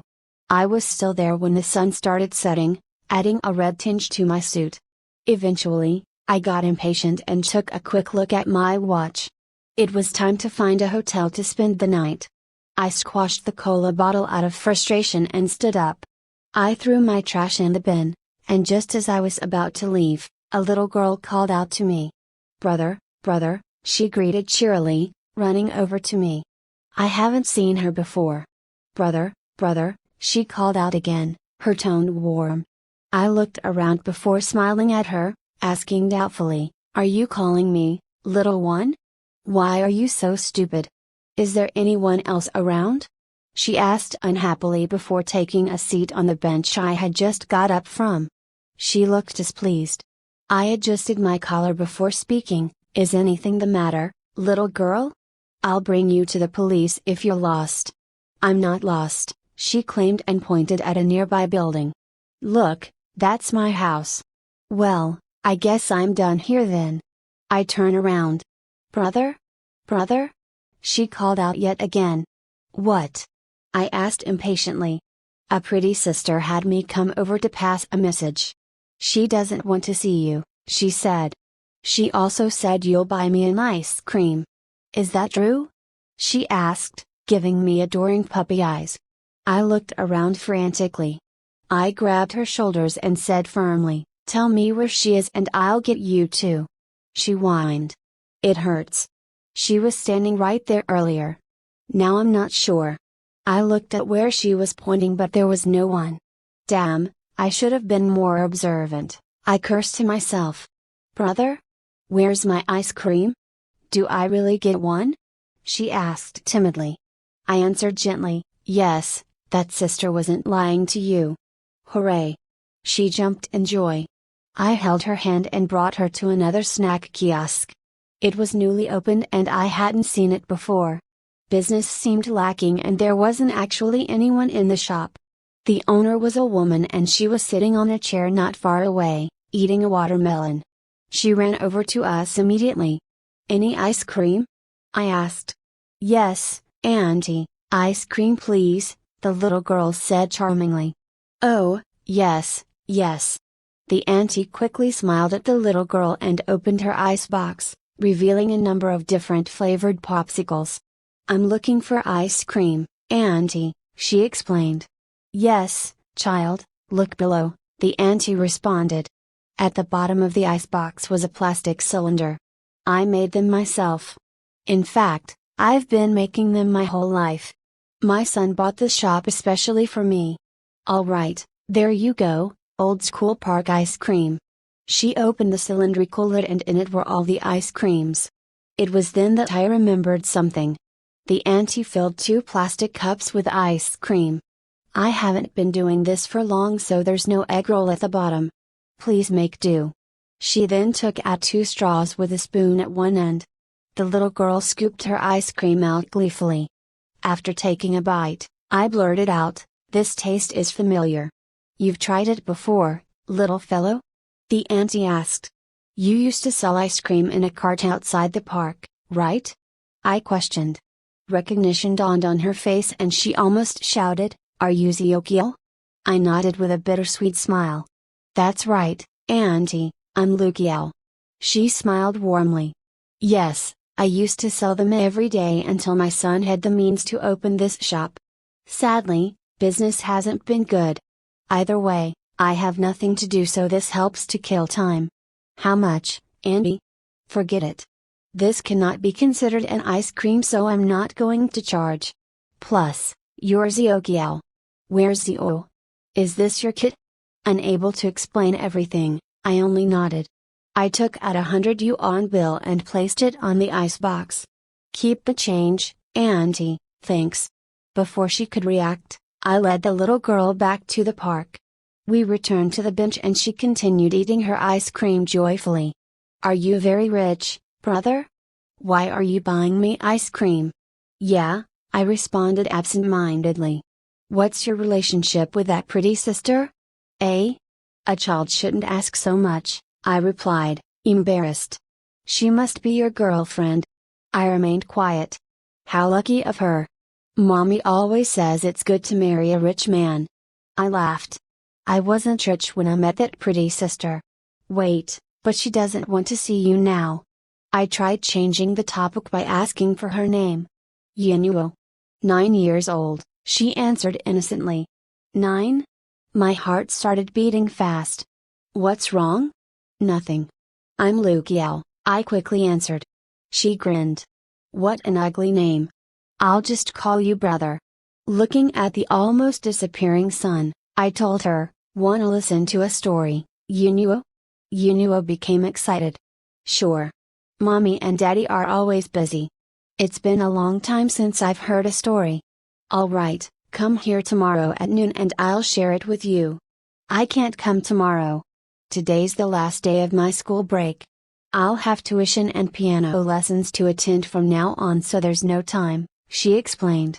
It's no problem. I'll tell you if we meet again. Alright. Bye, brother. She handed me the empty cup before running off. I continued staring at the castle. The sky was quickly turning dark. I thought about sitting here for a little while more before searching for a hotel. Suddenly, a familiar voice rang in my ears. It was a voice I would never ever forget. Why are you still here? Didn't I ask you to leave? I turned my head slowly. She hasn't changed much at all. She might be a few feet taller, but that was all.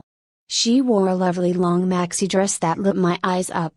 I remember her exclaiming many years back that she might never wear a dress again. She's probably changed, I thought. Before I could speak, she sat down next to me. Just like when we first met. 20 years ago.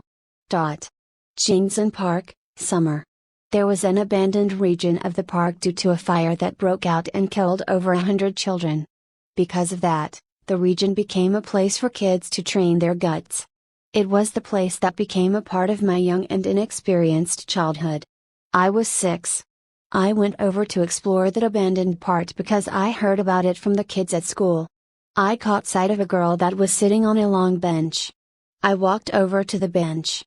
After pacing back and forth for a long time, she spoke up, "What are you doing waddling in front of me?" I remembered that she was carrying her own backpack as she stood there berating me, her hands on her hips. "I just came to have a look," I answered nervously. I sat down beside her. Displeased, she pushed me away. "I found this spot, so go find somewhere else to sit." "Why?" "I found it, too. It's my secret ground," I retorted, albeit meekly. I would never forget the conversation we shared. "I came here first," she said with a smile. I stood up and looked straight into her eyes, not daring to utter a word. She was just like my mother. I remembered her smiling in triumph. "I found it, so it's no longer a secret." I pointed at her and said, "Since you found my spot, you have 2 choices." Looking back, I wondered where I got that courage from. She sat back down on the bench and asked curiously, "What are they?" I gestured with my fingers. 1. Leave and forget about this place. 2. Join my secret ground and be my. She laughed bitterly. "What? Security guard?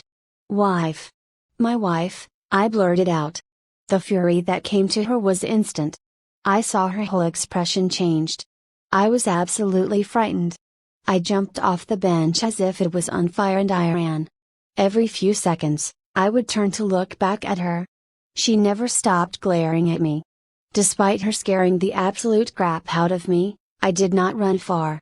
Instead, I made a big detour and hid behind the bench.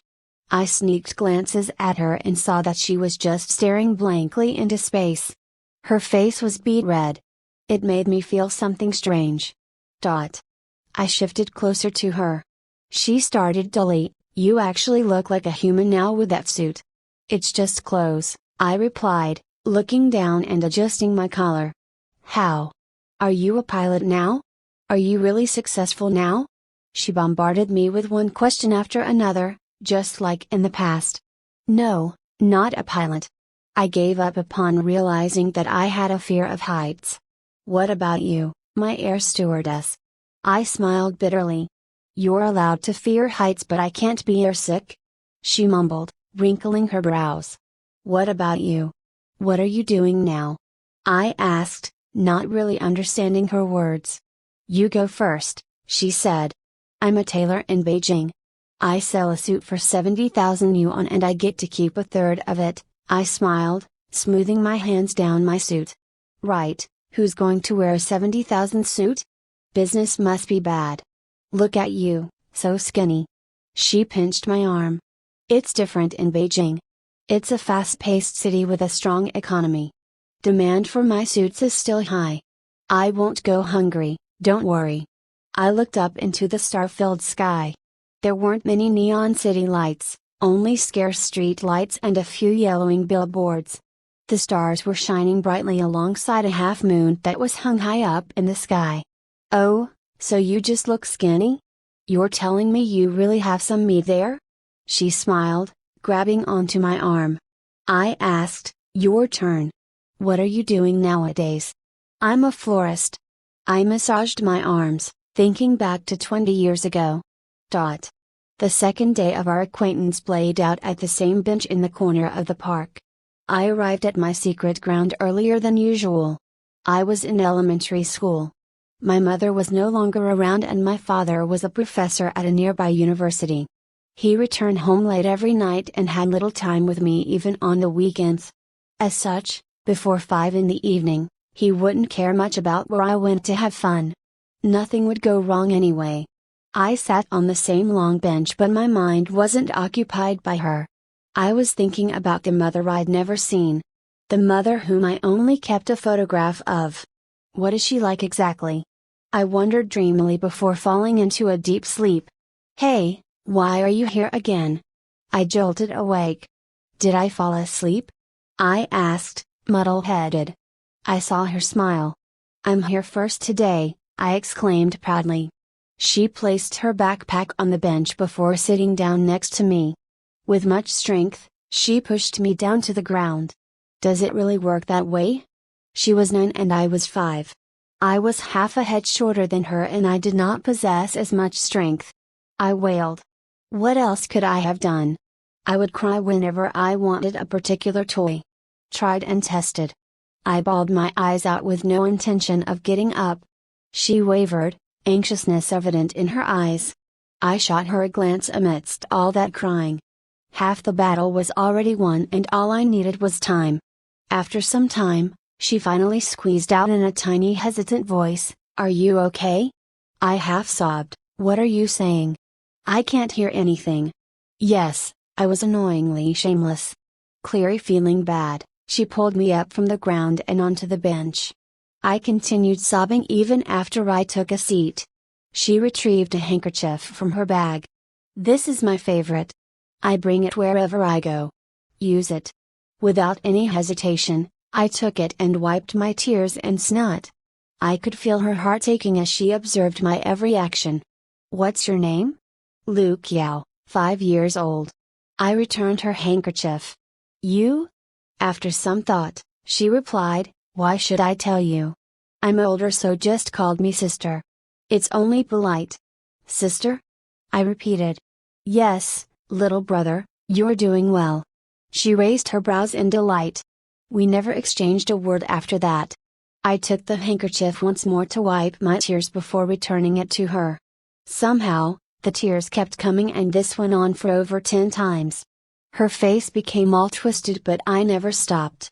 Walls came down after that day. I got all teary-eyed thinking about it. I pulled out that very handkerchief from my suit pocket. "You still have it?" she asked in surprise. "Of course. You gave it to me," I said. "Do you realize how long you've been gone, Luke Yao?" I lowered my head, ashamed. I answered in a small voice, 8 or 9 years. She pointed at the tower far away. "Remember that? The clock on that tower stopped moving at 5:20 on the day you left." I followed her finger and noticed that the clock was still at 5:20. I nodded. "Yes, I remember. You kept lying to me that you lived there. And I really went there to find you. The owner kept a pit bull. I got chased and bitten, so how could I forget?" I did lie about some things, but you did, too, she shot back, separating my clasped hands. She examined the calluses on my hands. Are you really a tailor? She asked. I lifted my right sleeve to reveal the little L sewn onto it. It's true. This L stands for Lukiao and also the path of my life. She got up and took a few steps forward. Remember why we parted? Of course I do. I was about to continue when she took a few more steps forward. The sky's already dark. Are you going home? I have no apartment here. I was planning to find a hotel. Do you have work tomorrow? Let's meet here at the same time? I suggested. She pulled me up. Let's go. You'll pay the room charge. I was stunned. You're coming with me? I have no work tomorrow and I don't feel like going home.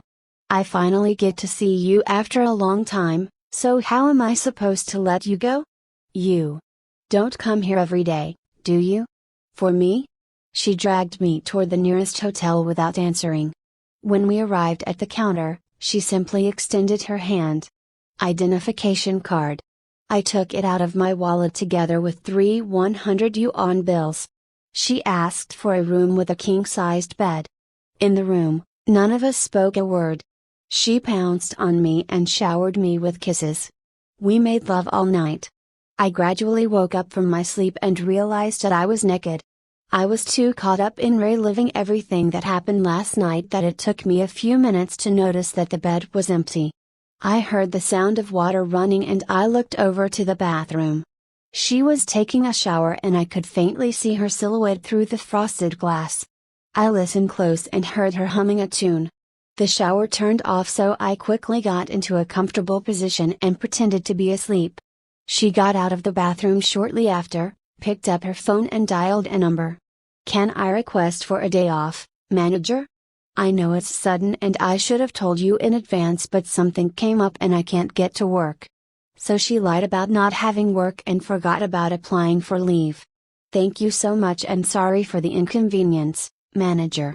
She hung up and continued humming her tune as she walked toward me.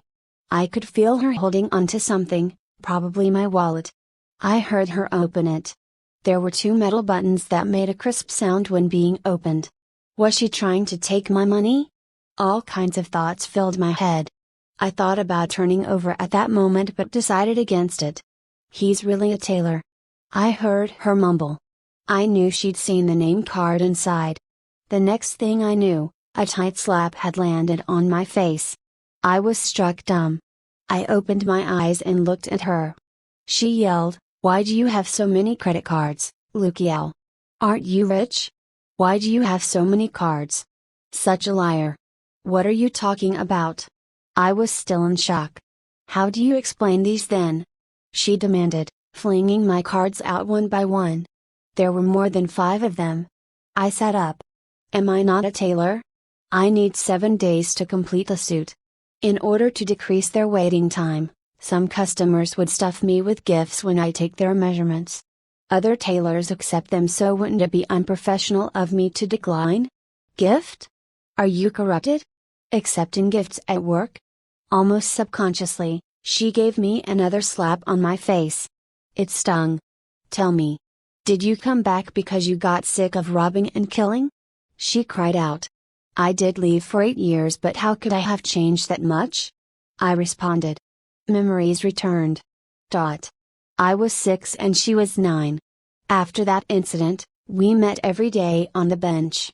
We talked about everything under the sun. Time passed, year after year. When I attended junior high, she was already in senior high. When I got to senior high, she was already enrolled in university. We were always 3 years apart. I got accepted into her university, Jing's an institution. I was in my first year and she was in her last. School's sports field. I confessed. We discussed the present, the past, and the future. Everything. We going to get a cat or dog? Shower or bathtub? Manual or electric toothbrush? Girl or boy? Good things don't last, of course. My father committed suicide right before the start of my 3rd year. He jumped off a building during work time. I realized after that his job as a professor in a county's university wasn't enough to provide for us. For me, he had no time to rest, traveling everywhere to give talks. However, not many were interested in these profound talks, so he had to borrow money from people. He ended up owing loan sharks money in exchange for my worry-free days. Finally, he couldn't bear it any longer and chose to end his life, but not before I became an adult. He left me a letter and I remembered the last line, "Do not blame anyone.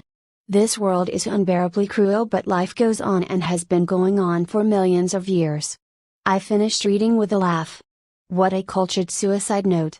I did not cry or look for him, perhaps because I was rebelling. That became one of my life's biggest regret. I heard that his corpse remained in the mortuary, unclaimed for a month. Eventually, the loan sharks tracked him down and he finally got cremated. And she graduated after. She chose to become an air stewardess and enrolled in an etiquette school once more. And I visited her parents at the worst time. It went great until we had a little too much to drink. Of course, when they started asking about my family situation, I relayed everything that happened. I was about to start my 3rd year, had no money or job. No parents, no future goals. She was told by her parents to get us more fruits, and what I experienced next was the most miserable 10 minutes of my life. Without calling me out on anything, her father kept stressing that he needed to find an outstanding partner for his daughter. And his wife wasn't too shy to emphasize that what I had going on in my life was far below their expectations.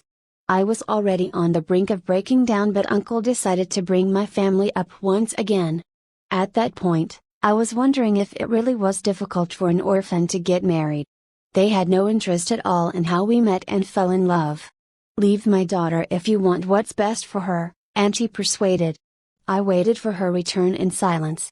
She entered with a basket of fruits, all happy and innocent. And her parents reverted to their usual selves. I cut off all contact with her after that day. I left a letter, roughly mentioning that I would return after becoming a pilot. I dropped out of school and left Jingson. Because father jumped during work, the school offered a sum of relief payment. I used it to book a one-way flight to London since I did not have enough for a return flight. I had planned to enroll in Pulford Aviation Institution since my English was decent. However, things did not turn out the way I had expected them to. As they say, the moon was always brighter in another country. Pulford Aviation Institution was the most reputable school in London. There were 200 students but only 15 planes. We had to pay for tuition and fuel. After hanging on for half a year, I completed all my theoretical exams. I gave up right before the practical. Students had to clock 500 hours of flying in order to graduate. The cost of fuel for 500 hours of flying wasn't something I can afford just by working extra when I had the time. Continuing would just land me in heavier debts, just like father. I had to give up. I sat on Savile Row Street, broke and miserable, staring at a tailor shop on the opposite side. Mr. Bailey discovered me and asked if I wanted to learn. Yes, I nodded before adding, "No money." He took me in. "Tell me where exactly you've been in these 8 years, Luke Yao," she demanded urgently. I looked out of the window. The weather was great. "Let's go to the park and I'll tell you." She put on her floral maxi dress and threw a pair of newly bought boxes at me. "Go shower and come home with me tonight. My parents want to see you. They're curious too, as to how you've been all these years. Explain yourself tonight." I smiled bitterly. She must have made the call when I was still asleep. I was still feeling somewhat indignant about the incident that happened 8 years ago. Her parents had no respect for me. As I was about to speak up, I saw her staring at me. All that came out of my mouth was a sorry. "I know what happened, but you were gone by the time I went to look for you." I kept quiet. My parents felt they had gone overboard. Coincidentally, they needed a supervisor at the printing house and had wanted to take over at the shop upon graduation. "It was a pity you left and I found out that you dropped out of school. Other than your letter, I had no other news of you. So you've been waiting? Until now?"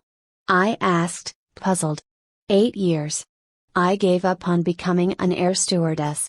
Instead, I became a florist and worked in a shop opposite the park's entrance, hoping to chance upon you someday. And I finally saw you yesterday, dressed like a fool. Was 8 years long? It felt like seconds. That night felt almost like a replay of events from 8 years ago. Except that her parents had aged significantly. Again, she was told to get us some fruits.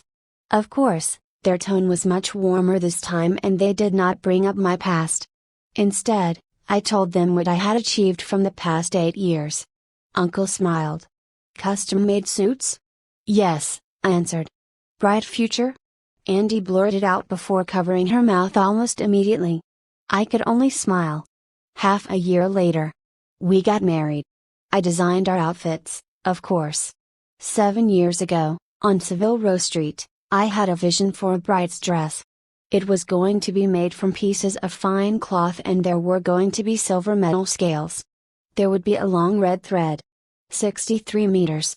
This dress could only be worn once and it must be on the day of the bride's wedding. No fitting because that would take half a day. Nothing must be worn underneath the dress. The cloths and silver scales would be put and held together by the red thread. When she finally put on the dress, half a day had already gone by. Breathtakingly beautiful. The silverish white wedding gown carried a subtle red tinge that could be faintly seen through the scales. The red thread ended with a book knot in front of her chest. Putting on 10-centimeter heels, her height came up to 180 centimeters. Almost as tall as I am. With each step, her scale-filled dress produced a soothing chime. She was like an armored queen.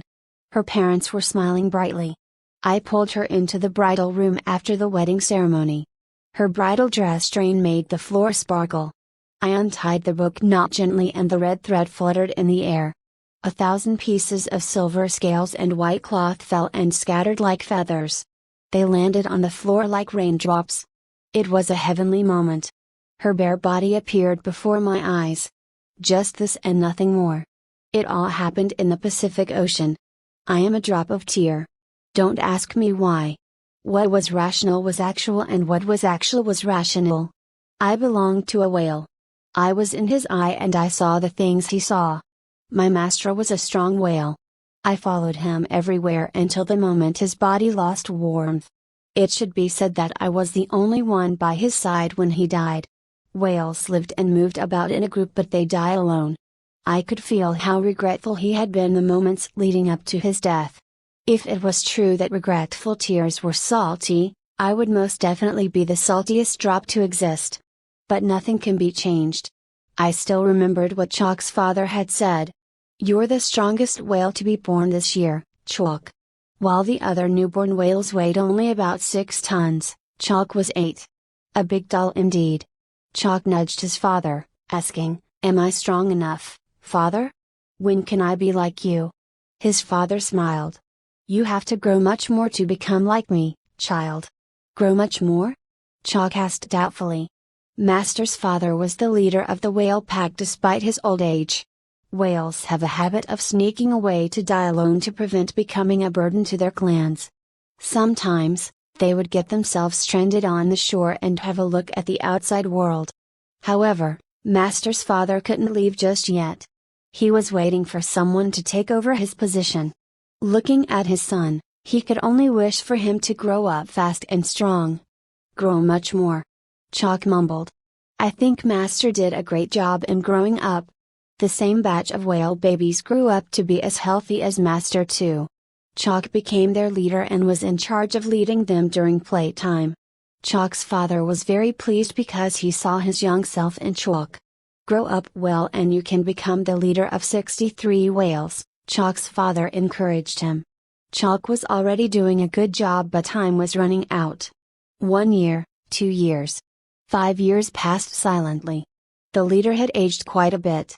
And Chalk had grown stronger year by year. Finally, his father was convinced that he was good enough to become a leader. He taught Chalk how to be an excellent leader. After a few months of guidance, however, he noticed something. Chalk seemed to not have any interest in learning.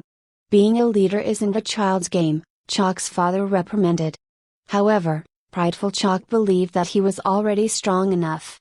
It was true, of course, since no other whales in the family had a body and strength like his. In fact, even Chalk's father wasn't as big as him. Just like that, the lessons ended. Most of it entered Chalk's left ear and came out of his right. He hadn't learned much at all. Chalk's father was really getting on in years, and so he finally passed his duties to Chalk. Every single whale felt that Chalk was entirely worthy as a leader, since he was just like his father and even stronger. Long live the leader! They shouted continuously, their voices echoing throughout the whole ocean. Chalk's father had long been wanting to leave, and it was finally the time to do so. Whales rules. He was just an old whale now. According to the convention, he should have already left, but he really was still worried about his son. Everything changed on the day of his intended departure. The peaceful ocean was still as deep. Chalk led the clan further down to a region with ample food source.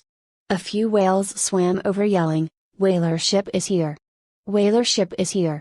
Chalk's father did mention something about the whalers, but it seemed like a legend to Chalk. There were many whaler ships a long time ago. They killed whales without restraint but had stopped appearing for the past few decades. Chalk seemed to have forgotten how frightening those whalers were, according to his father. "So what?" Chalk responded. His members calmed down upon feeling their leader's confidence. They simply waited for him to make a wise decision. But Chalk might have been wrong this time. He swam in the direction in which his members had come from. They were all in shock, but they started whispering shortly after. "Can he defeat the whalers? We've all seen his strength. Is there a need to doubt? He's indeed a leader, courageous unlike us." Chalk arrived at the region where the ship is last spotted and started looking around. He couldn't see any ships. Not even a shrimp. Chalk shouted, "No more danger. I've scared them off." His members were flabbergasted. They started to doubt their leader's capability. "Come back, quick, it's dangerous." Chalk felt that they were making a mountain out of a molehill. Little did he realize that the whaler ship is floating right overhead, so naturally, he wouldn't see anything in the water. "Look up, leader! Run quick! Danger!" Chalk looked up slowly and was dumbstruck. Two spears flew toward him and entered his back and tailbone. A huge net followed closely after. Although it wasn't coming at him fast, Chalk was trapped. It was a despairful moment. He was helpless despite his size and strength. The net trapped around Chalk's body, gradually tightening. It started going up and pulling Chalk along. Chalk could slowly get a clearer view of the whaler ship. It was much, much bigger than he was. He got pulled out of the waters and he felt his skin exposed to the air for the first time. Bang! The whaler ship shook and the net loosened a little. Chalk's father had slammed himself against the ship. Chalk swam as hard as he could, but he was still trapped within the net. "Run, child!" Bang! Another collision sounded, so loud that it resonated throughout the ocean. Chalk's father had done it again, and the net came completely loose this time. Chalk managed to escape, but his father floated about motionlessly. Chalk looked around, but it was just him and his father left. Before he could go over to his father's side, another spear and net came down and took his father up. The other whales had long swum away from danger. Chalk was saved, but he swam on helplessly. He was left alone in the ocean. He'd done wrong, but it was all too late. He wasn't aware of the spears that had caused him to bleed. A few minutes later, a group of sharks was lured by his blood. Left alone, a whale, no matter how strong, simply wasn't a match for a shark. And he was injured. Seeing that group of sharks, a lot of things went through Chalk's mind. As they attacked him, he felt his body losing its warmth slowly. At the last moment, I was born. Master wanted to know what happened to his father, but how? I was just a drop of tear. Once belonging to him and now to the Pacific. My name is Lukiao and I am a fresh graduate. I majored in landscape architecture. I was used to being around plants until I took over my father's small and half-dead company. My mom gave birth to me at a pretty late age and my father was already 63 years old. He had long reached retirement age and had been eagerly awaiting my graduation. I refused his offer many times, insisting that I was just a gardener. He was adamant, however, that his business must be inherited by family. His tiny company wasn't appealing to me at all. Father's business involved medical research and distribution. This was, by right, a profitable industry, but not for our family. Sometimes, I questioned how I was able to survive through university. Since middle school, I had been applying for student grants, but because of this, my classmates looked down on me and my family. Why's your family so poor? It was because other than sales, my father was doing research on a new medicine, aloud. It was used to cure blindness, either from injury or genetics. The medicine was, at that point, completely new and no other companies were selling it. Naturally, it was a losing business since there were few suitable candidates. Aloud was a medicine meant to be injected into the eyes and not all patients would be eligible. Their eyeballs must still be able to sense light in order for this medicine to work. The medicine would be injected into the eye's lenses in order to alter the way they perceive colors and light sensations and hence cure blindness. It must also be noted that the success rate was under 80% and that further eyesight corrections must be done even after the injection. But it would eventually allow the blind to see the world clearly. A milliliter of aloud cost $1,000. Because of this, many would opt for the latest electrical eyeball technology instead. In fact, aloud was twice as expensive. Let's talk about the electrical eyeball technology that was developed 5 years back. Even the completely blind would be able to see again, although they would only experience a slight improvement. The good thing about this technology was that the blind did not have to possess working eyeballs as long as their nerves were intact and functioning. This was because their eyeballs would be replaced by electrical ones. The electrical eyeballs would capture waves and stimulate the nerves through electrical currents and form blurry and abstract images in the brain. These images would vary from person to person. Some described them to be floating stars in the sky while others said it was as if somebody was waving a chalk in front of a blackboard. While these images weren't what normal individuals would see, the patients could train themselves to capture movements of objects so as to avoid danger in their daily lives. The electrical eyeballs cost anything from $60 to $500 each, and the differences lie in the quality of the images. Usually, the doctor would immediately diagnose if a patient was suitable for the electrical eyeball surgery. He would never mention anything about aloud unless the patient asked. Even though it seemed at that point that aloud was rubbish, Father had high hopes for it. After some thought, I figured that it probably had something to do with his past. Father used to drive for a factory when he was younger. Once, he got into an accident, swerved to the side of the road and collided with a tree in order to prevent his head from slamming onto the steering wheel. When he woke up half a month later, his right eye could barely see anything except for a dim ray of light. At that time, there wasn't any electrical eyeball surgery and his partial blindness affected his mood greatly.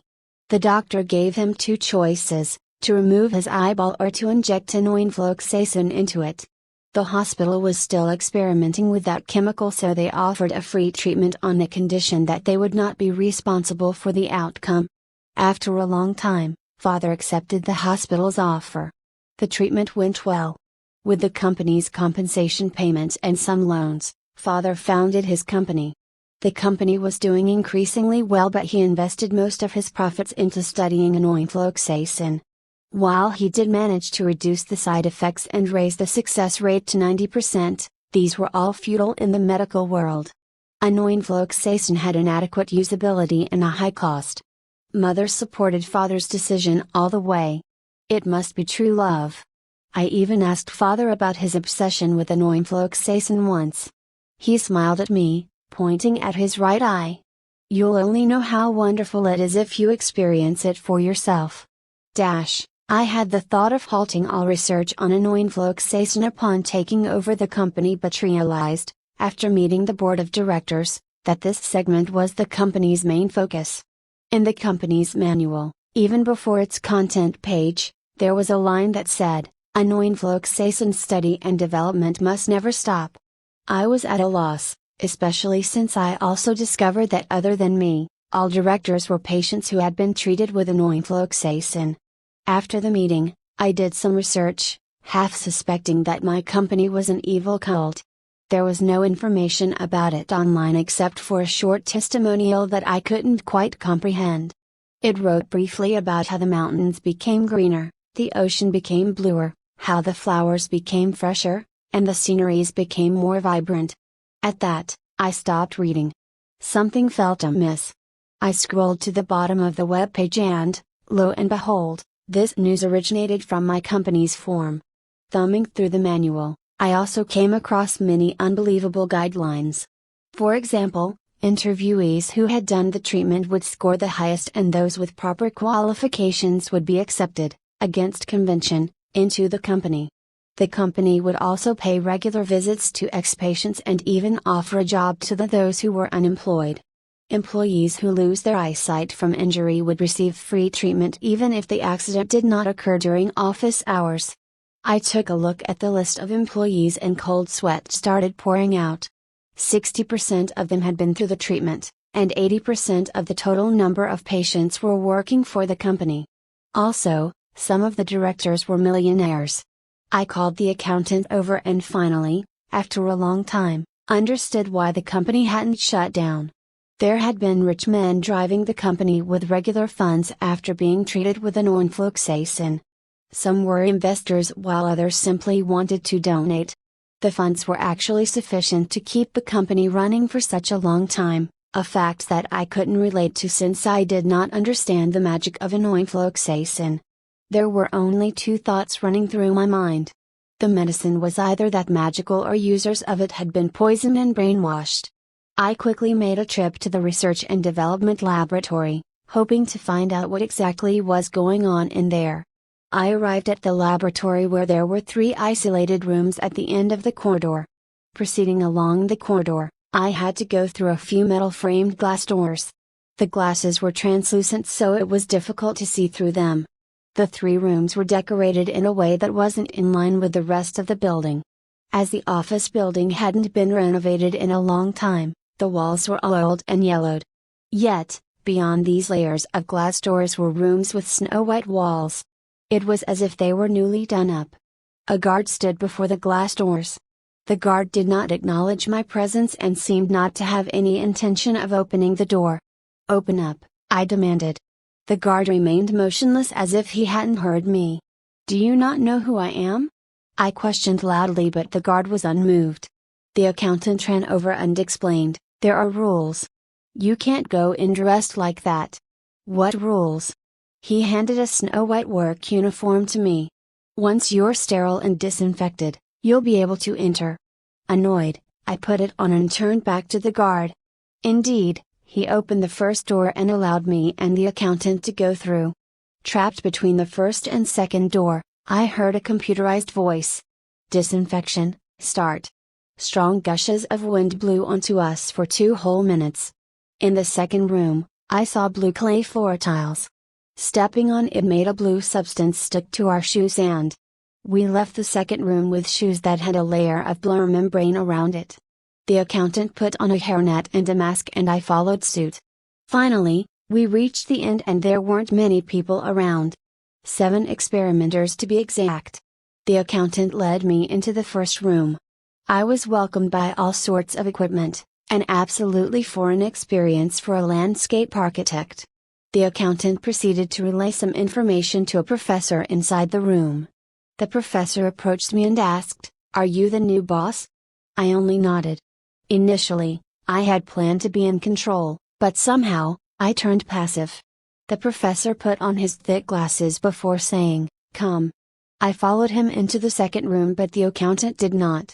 "I still have some accounts to clear," he explained before leaving. The professor had ordered the 3 experimenters in the room to leave so only the 2 of us were left. "What do you want to know?" he started. "Enoinfloxacin. I figured you haven't been injected with it. Come over, I'll let you experience its beauty." He bent down to retrieve a pair of spectacles. He then took out a bottle of enoinfloxacin solvent and dripped it into one spectacle lens. "Try wearing it." I put it on and immediately felt dizzy. The professor came over with a board and covered the lens with an oinfluoxacin. He then took out a pointer and pointed at a faraway monitor, asking, "What color?" I looked over to where he was pointing. On the monitor was a big tree illuminated by the sun. "Green?" He moved the board to cover the lens without an oinfluoxacin and repeated his question. I was dumbstruck. The originally green tree was now exceptionally crisp and had so many different shades because of the shadow cast by the sun. The bottom portion was darker, and toward the top, the tree became brighter. The professor pointed at the topmost layer of leaves. "We call this B5 green and the bottommost layer D5 green." I could hardly believe my eyes. Did this professor alter the image when I wasn't paying attention? I removed the board and was proven wrong. The eye without an oinfluoxacin lens couldn't perceive as many variations of green. I covered that eye again and couldn't believe that I was looking at a still image since the tree looked as if it was going to pop out from the monitor. I looked at the professor and noticed that he looked completely different as well. It was as if I was viewing the world in an ultra-high definition. It was indescribable. My jaw dropped and I was left speechless. The professor smiled. "This is the beauty of an oinfluoxacin. Curing blindness is merely one of its uses. With the three primary colors as a foundation, humans can only perceive a handful of colors. With an oinfluoxacin, they could perceive a million more shades." He then turned off the light and I was shocked to discover that the oinfluoxacin lens provided perfect night vision as well and I could see everything clear as day. He added an oinfluoxacin to the other lens and I could finally indulge in the full experience. Go out and see the world. Because it's not injected into the eye's crystalline lenses, oxidation will occur and the spectacle lenses will only be effective for an hour. 63 minutes to be exact. An hour? I nodded before leaving the laboratory. I opened the office building door and was flabbergasted. The sun shone on the ground, turning it golden bright and dazzling. The colors reflected off the ground had me totally enchanted. I finally understood Father's words. "You'll only understand its beauty after experiencing it." I strolled along the streets and could distinguish between shades that I usually couldn't. D2 silver traffic light post, before red traffic light. Even the cars which were supposedly of the same color appeared differently to my eyes. I attempted to search for the bluest car, but I would always catch sight of one that was even bluer than the one before. Even every white car was unique to me. I was enthralled by it all, but I quickly noticed that the colors were starting to dim. I took the spectacles off and the professor's words came back to mind. 1 hour was up. 1,000 for a bottle, and if not injected into the eyes, it would only last an hour. I started feeling disappointed. It was scarier than taking drugs. I lost all interest in what I was seeing, but it became clear to me how people could become obsessed with an oinfluoxacin. I started searching for the most suitable buyer. I was convinced that an oinfluoxacin wasn't just a medicine to cure blindness. It was difficult, but I found a candidate, nevertheless. Approaching this target wasn't going to be easy, so I engaged the help of my high school classmate who was also one of the national minister's assistants. We got reacquainted through a reunion gathering last year. I remembered how shocked we all were by the fact that he had been working for the minister. Because of his unique job, he left a deep impression on me. I flipped through my contact book, hoping that he hadn't changed his number. I called a few times and after a few voicemail, he finally picked up. "Hey, Dai?" I started. "Yes, this is your high school classmate, Lukiel. Oh, the boy at the back row. I remember you." Dai laughed. "Help me with something, will you?" "Help? I'm no national leader, so I won't be of any use. I just wanted to know if the minister's color blindness has been cured," I explained. "Why are you asking that out of nowhere? Don't you know how serious this is?" He responded sternly. "Of course, I know. I have taken over my father's company and we have successfully developed a medicine that cures color blindness and I'm just here to promote it. Since there hasn't been any suitable candidate, the minister came to mind." "Cure color blindness? Are you serious? You want me to talk to him about it and lose my job?" he asked incredulously. But have you thought about how you will benefit when he's cured? I challenged. All right, let me sleep on this, he gave in. Give me a call anytime, I encouraged. 1.5 years ago, our Prime Minister entered the office. He was quick to start work, attending to different nations-friendly meetings during his first year. China attracted a lot of tourists and the minister often traveled to promote our culture. He was able to form strong ties with respective nations. However, his condition was slowly revealed to the public. There had been an event where a nation known for its King durians invited him down to get acquainted with them. King durians fall on their own upon ripening, and those intact would be brought in a cage with a civet to test for quality. If the civet was pleased with what it sniffed, the durian was of excellent quality. After explaining, the nation's king pointed at a yellow durian before him. Our minister then took a few steps forward and picked up a green one to observe. This went unnoticed until the matter spread to other nations and people started coming up with weird ideas. The worst incident happened when a nation's president placed a green candy among a pile of yellow ones and told our minister that he wanted a green one. Our minister then picked out a yellow one, in front of everyone and the cameras, and gave it to him. Thanks for the green candy, he responded, immediately causing a huge sensation. Two groups of people surfaced. One group was busy cursing the other nation while the other was throwing ridiculous remarks at our nation. Our minister quickly returned home and even cancelled the next overseas conferences.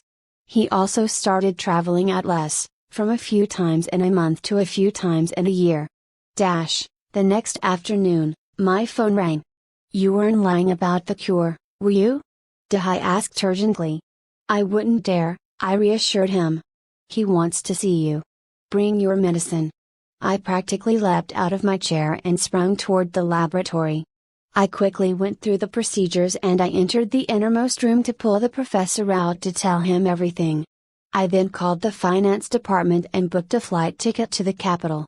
Upon arriving at a luxurious building, a few men in pencil-straight suits surrounded us. The minister looked more or less the same as he did on television. As he approached us, I quickly opened up our briefcase and retrieved the annoying fluorescent spectacle lenses and my name card. The minister smiled. That's not necessary. We've already run a check. You may go straight to the point. The medicine cures color blindness, you said? I handed the spectacles to him. This is it. A pair of glasses to correct color blindness? The minister put it on doubtfully. In the next second, he jaw-dropped in disbelief. I smiled. Not the glasses but the chemical within. It will be injected into the eyes. The minister removed the glasses, waited for 2 seconds, and put them back on again. I knew that half of the battle was already won.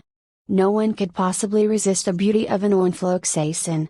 You're saying that in order to have this view, I'll need those bottles of substance inside my eyes? He clarified. I nodded. Can't I just wear these glasses? He asked, puzzled. The effects will only last for an hour, I explained. An hour, you say? The minister repeated and stood up. He displayed the exact reaction as I had previously.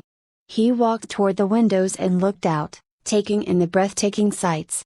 I waited for a full hour before he took the glasses out and turned around. Success rate and side effects?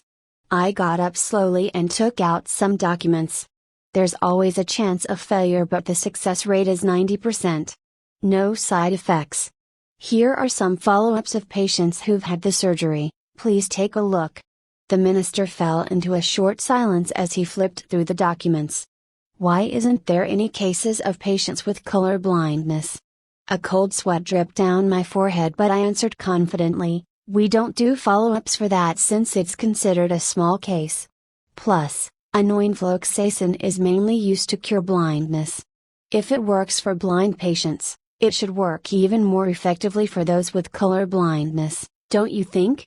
It was a ridiculous excuse since enfloxacin wasn't meant to cure color blindness, to begin with. Yellow would still be yellow and green would still be green. Colorblind patients would still be unable to distinguish between them. However, the difference between B5 yellow and B5 green would be more obvious under the light. Annoying would merely raise the color gamut.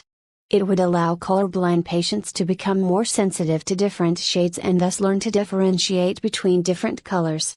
Making use of more colors to neglect the fact that they weren't able to distinguish between certain colors was the main reason why I decided to find our minister. I clenched my fist in anxiousness until I saw him nod his head as he read through the documents. Right, if there's been a 90% success rate for patients who were born blind, there shouldn't be a problem for me. Make the necessary arrangements, quick. I almost jumped off my seat. 3 years later.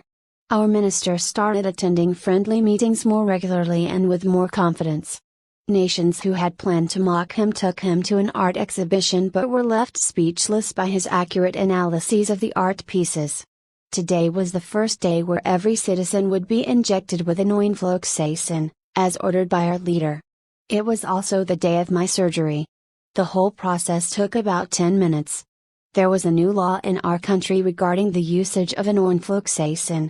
Upon turning 18, nationals would receive a free annoying injection and those who refuse surgery would not obtain citizenship rights and privileges. Of course, all cost was being absorbed by the government. And my once private company became a government-owned firm and sole operator within the country. Thanks to more government funds, annoying has become more effective and successful. Nevertheless, its price remains the same. As I walked out of the hospital, my view of the world renews. Finally, a rich man now, Father's words rang in my mind. You'll only understand its beauty after experiencing it for yourself. Do you think we have any regrets left in this life, Xiaomai? I asked. No kids. Does that count? She answered, leaning against my shoulder and fanning her palm leaf fan. The gentle breeze brushed past my body. Cooling. I smiled bitterly. Counts. Let's just try harder in the next life. Why would I still be with you if there's a next life? She stopped fanning herself and gave me a cold smile. Why? Are you suffering right now? I asked faintly. No, not at all. If there's a next life, I'd still stick with you, Xiaomai choked. Don't cry. Kids or no kids, we're fine. I caressed her hair. We were of the same age, 52. We might never have any children in this life since Xiaomai was infertile. We were childhood sweethearts. At 5 years old, I was the king among a bunch of other kids. And Xiaomai followed her granny around, sitting on a rattan chair at a corner of the street to cool off. I only realized later that Xiaomai was envious that I could play with the kids so carefreely. Of course, I envied her for having a kin to look after her. That's right, I was raised in an orphanage. I had no worries. All I did was run about all day with the other orphans. I missed those days. It was a pity there's no going back. I remembered getting acquainted with Xiaomai in elementary school. We became deskmates. It was love at first sight for me.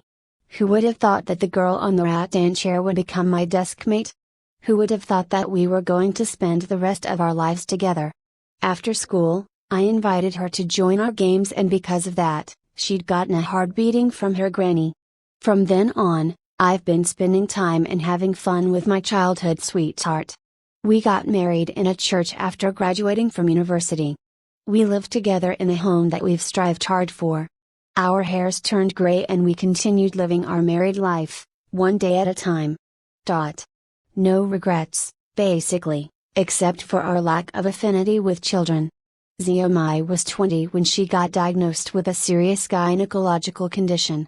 Irregular periods brought little inconvenience to her daily life, but the major concern was infertility. We were able to keep pets for the first 2 decades, but they had to leave us, too. Our biggest dog, Whitey, died when we were 37. It took some time for Xiaomai to recover from his death and I caught her crying in a corner many times. I did bring up the option of child adoption. Obviously, I was an orphan and I felt that adoption wasn't a bad choice. However, Xiaomai looked at it from a different angle. What if the child has a childhood sweetheart that he won't be leaving behind? Is it not possible that we might ruin a perfect couple? I had no arguments. Women were sensitive creatures after all. Who would dare reason with a woman? Years passed. There are pros to living life with just your spouse. I retired at 63 and we realized that we weren't able to take care of each other any longer because our bodies were weakening day by day. I have developed short-term dementia and started forgetting my keys and other little things. Xiaomai was worse. She would watch television and forget that she'd been cooking just a moment ago, almost resulting in a few fire emergencies. We were getting old and there was nothing the hospital could do. After much discussion, hiring a housekeeper seemed like a decent option. In spite of that, we were worried that the housekeeper would have ulterior motives like what Xiaomai had read on the news. Stealing and setting the house on fire were common occurrences. Plus, our memories were deteriorating and we wouldn't be able to tell if things did go missing. At last, we decided to get an agent to sell off our house. We then deposited the $300,000 into our bank card. We moved into a nursing home and the days were quite decent. My same-age neighbor wasn't my match when it came to chess, and Xiaomai, too, had found an old lady to spend time with. Because her dementia was more serious, I was in charge of our finances. And because of my own condition, I wrote the password on the back of the card. Good things don't last. In our third year, Xiaomai was sent to the hospital and was diagnosed with stomach cancer. The cancer was already in the terminal stage. I ran about in the hospital with my bank card, lost and frantic. Xiaomai pulled my trembling arm. Forget it, old man. Keep the money for yourself. I was a mess, bawling my old eyes out. I asked her when did she start feeling pain but she refused to answer. She only smiled. I asked the doctor for the best medication and instruments but he shook his head and said that she only had a few more months to live. I started visiting the hospital every day after she got admitted. She was sent to the emergency room in her third week. When I reached it, I was told to sign an acknowledgement form but before I could do so, the surgery room light went off. Xiaomai was gone. Gone forever. I cried the whole night and even fainted in the hospital. When I woke up, the doctor told me that my heart wasn't doing so well. At night, my mind was filled with thoughts of Xiaomai. I took the medical record hung on the wall and flipped it over to write my will. I decided to leave all my money to the nursing home, requesting for them to purchase few more chess sets and also to renovate the public square since Xiaomai enjoyed spending her time there. Finishing up, I walked up to the rooftop. All I could think of when I jumped was Xiaomai. Life without her was unlivable. During the plunge, I thought about the pirate ship ride we took when we were 20. It felt similar. The night was dark and the road was long. I felt strength returning to my body and I could stand up straight again. Many things came back to my mind. Many. I walked forward subconsciously. On the other side of the road was a big river. I noticed many similar souls walking forward, all seemingly in deep thought. There wasn't much scenery by the river save for the red spider lilies in full bloom. I followed the crowd and heard a strange voice. A creature with a horse's face shouted as he held onto an iron chain, "Don't rush. One by one. Reincarnate and start a new life." Helpless, I carried on forward. The bridge was very narrow and could only fit one person at a time. I saw many people crowding before the bridge, Xiaomai included. She looked very young, 18 at my guess, and extremely beautiful, just as I remembered. I ran over to her immediately. "Where is this, Xiaomai?"